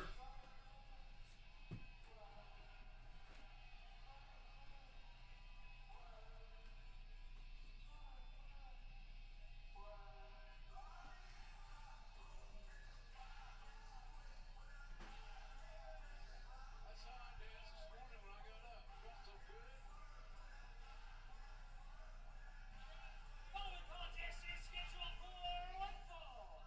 Being accompanied by Prince Nana from Tacoma, Washington, weighing 230 pounds. Swerve Strickland.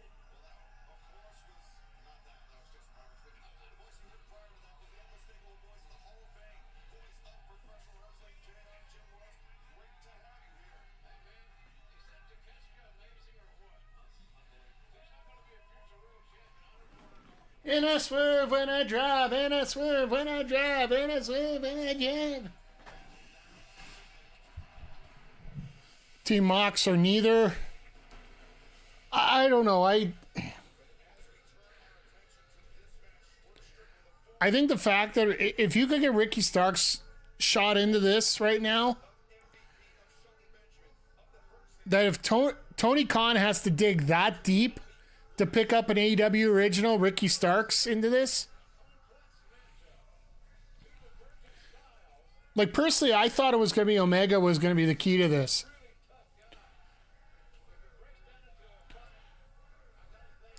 But there is a possibility you could put Starks into that mold. Or do you put Ricky Starks in the world title picture at World's End? They'd still have to get to World's End here before. My personal prediction, you don't see Omega until World's End. After whoever got beat in the world title match there, because Omega's making his wrestling debut at Wrestle Dynasty 2 weeks after, or a week and a half after.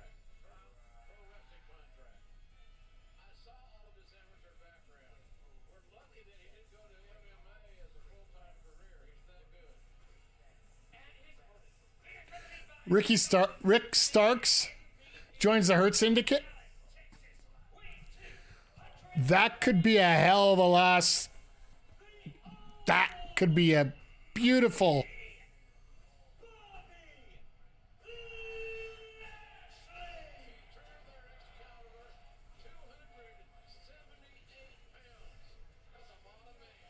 You notice that Benjamin tonight's not wearing a loud suit?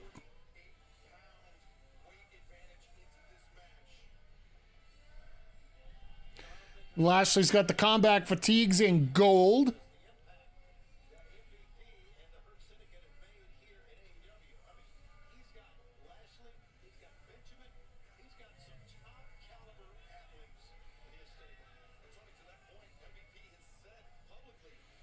But yeah, McGee, if we could see Starks come out at the end of this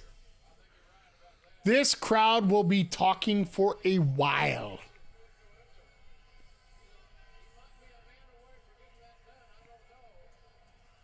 Because I'm automatically thinking main title picture, but if you look at the story of Ricky Starks, there's also another... There's another story to that too. That Ricky Starks very well is in the same ball game with AEW as the Hurt Business was in WWE. Underused, ultimately released, not used, sitting at home, finally doing an indie show. I think he's announced for Glory Pro in Chicago.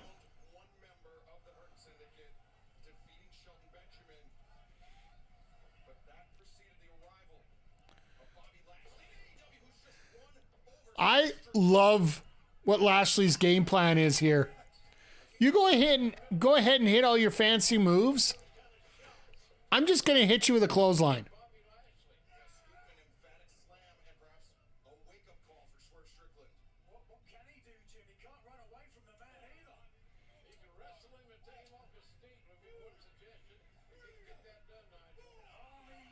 How do you get him off his feet? That's the question here, JR. Which, by the way, JR popping in for the last two. It'll be interesting to see if he's here for both or just the one. If he's here for both, it might help tell a little bit of story with Mox here.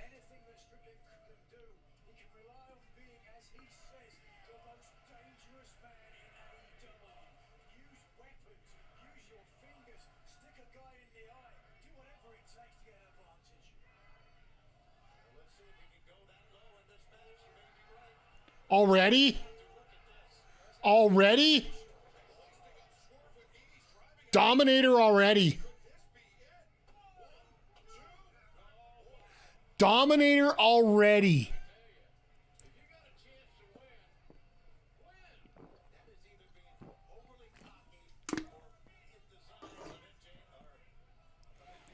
Is this Lesnar Cena SummerSlam 14 all over?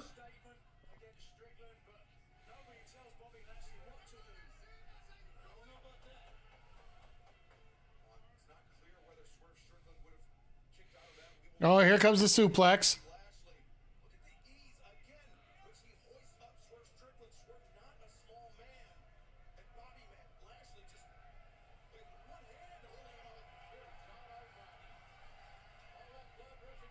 There's a reason they call him the Almighty JR. I still think Joe Keys is still lost right now. Cheeseburger is probably half eaten somewhere. Just dealing from Wednesday.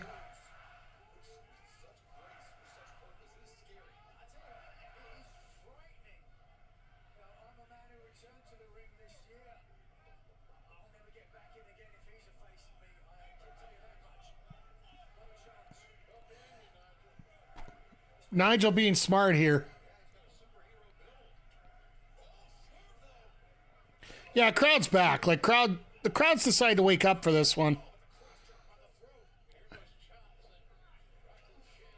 I just think if you were dealing with, like, if you guys watch Steven Larson, probably the channel we're going to raid out after we're done. Well, I think Steve's only doing it tonight, but quite often the guy that we raid out on these AEW pay-per-views, Steven Larson, they have this thing called confidence points when they do their predictions, where you put the most confidence points in the match that you most likely the outcome's going to be the way it is.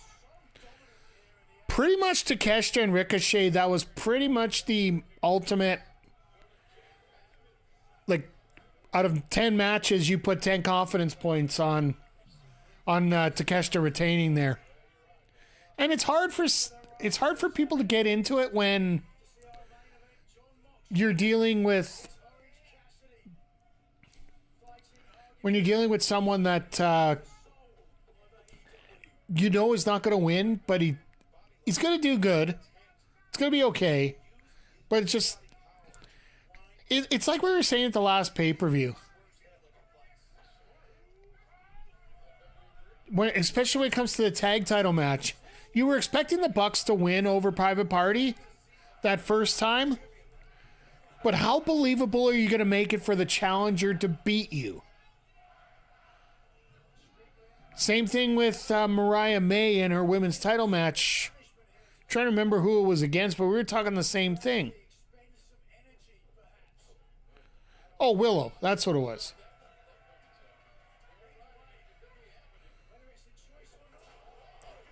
Do you think that... How credible can you make it so that the challenger is going to win, even though you pretty much know exactly how it's going to happen?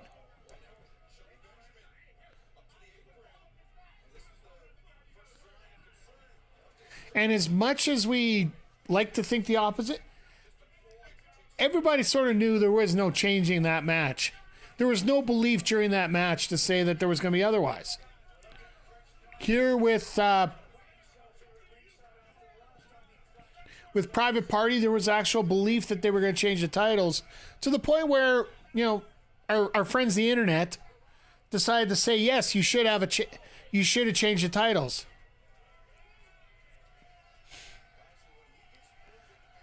Justin Roberts got that look on his face.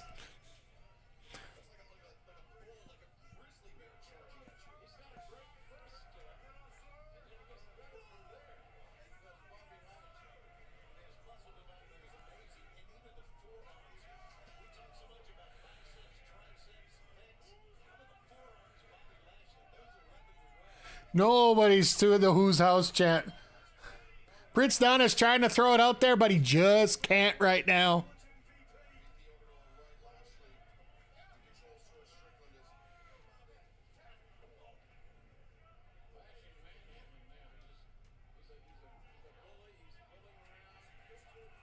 Oh, a heartfelt moment here between MVP and Lashley.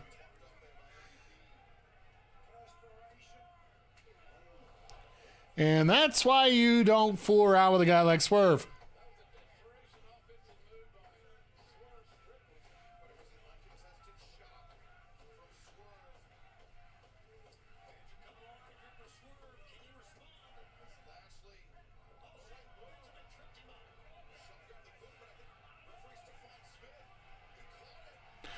Oh, we got the toss. We got the toss.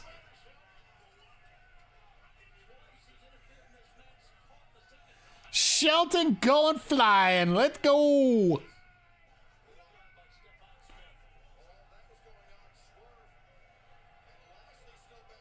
Oh, God. You know what? Even... Jesus. Like, I'm sorry. Bobby Lashley here is like a man among boys when dealing with this matchup. He doesn't need the steps to do it. He's just going to dominate this guy. And I say this guy rather facetiously here. The more you bring out weapons, the more chance that your opponent can use them against you. You are just generally the better wrestler. What are you doing? What's crazy to me is that Lashley's older than... Yeah, like Lashley... Or sorry, MVP is super young. Like when he came in the first time into WWF, he was one of the youngest guys on the roster, period.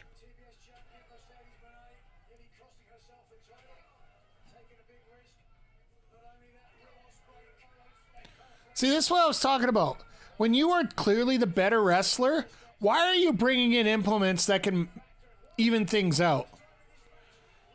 Yes, it will finish things off if you can possibly do it, but at the same time, don't give your opponent an opportunity to catch up. When you're that far ahead of the game,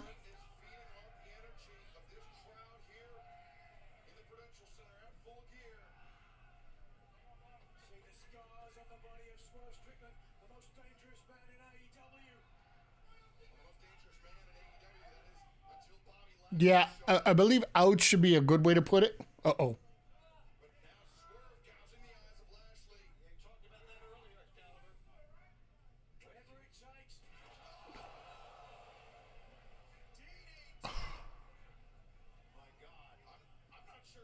You know what? It's a good thing that McGee's, a minute ahead or 30 seconds ahead of us here. If Lashley didn't work on his neck as well as he does, I think that would have been a lot rougher.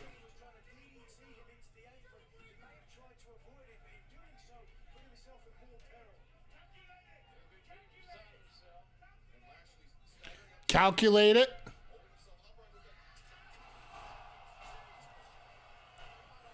Lashley was actually an Army Ranger. That was 04, 05. It was before he got into wrestling.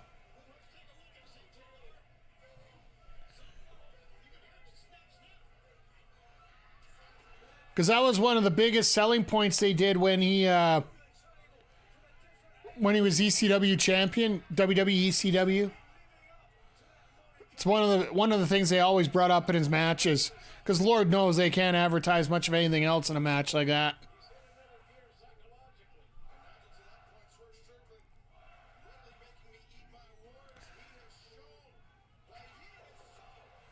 LaGreca is so fired up right now at ringside.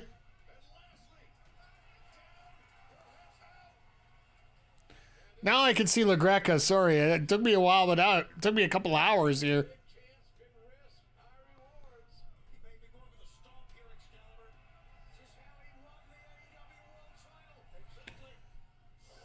Yeah, Dave LaGreca. He's in the front row, about halfway over to on the right side.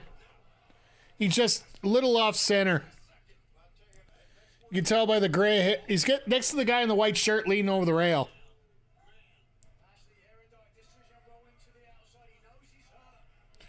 I'm not. He's a wrestling fan, and it is local for him. Because it is, like, they run their shows out of New York, I do believe, so. I love those glasses on MVP. I need those.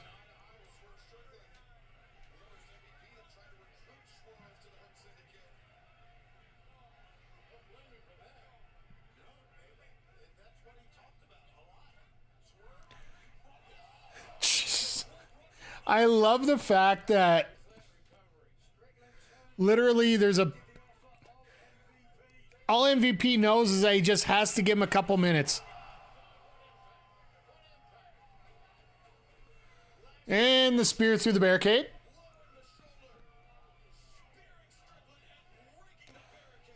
The fact we don't get to see that often here, it's actually a very good thing.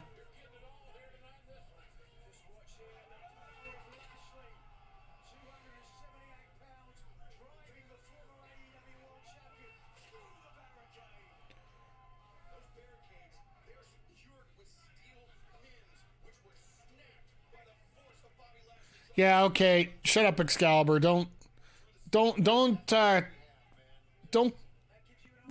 don't screw up our intelligence here. to defeat a number of opponents, and by the looks of things, Jimmy's going to do it again.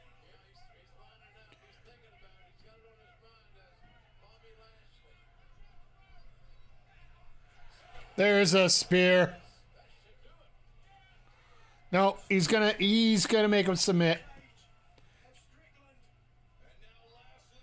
He's gonna be out. Swerve's out.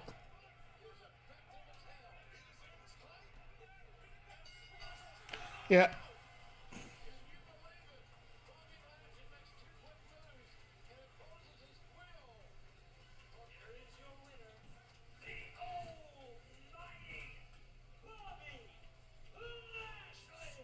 Mostly clean, like, yeah, like.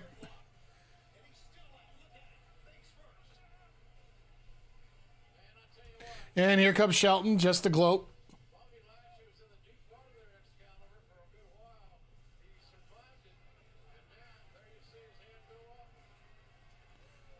This whole night's been mostly clean. I like that.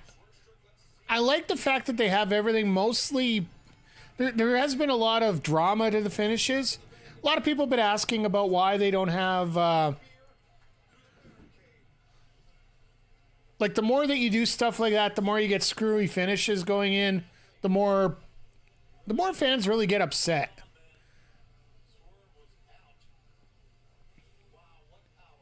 Like, if you want to do.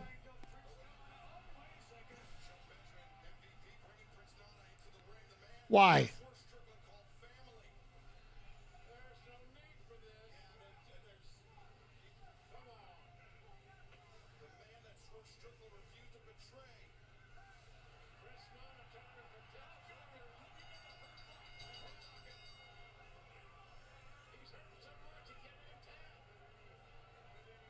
He's out.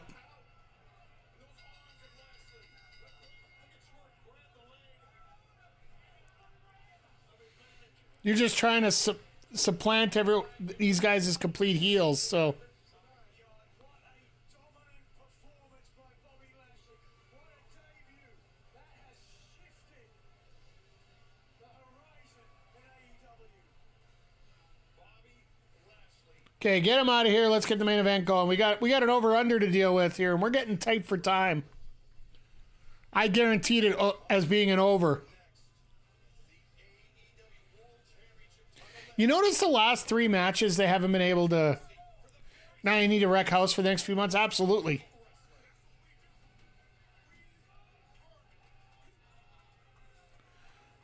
So whoever they get, you literally just blow right through them and just maybe get a championship over on their end. That might be where Garcia ends up losing the title eventually.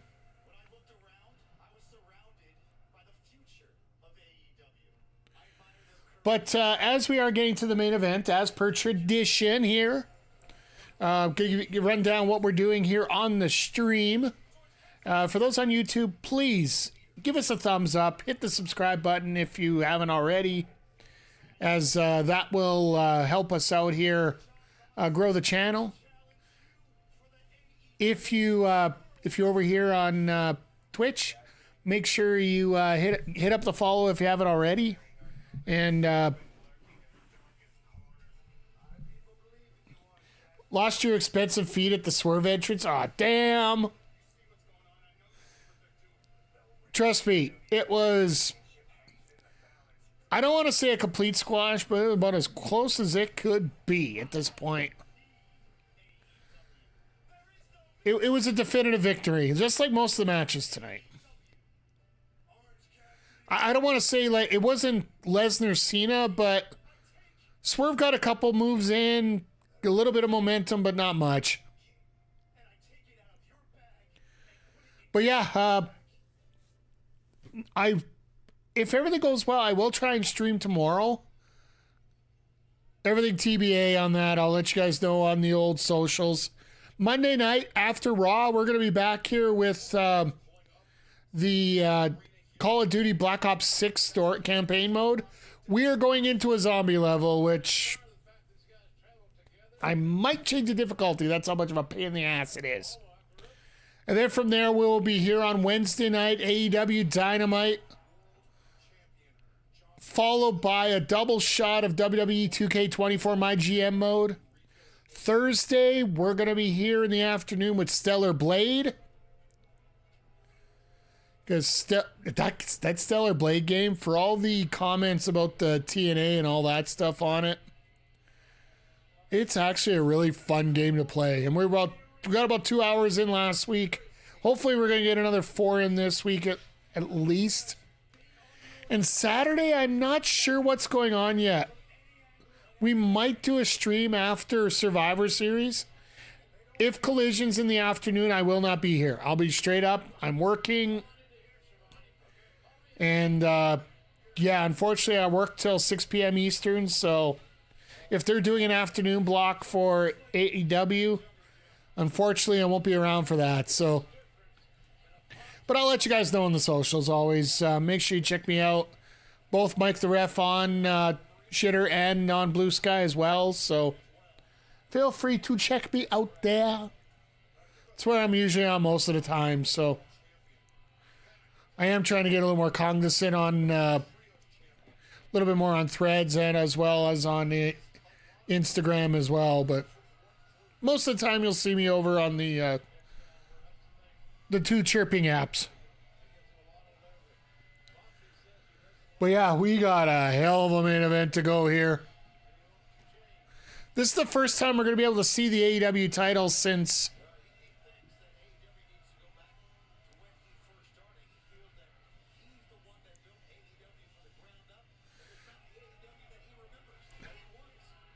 This is going to be the first time we see the AEW title since Moxley won it. If they're even going to allow it out of the briefcase.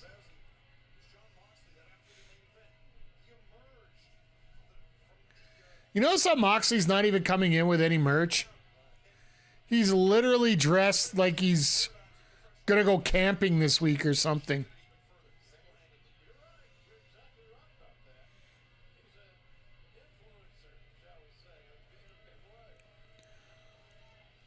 Like he looks like if Nick Gage lost 50 pounds of muscle.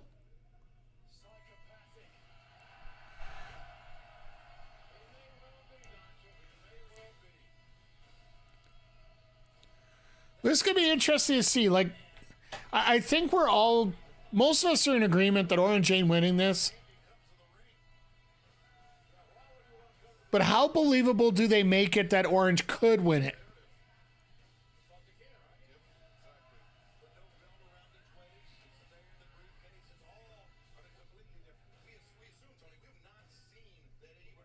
World Championship title belt since Jon Moxley won it at Wrestle Dream, put it in that bag. Orange Cassidy says he's going to win the belt and put it in his backpack. Well, he brought the backpack here with him, didn't he? Sure did. Marina Shafir thrusting that briefcase into the hands of Bryce Remsburg, taking the key from around her neck, and I guess reluctantly.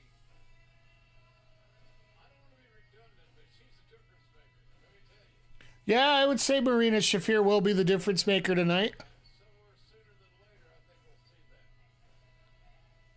So we don't even get to see the title until somebody wins it. We are on the precipice of our main event, and for one final time tonight, let's head to the ring in the dapper yapper, Justin Roberts, to make it official. Newark, New Jersey. Your full gear main events are going for So all the internet pundits are really going to rip us apart on this one. Can't even see the title.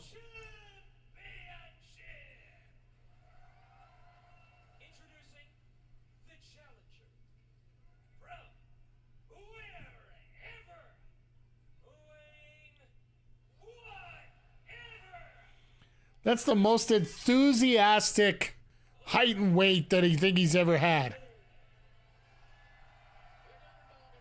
It's like, meh.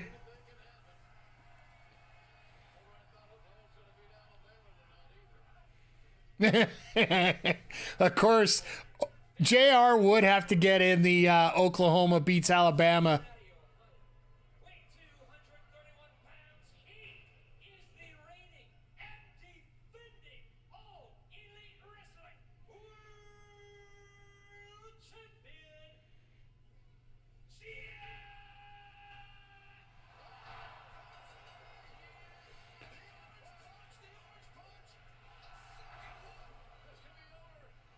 Oh my goodness.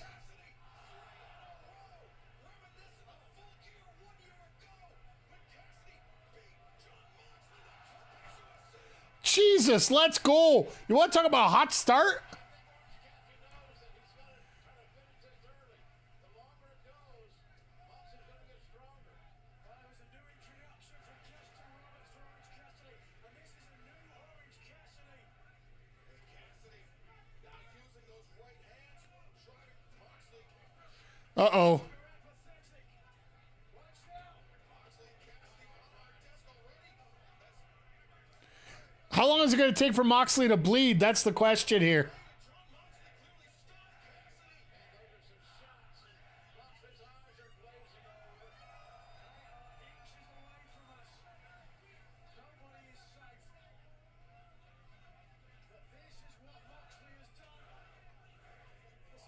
inside one of the AEW originals, Orange Cassidy. We're going to find out how the Hey, let's go over to a little biting. Why not? Orange is pissed.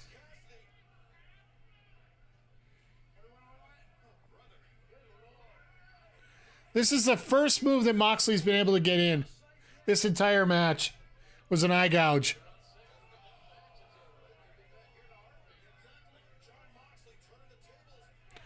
All right, well, this fight's going all around the arena.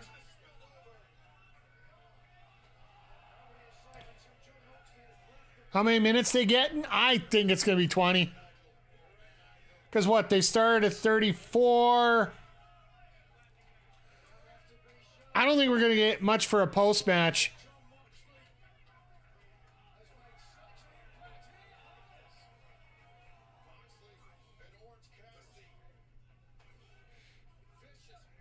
Moxley just looks like a pit fighter right now. He came straight out of Bloodsport. They got off a 12-hour shift in the mines, and now he's just out there to beat people up just to make a little bit of extra money on the side.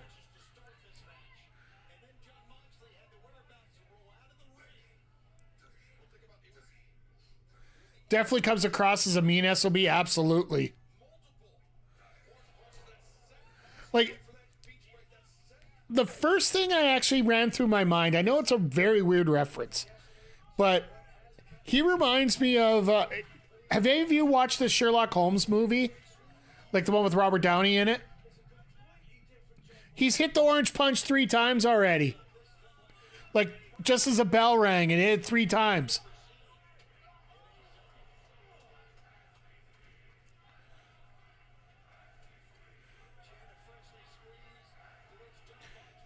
So your bets are going well so far, Vic, so...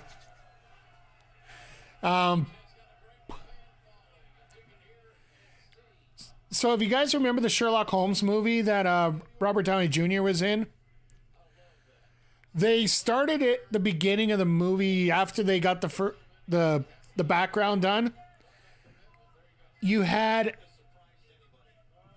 Holmes at a fight pit. And that's what Moxley reminds me of, is one of those guys in the fight pit there. Just no shirt on, bare knuckle brawling. I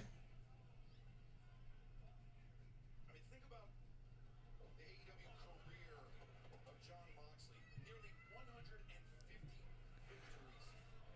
Only just more than, just over 2 dozen losses. Cameraman, grip guy, give him some cable right now. Has rarely ever been beaten inside an AEW ring. A daunting statistic, but right now, Death Rider. So if you're looking for that. Ow. Like, Vic, I know you lost your feed, but Cassidy is not just bleeding. He's bleeding like a stuffed pig right now. Like, all over the place.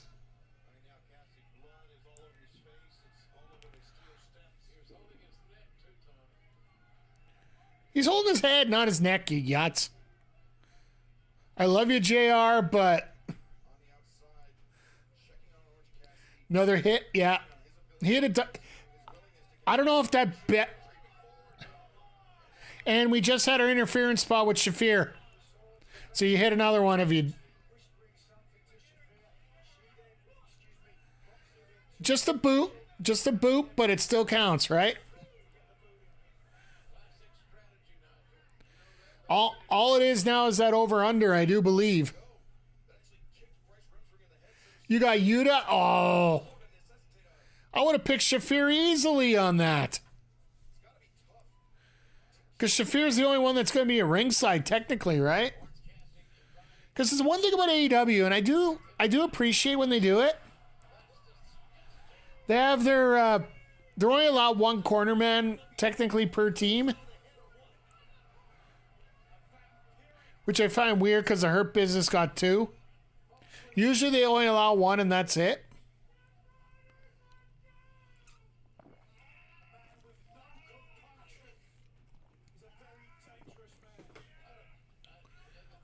Now Moxley just absolutely rip and tear.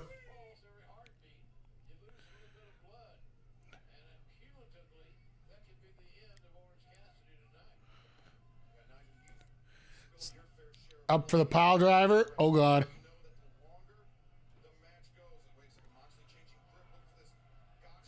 Gotch style. So shout out to... Yes, the ripping and the tearing. I put that reference in there on purpose, sir. One of my favorite games.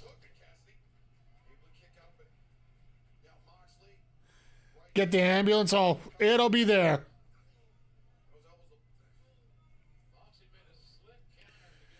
This crowd is dead silent because they don't know whether...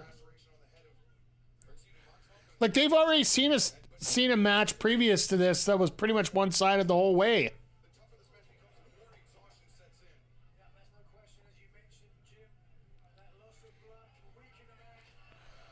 Not the Spanish announce table. Anything but the Spanish announce table.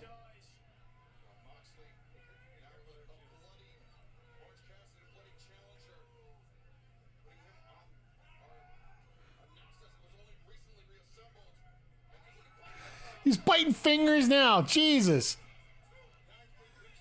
The worst part about AEW crowds is they're mostly hesitant to boo. They're mostly hesitant to boo wrestlers. Yeah, like you got to do something.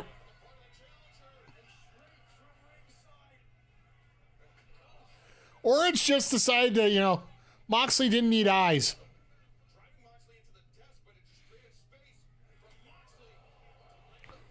Wow. Yeah, I'm glad Excalibur pointed out the ring steps the second I...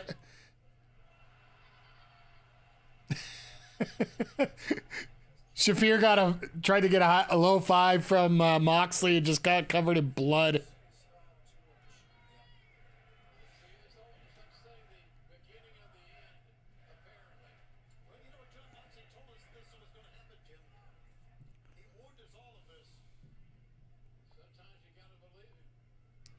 Sometimes you gotta believe Moxley, huh?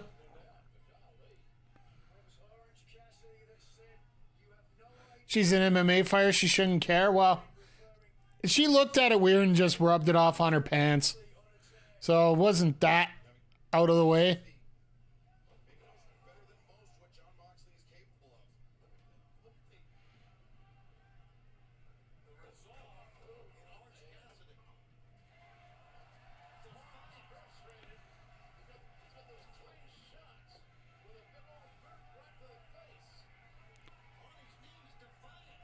He's like, are you going to hit me or hit me?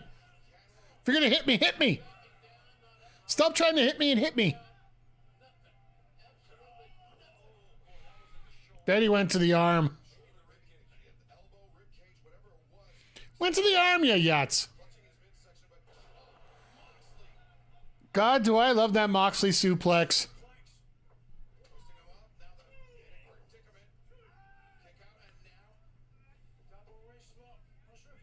That Moxley suplex where he releases you halfway up.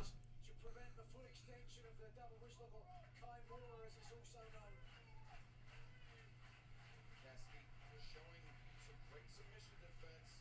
Say what you will about Orange Cassidy. He is an incredible professional wrestler. Unbelievable. You see the blood on these shields? And into the guardrail. So this is pretty much Moxley covered in Orange's blood. Like,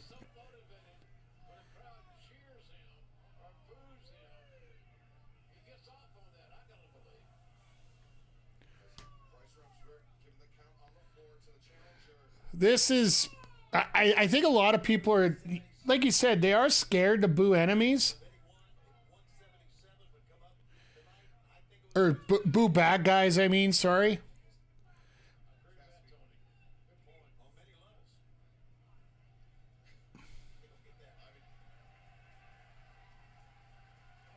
He's like, I got this. I'm coming back. Don't worry.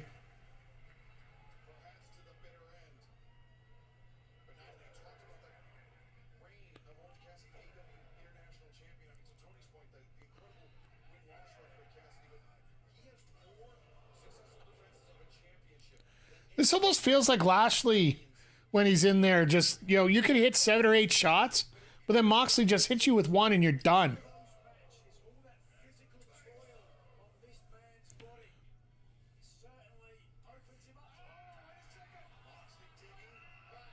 Oh, the back rake.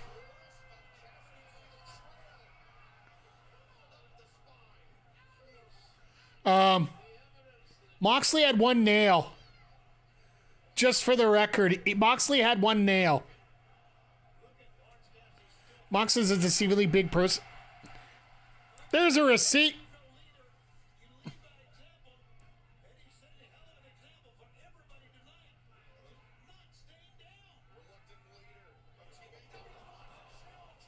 First I seen that sick nails bit, yeah.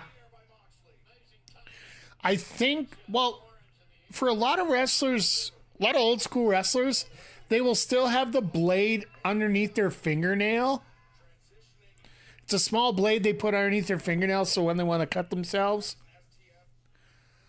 Moxley could have kept it in there after he opened up Cassidy the first time, and then when he does that, he just sliced the back up, right?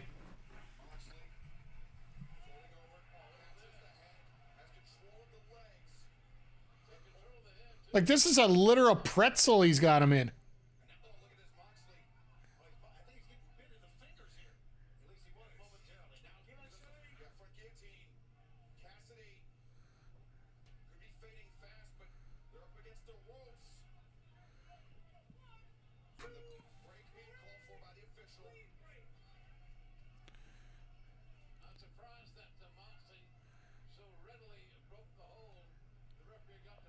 Oh, God. Oh, God. Pile driver from the second rope?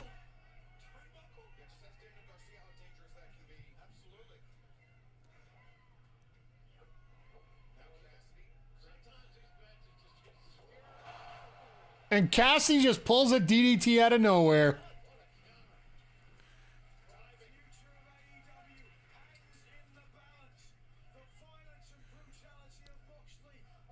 That's the thing, though. You got Cassidy here who's got to throw like 7, like I was saying earlier, 7 or 8 moves. Moxley, he's down, but that was only one move. You got to hit. You got to follow up with like 4 or 5 to even come close. Oh, let's go for another DDT. You know, good things come in threes. Orange, let's go.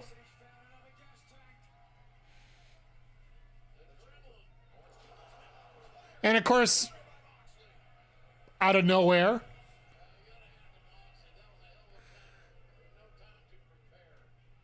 Moxley with a cutter out of nowhere. Moxley regaining control of the match, thinking maybe Death Rider, Cassidy, to the paintbrush. Really? We're getting into a paintbrush fight here.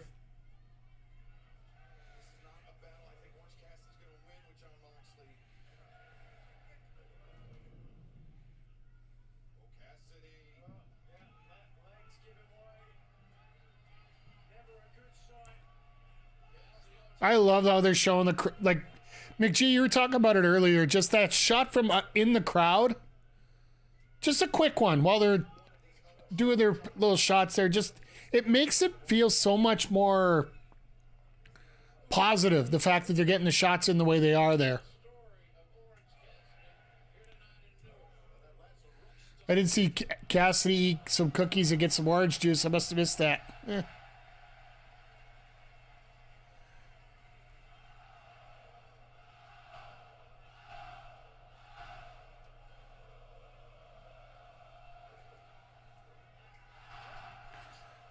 Another orange punch.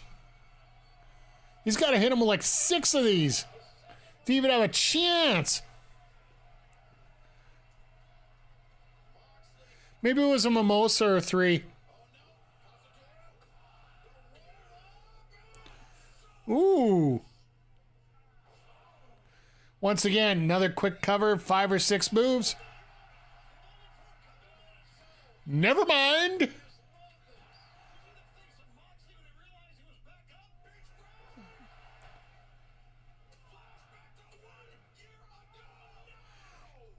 Moxley, I think, forgot to kick out, and Remsburg managed to suck up that arm real quick. The unwitting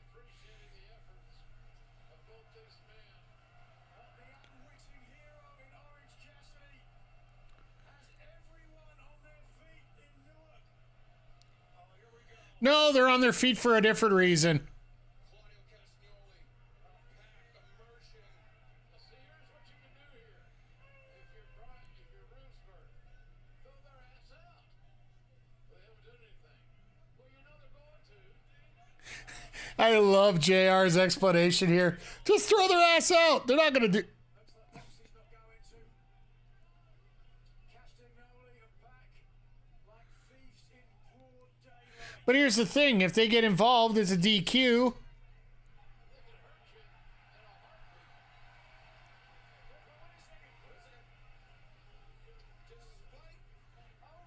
The conglomeration. The Vultures didn't like what they were seeing. Here comes the chaos. Ishii and Pac, there's a match I'd like to see.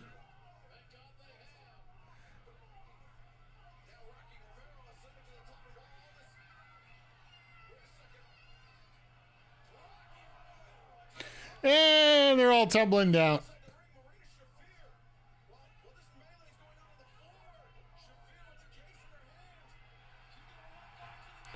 Here comes Willow. Willow's been out injured. Willow's been out injured with a concussion after that street fight with Statlander. She was supposed to play into this. Orange got the case. Can he use it? The women are fighting on the outside.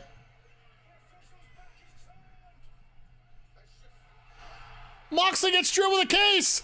Down. 1, 2. No. Sorry, I'm hearing 2 guys have feeds down, so I just turned into play-by-play for a second there. Woo-hoo-hoo-hoo.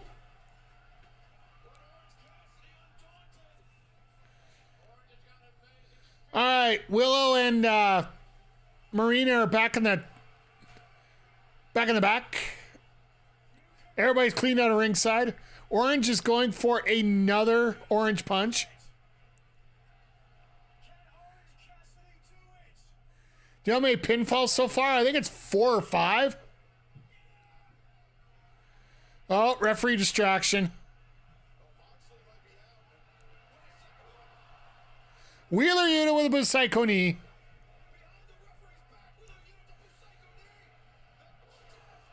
Death Rider, we're done.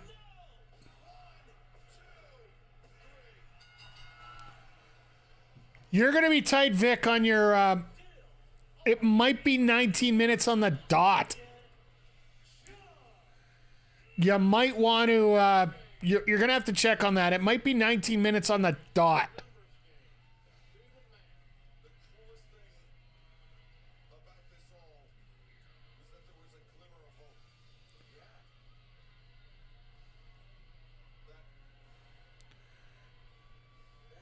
I love that Excalibur's like, yeah, there was a glimmer of hope, though.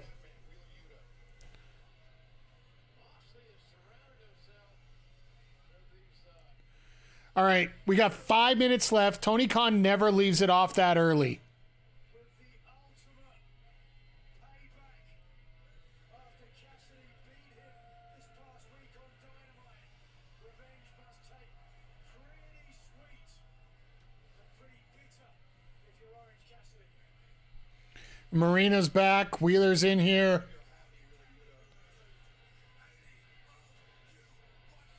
Need lights off a confrontation. We're not there yet. We're not done yet. They are now killing.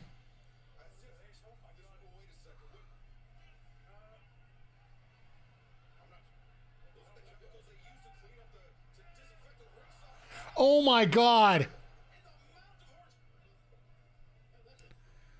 They basically put the equivalent of bleach into Cassidy. Cassidy was gasping for air after such a long match. I'm sure no choice between ale, some of that noxious liquid. It's- What is Hangman doing out here?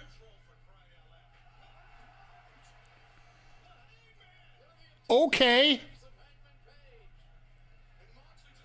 Okay. Yeah, it was pinfall.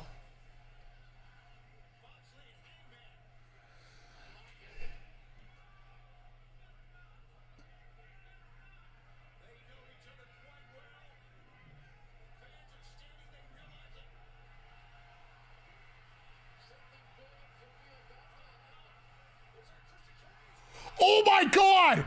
Oh my God!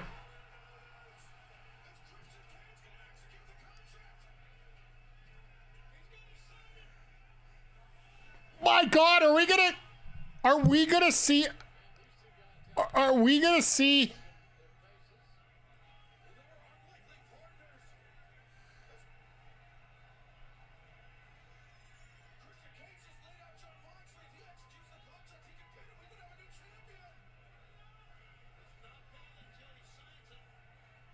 Sign the damn contract over to pin. Christian, you got it here.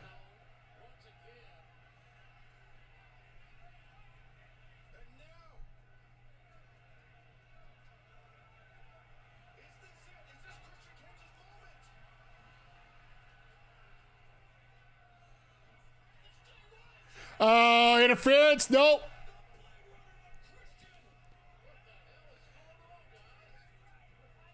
So now Jay White's come out here for the interception. And here comes the schmaz.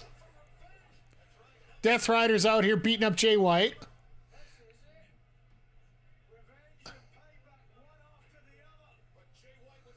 So now we really don't know who's going to be facing what.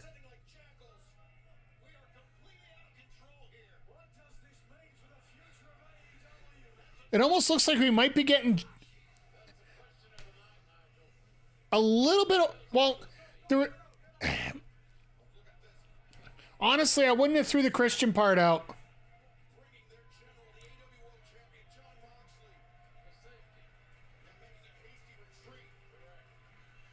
Maybe we do get Switchblade and Moxley. Because the Bullet Club and the Death Riders, that might actually be...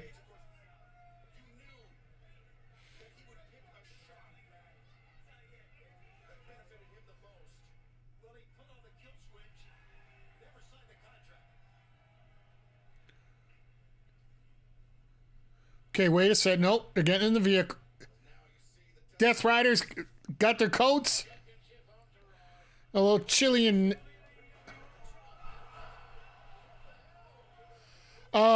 Somebody just ran over their truck.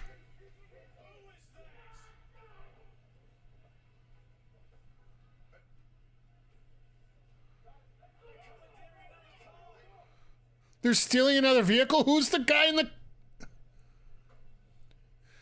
It looked like Jack Perry spray paint.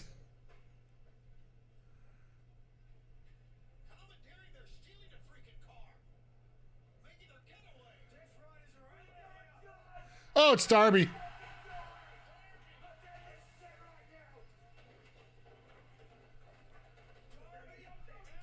I should have thought of that as soon as I saw the damn spray paint on there.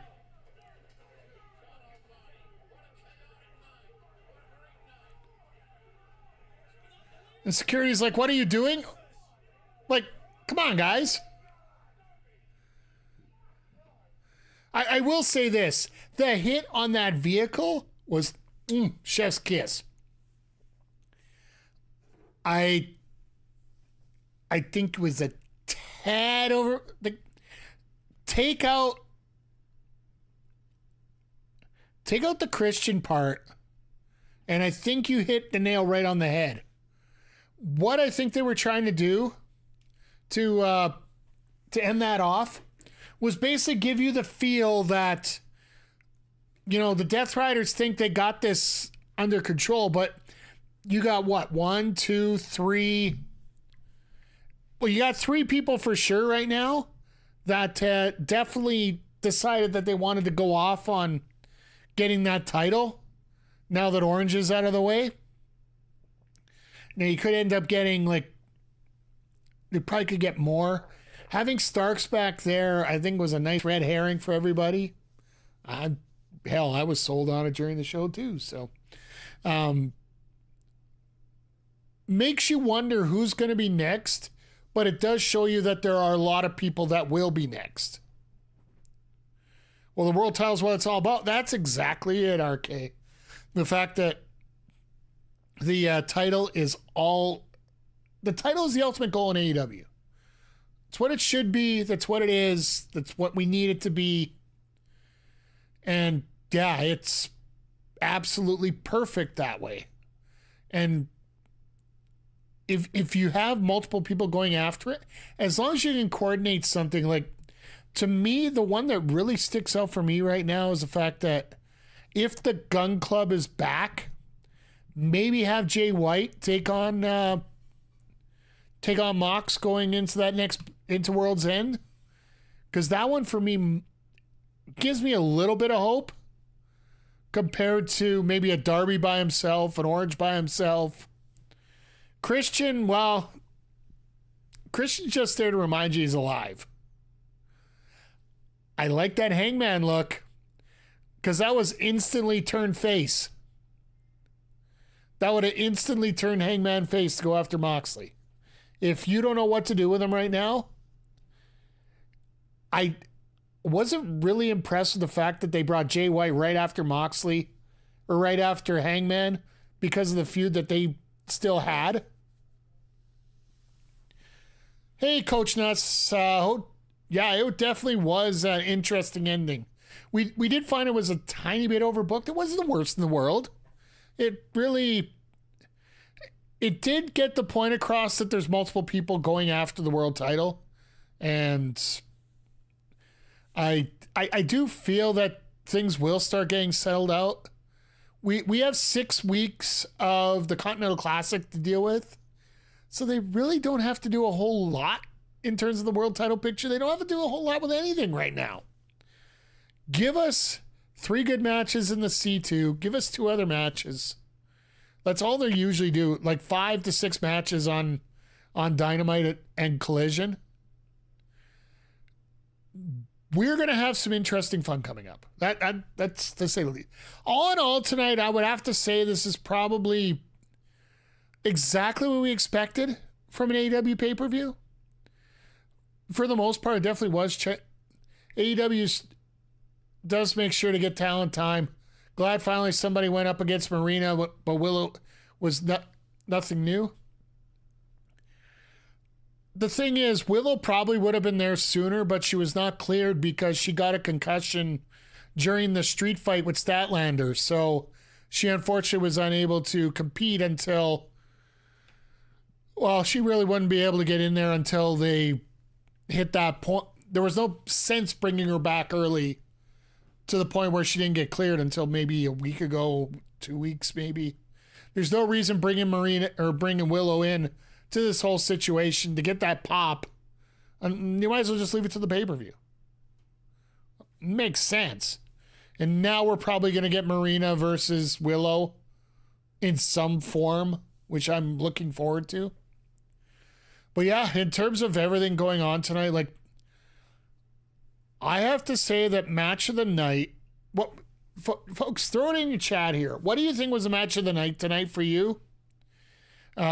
as I give my overall thoughts on the show, and then I'll go into my match of the night a little bit more here. Overall, I think it was a really decent show. There were a couple hiccups I found. The champagne celebration, to me, just, it felt awkward delivery a little bit. The Takeshita Ricochet match, like everybody knew what was going on and nobody believed anything otherwise. It was a good match, just the crowd didn't have the feel to it, and it was just pushing across.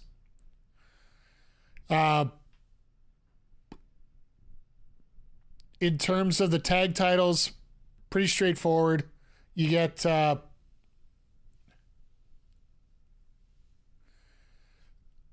Private Party, another win. You basically have the Acclaimed about as close to breaking up as you can get.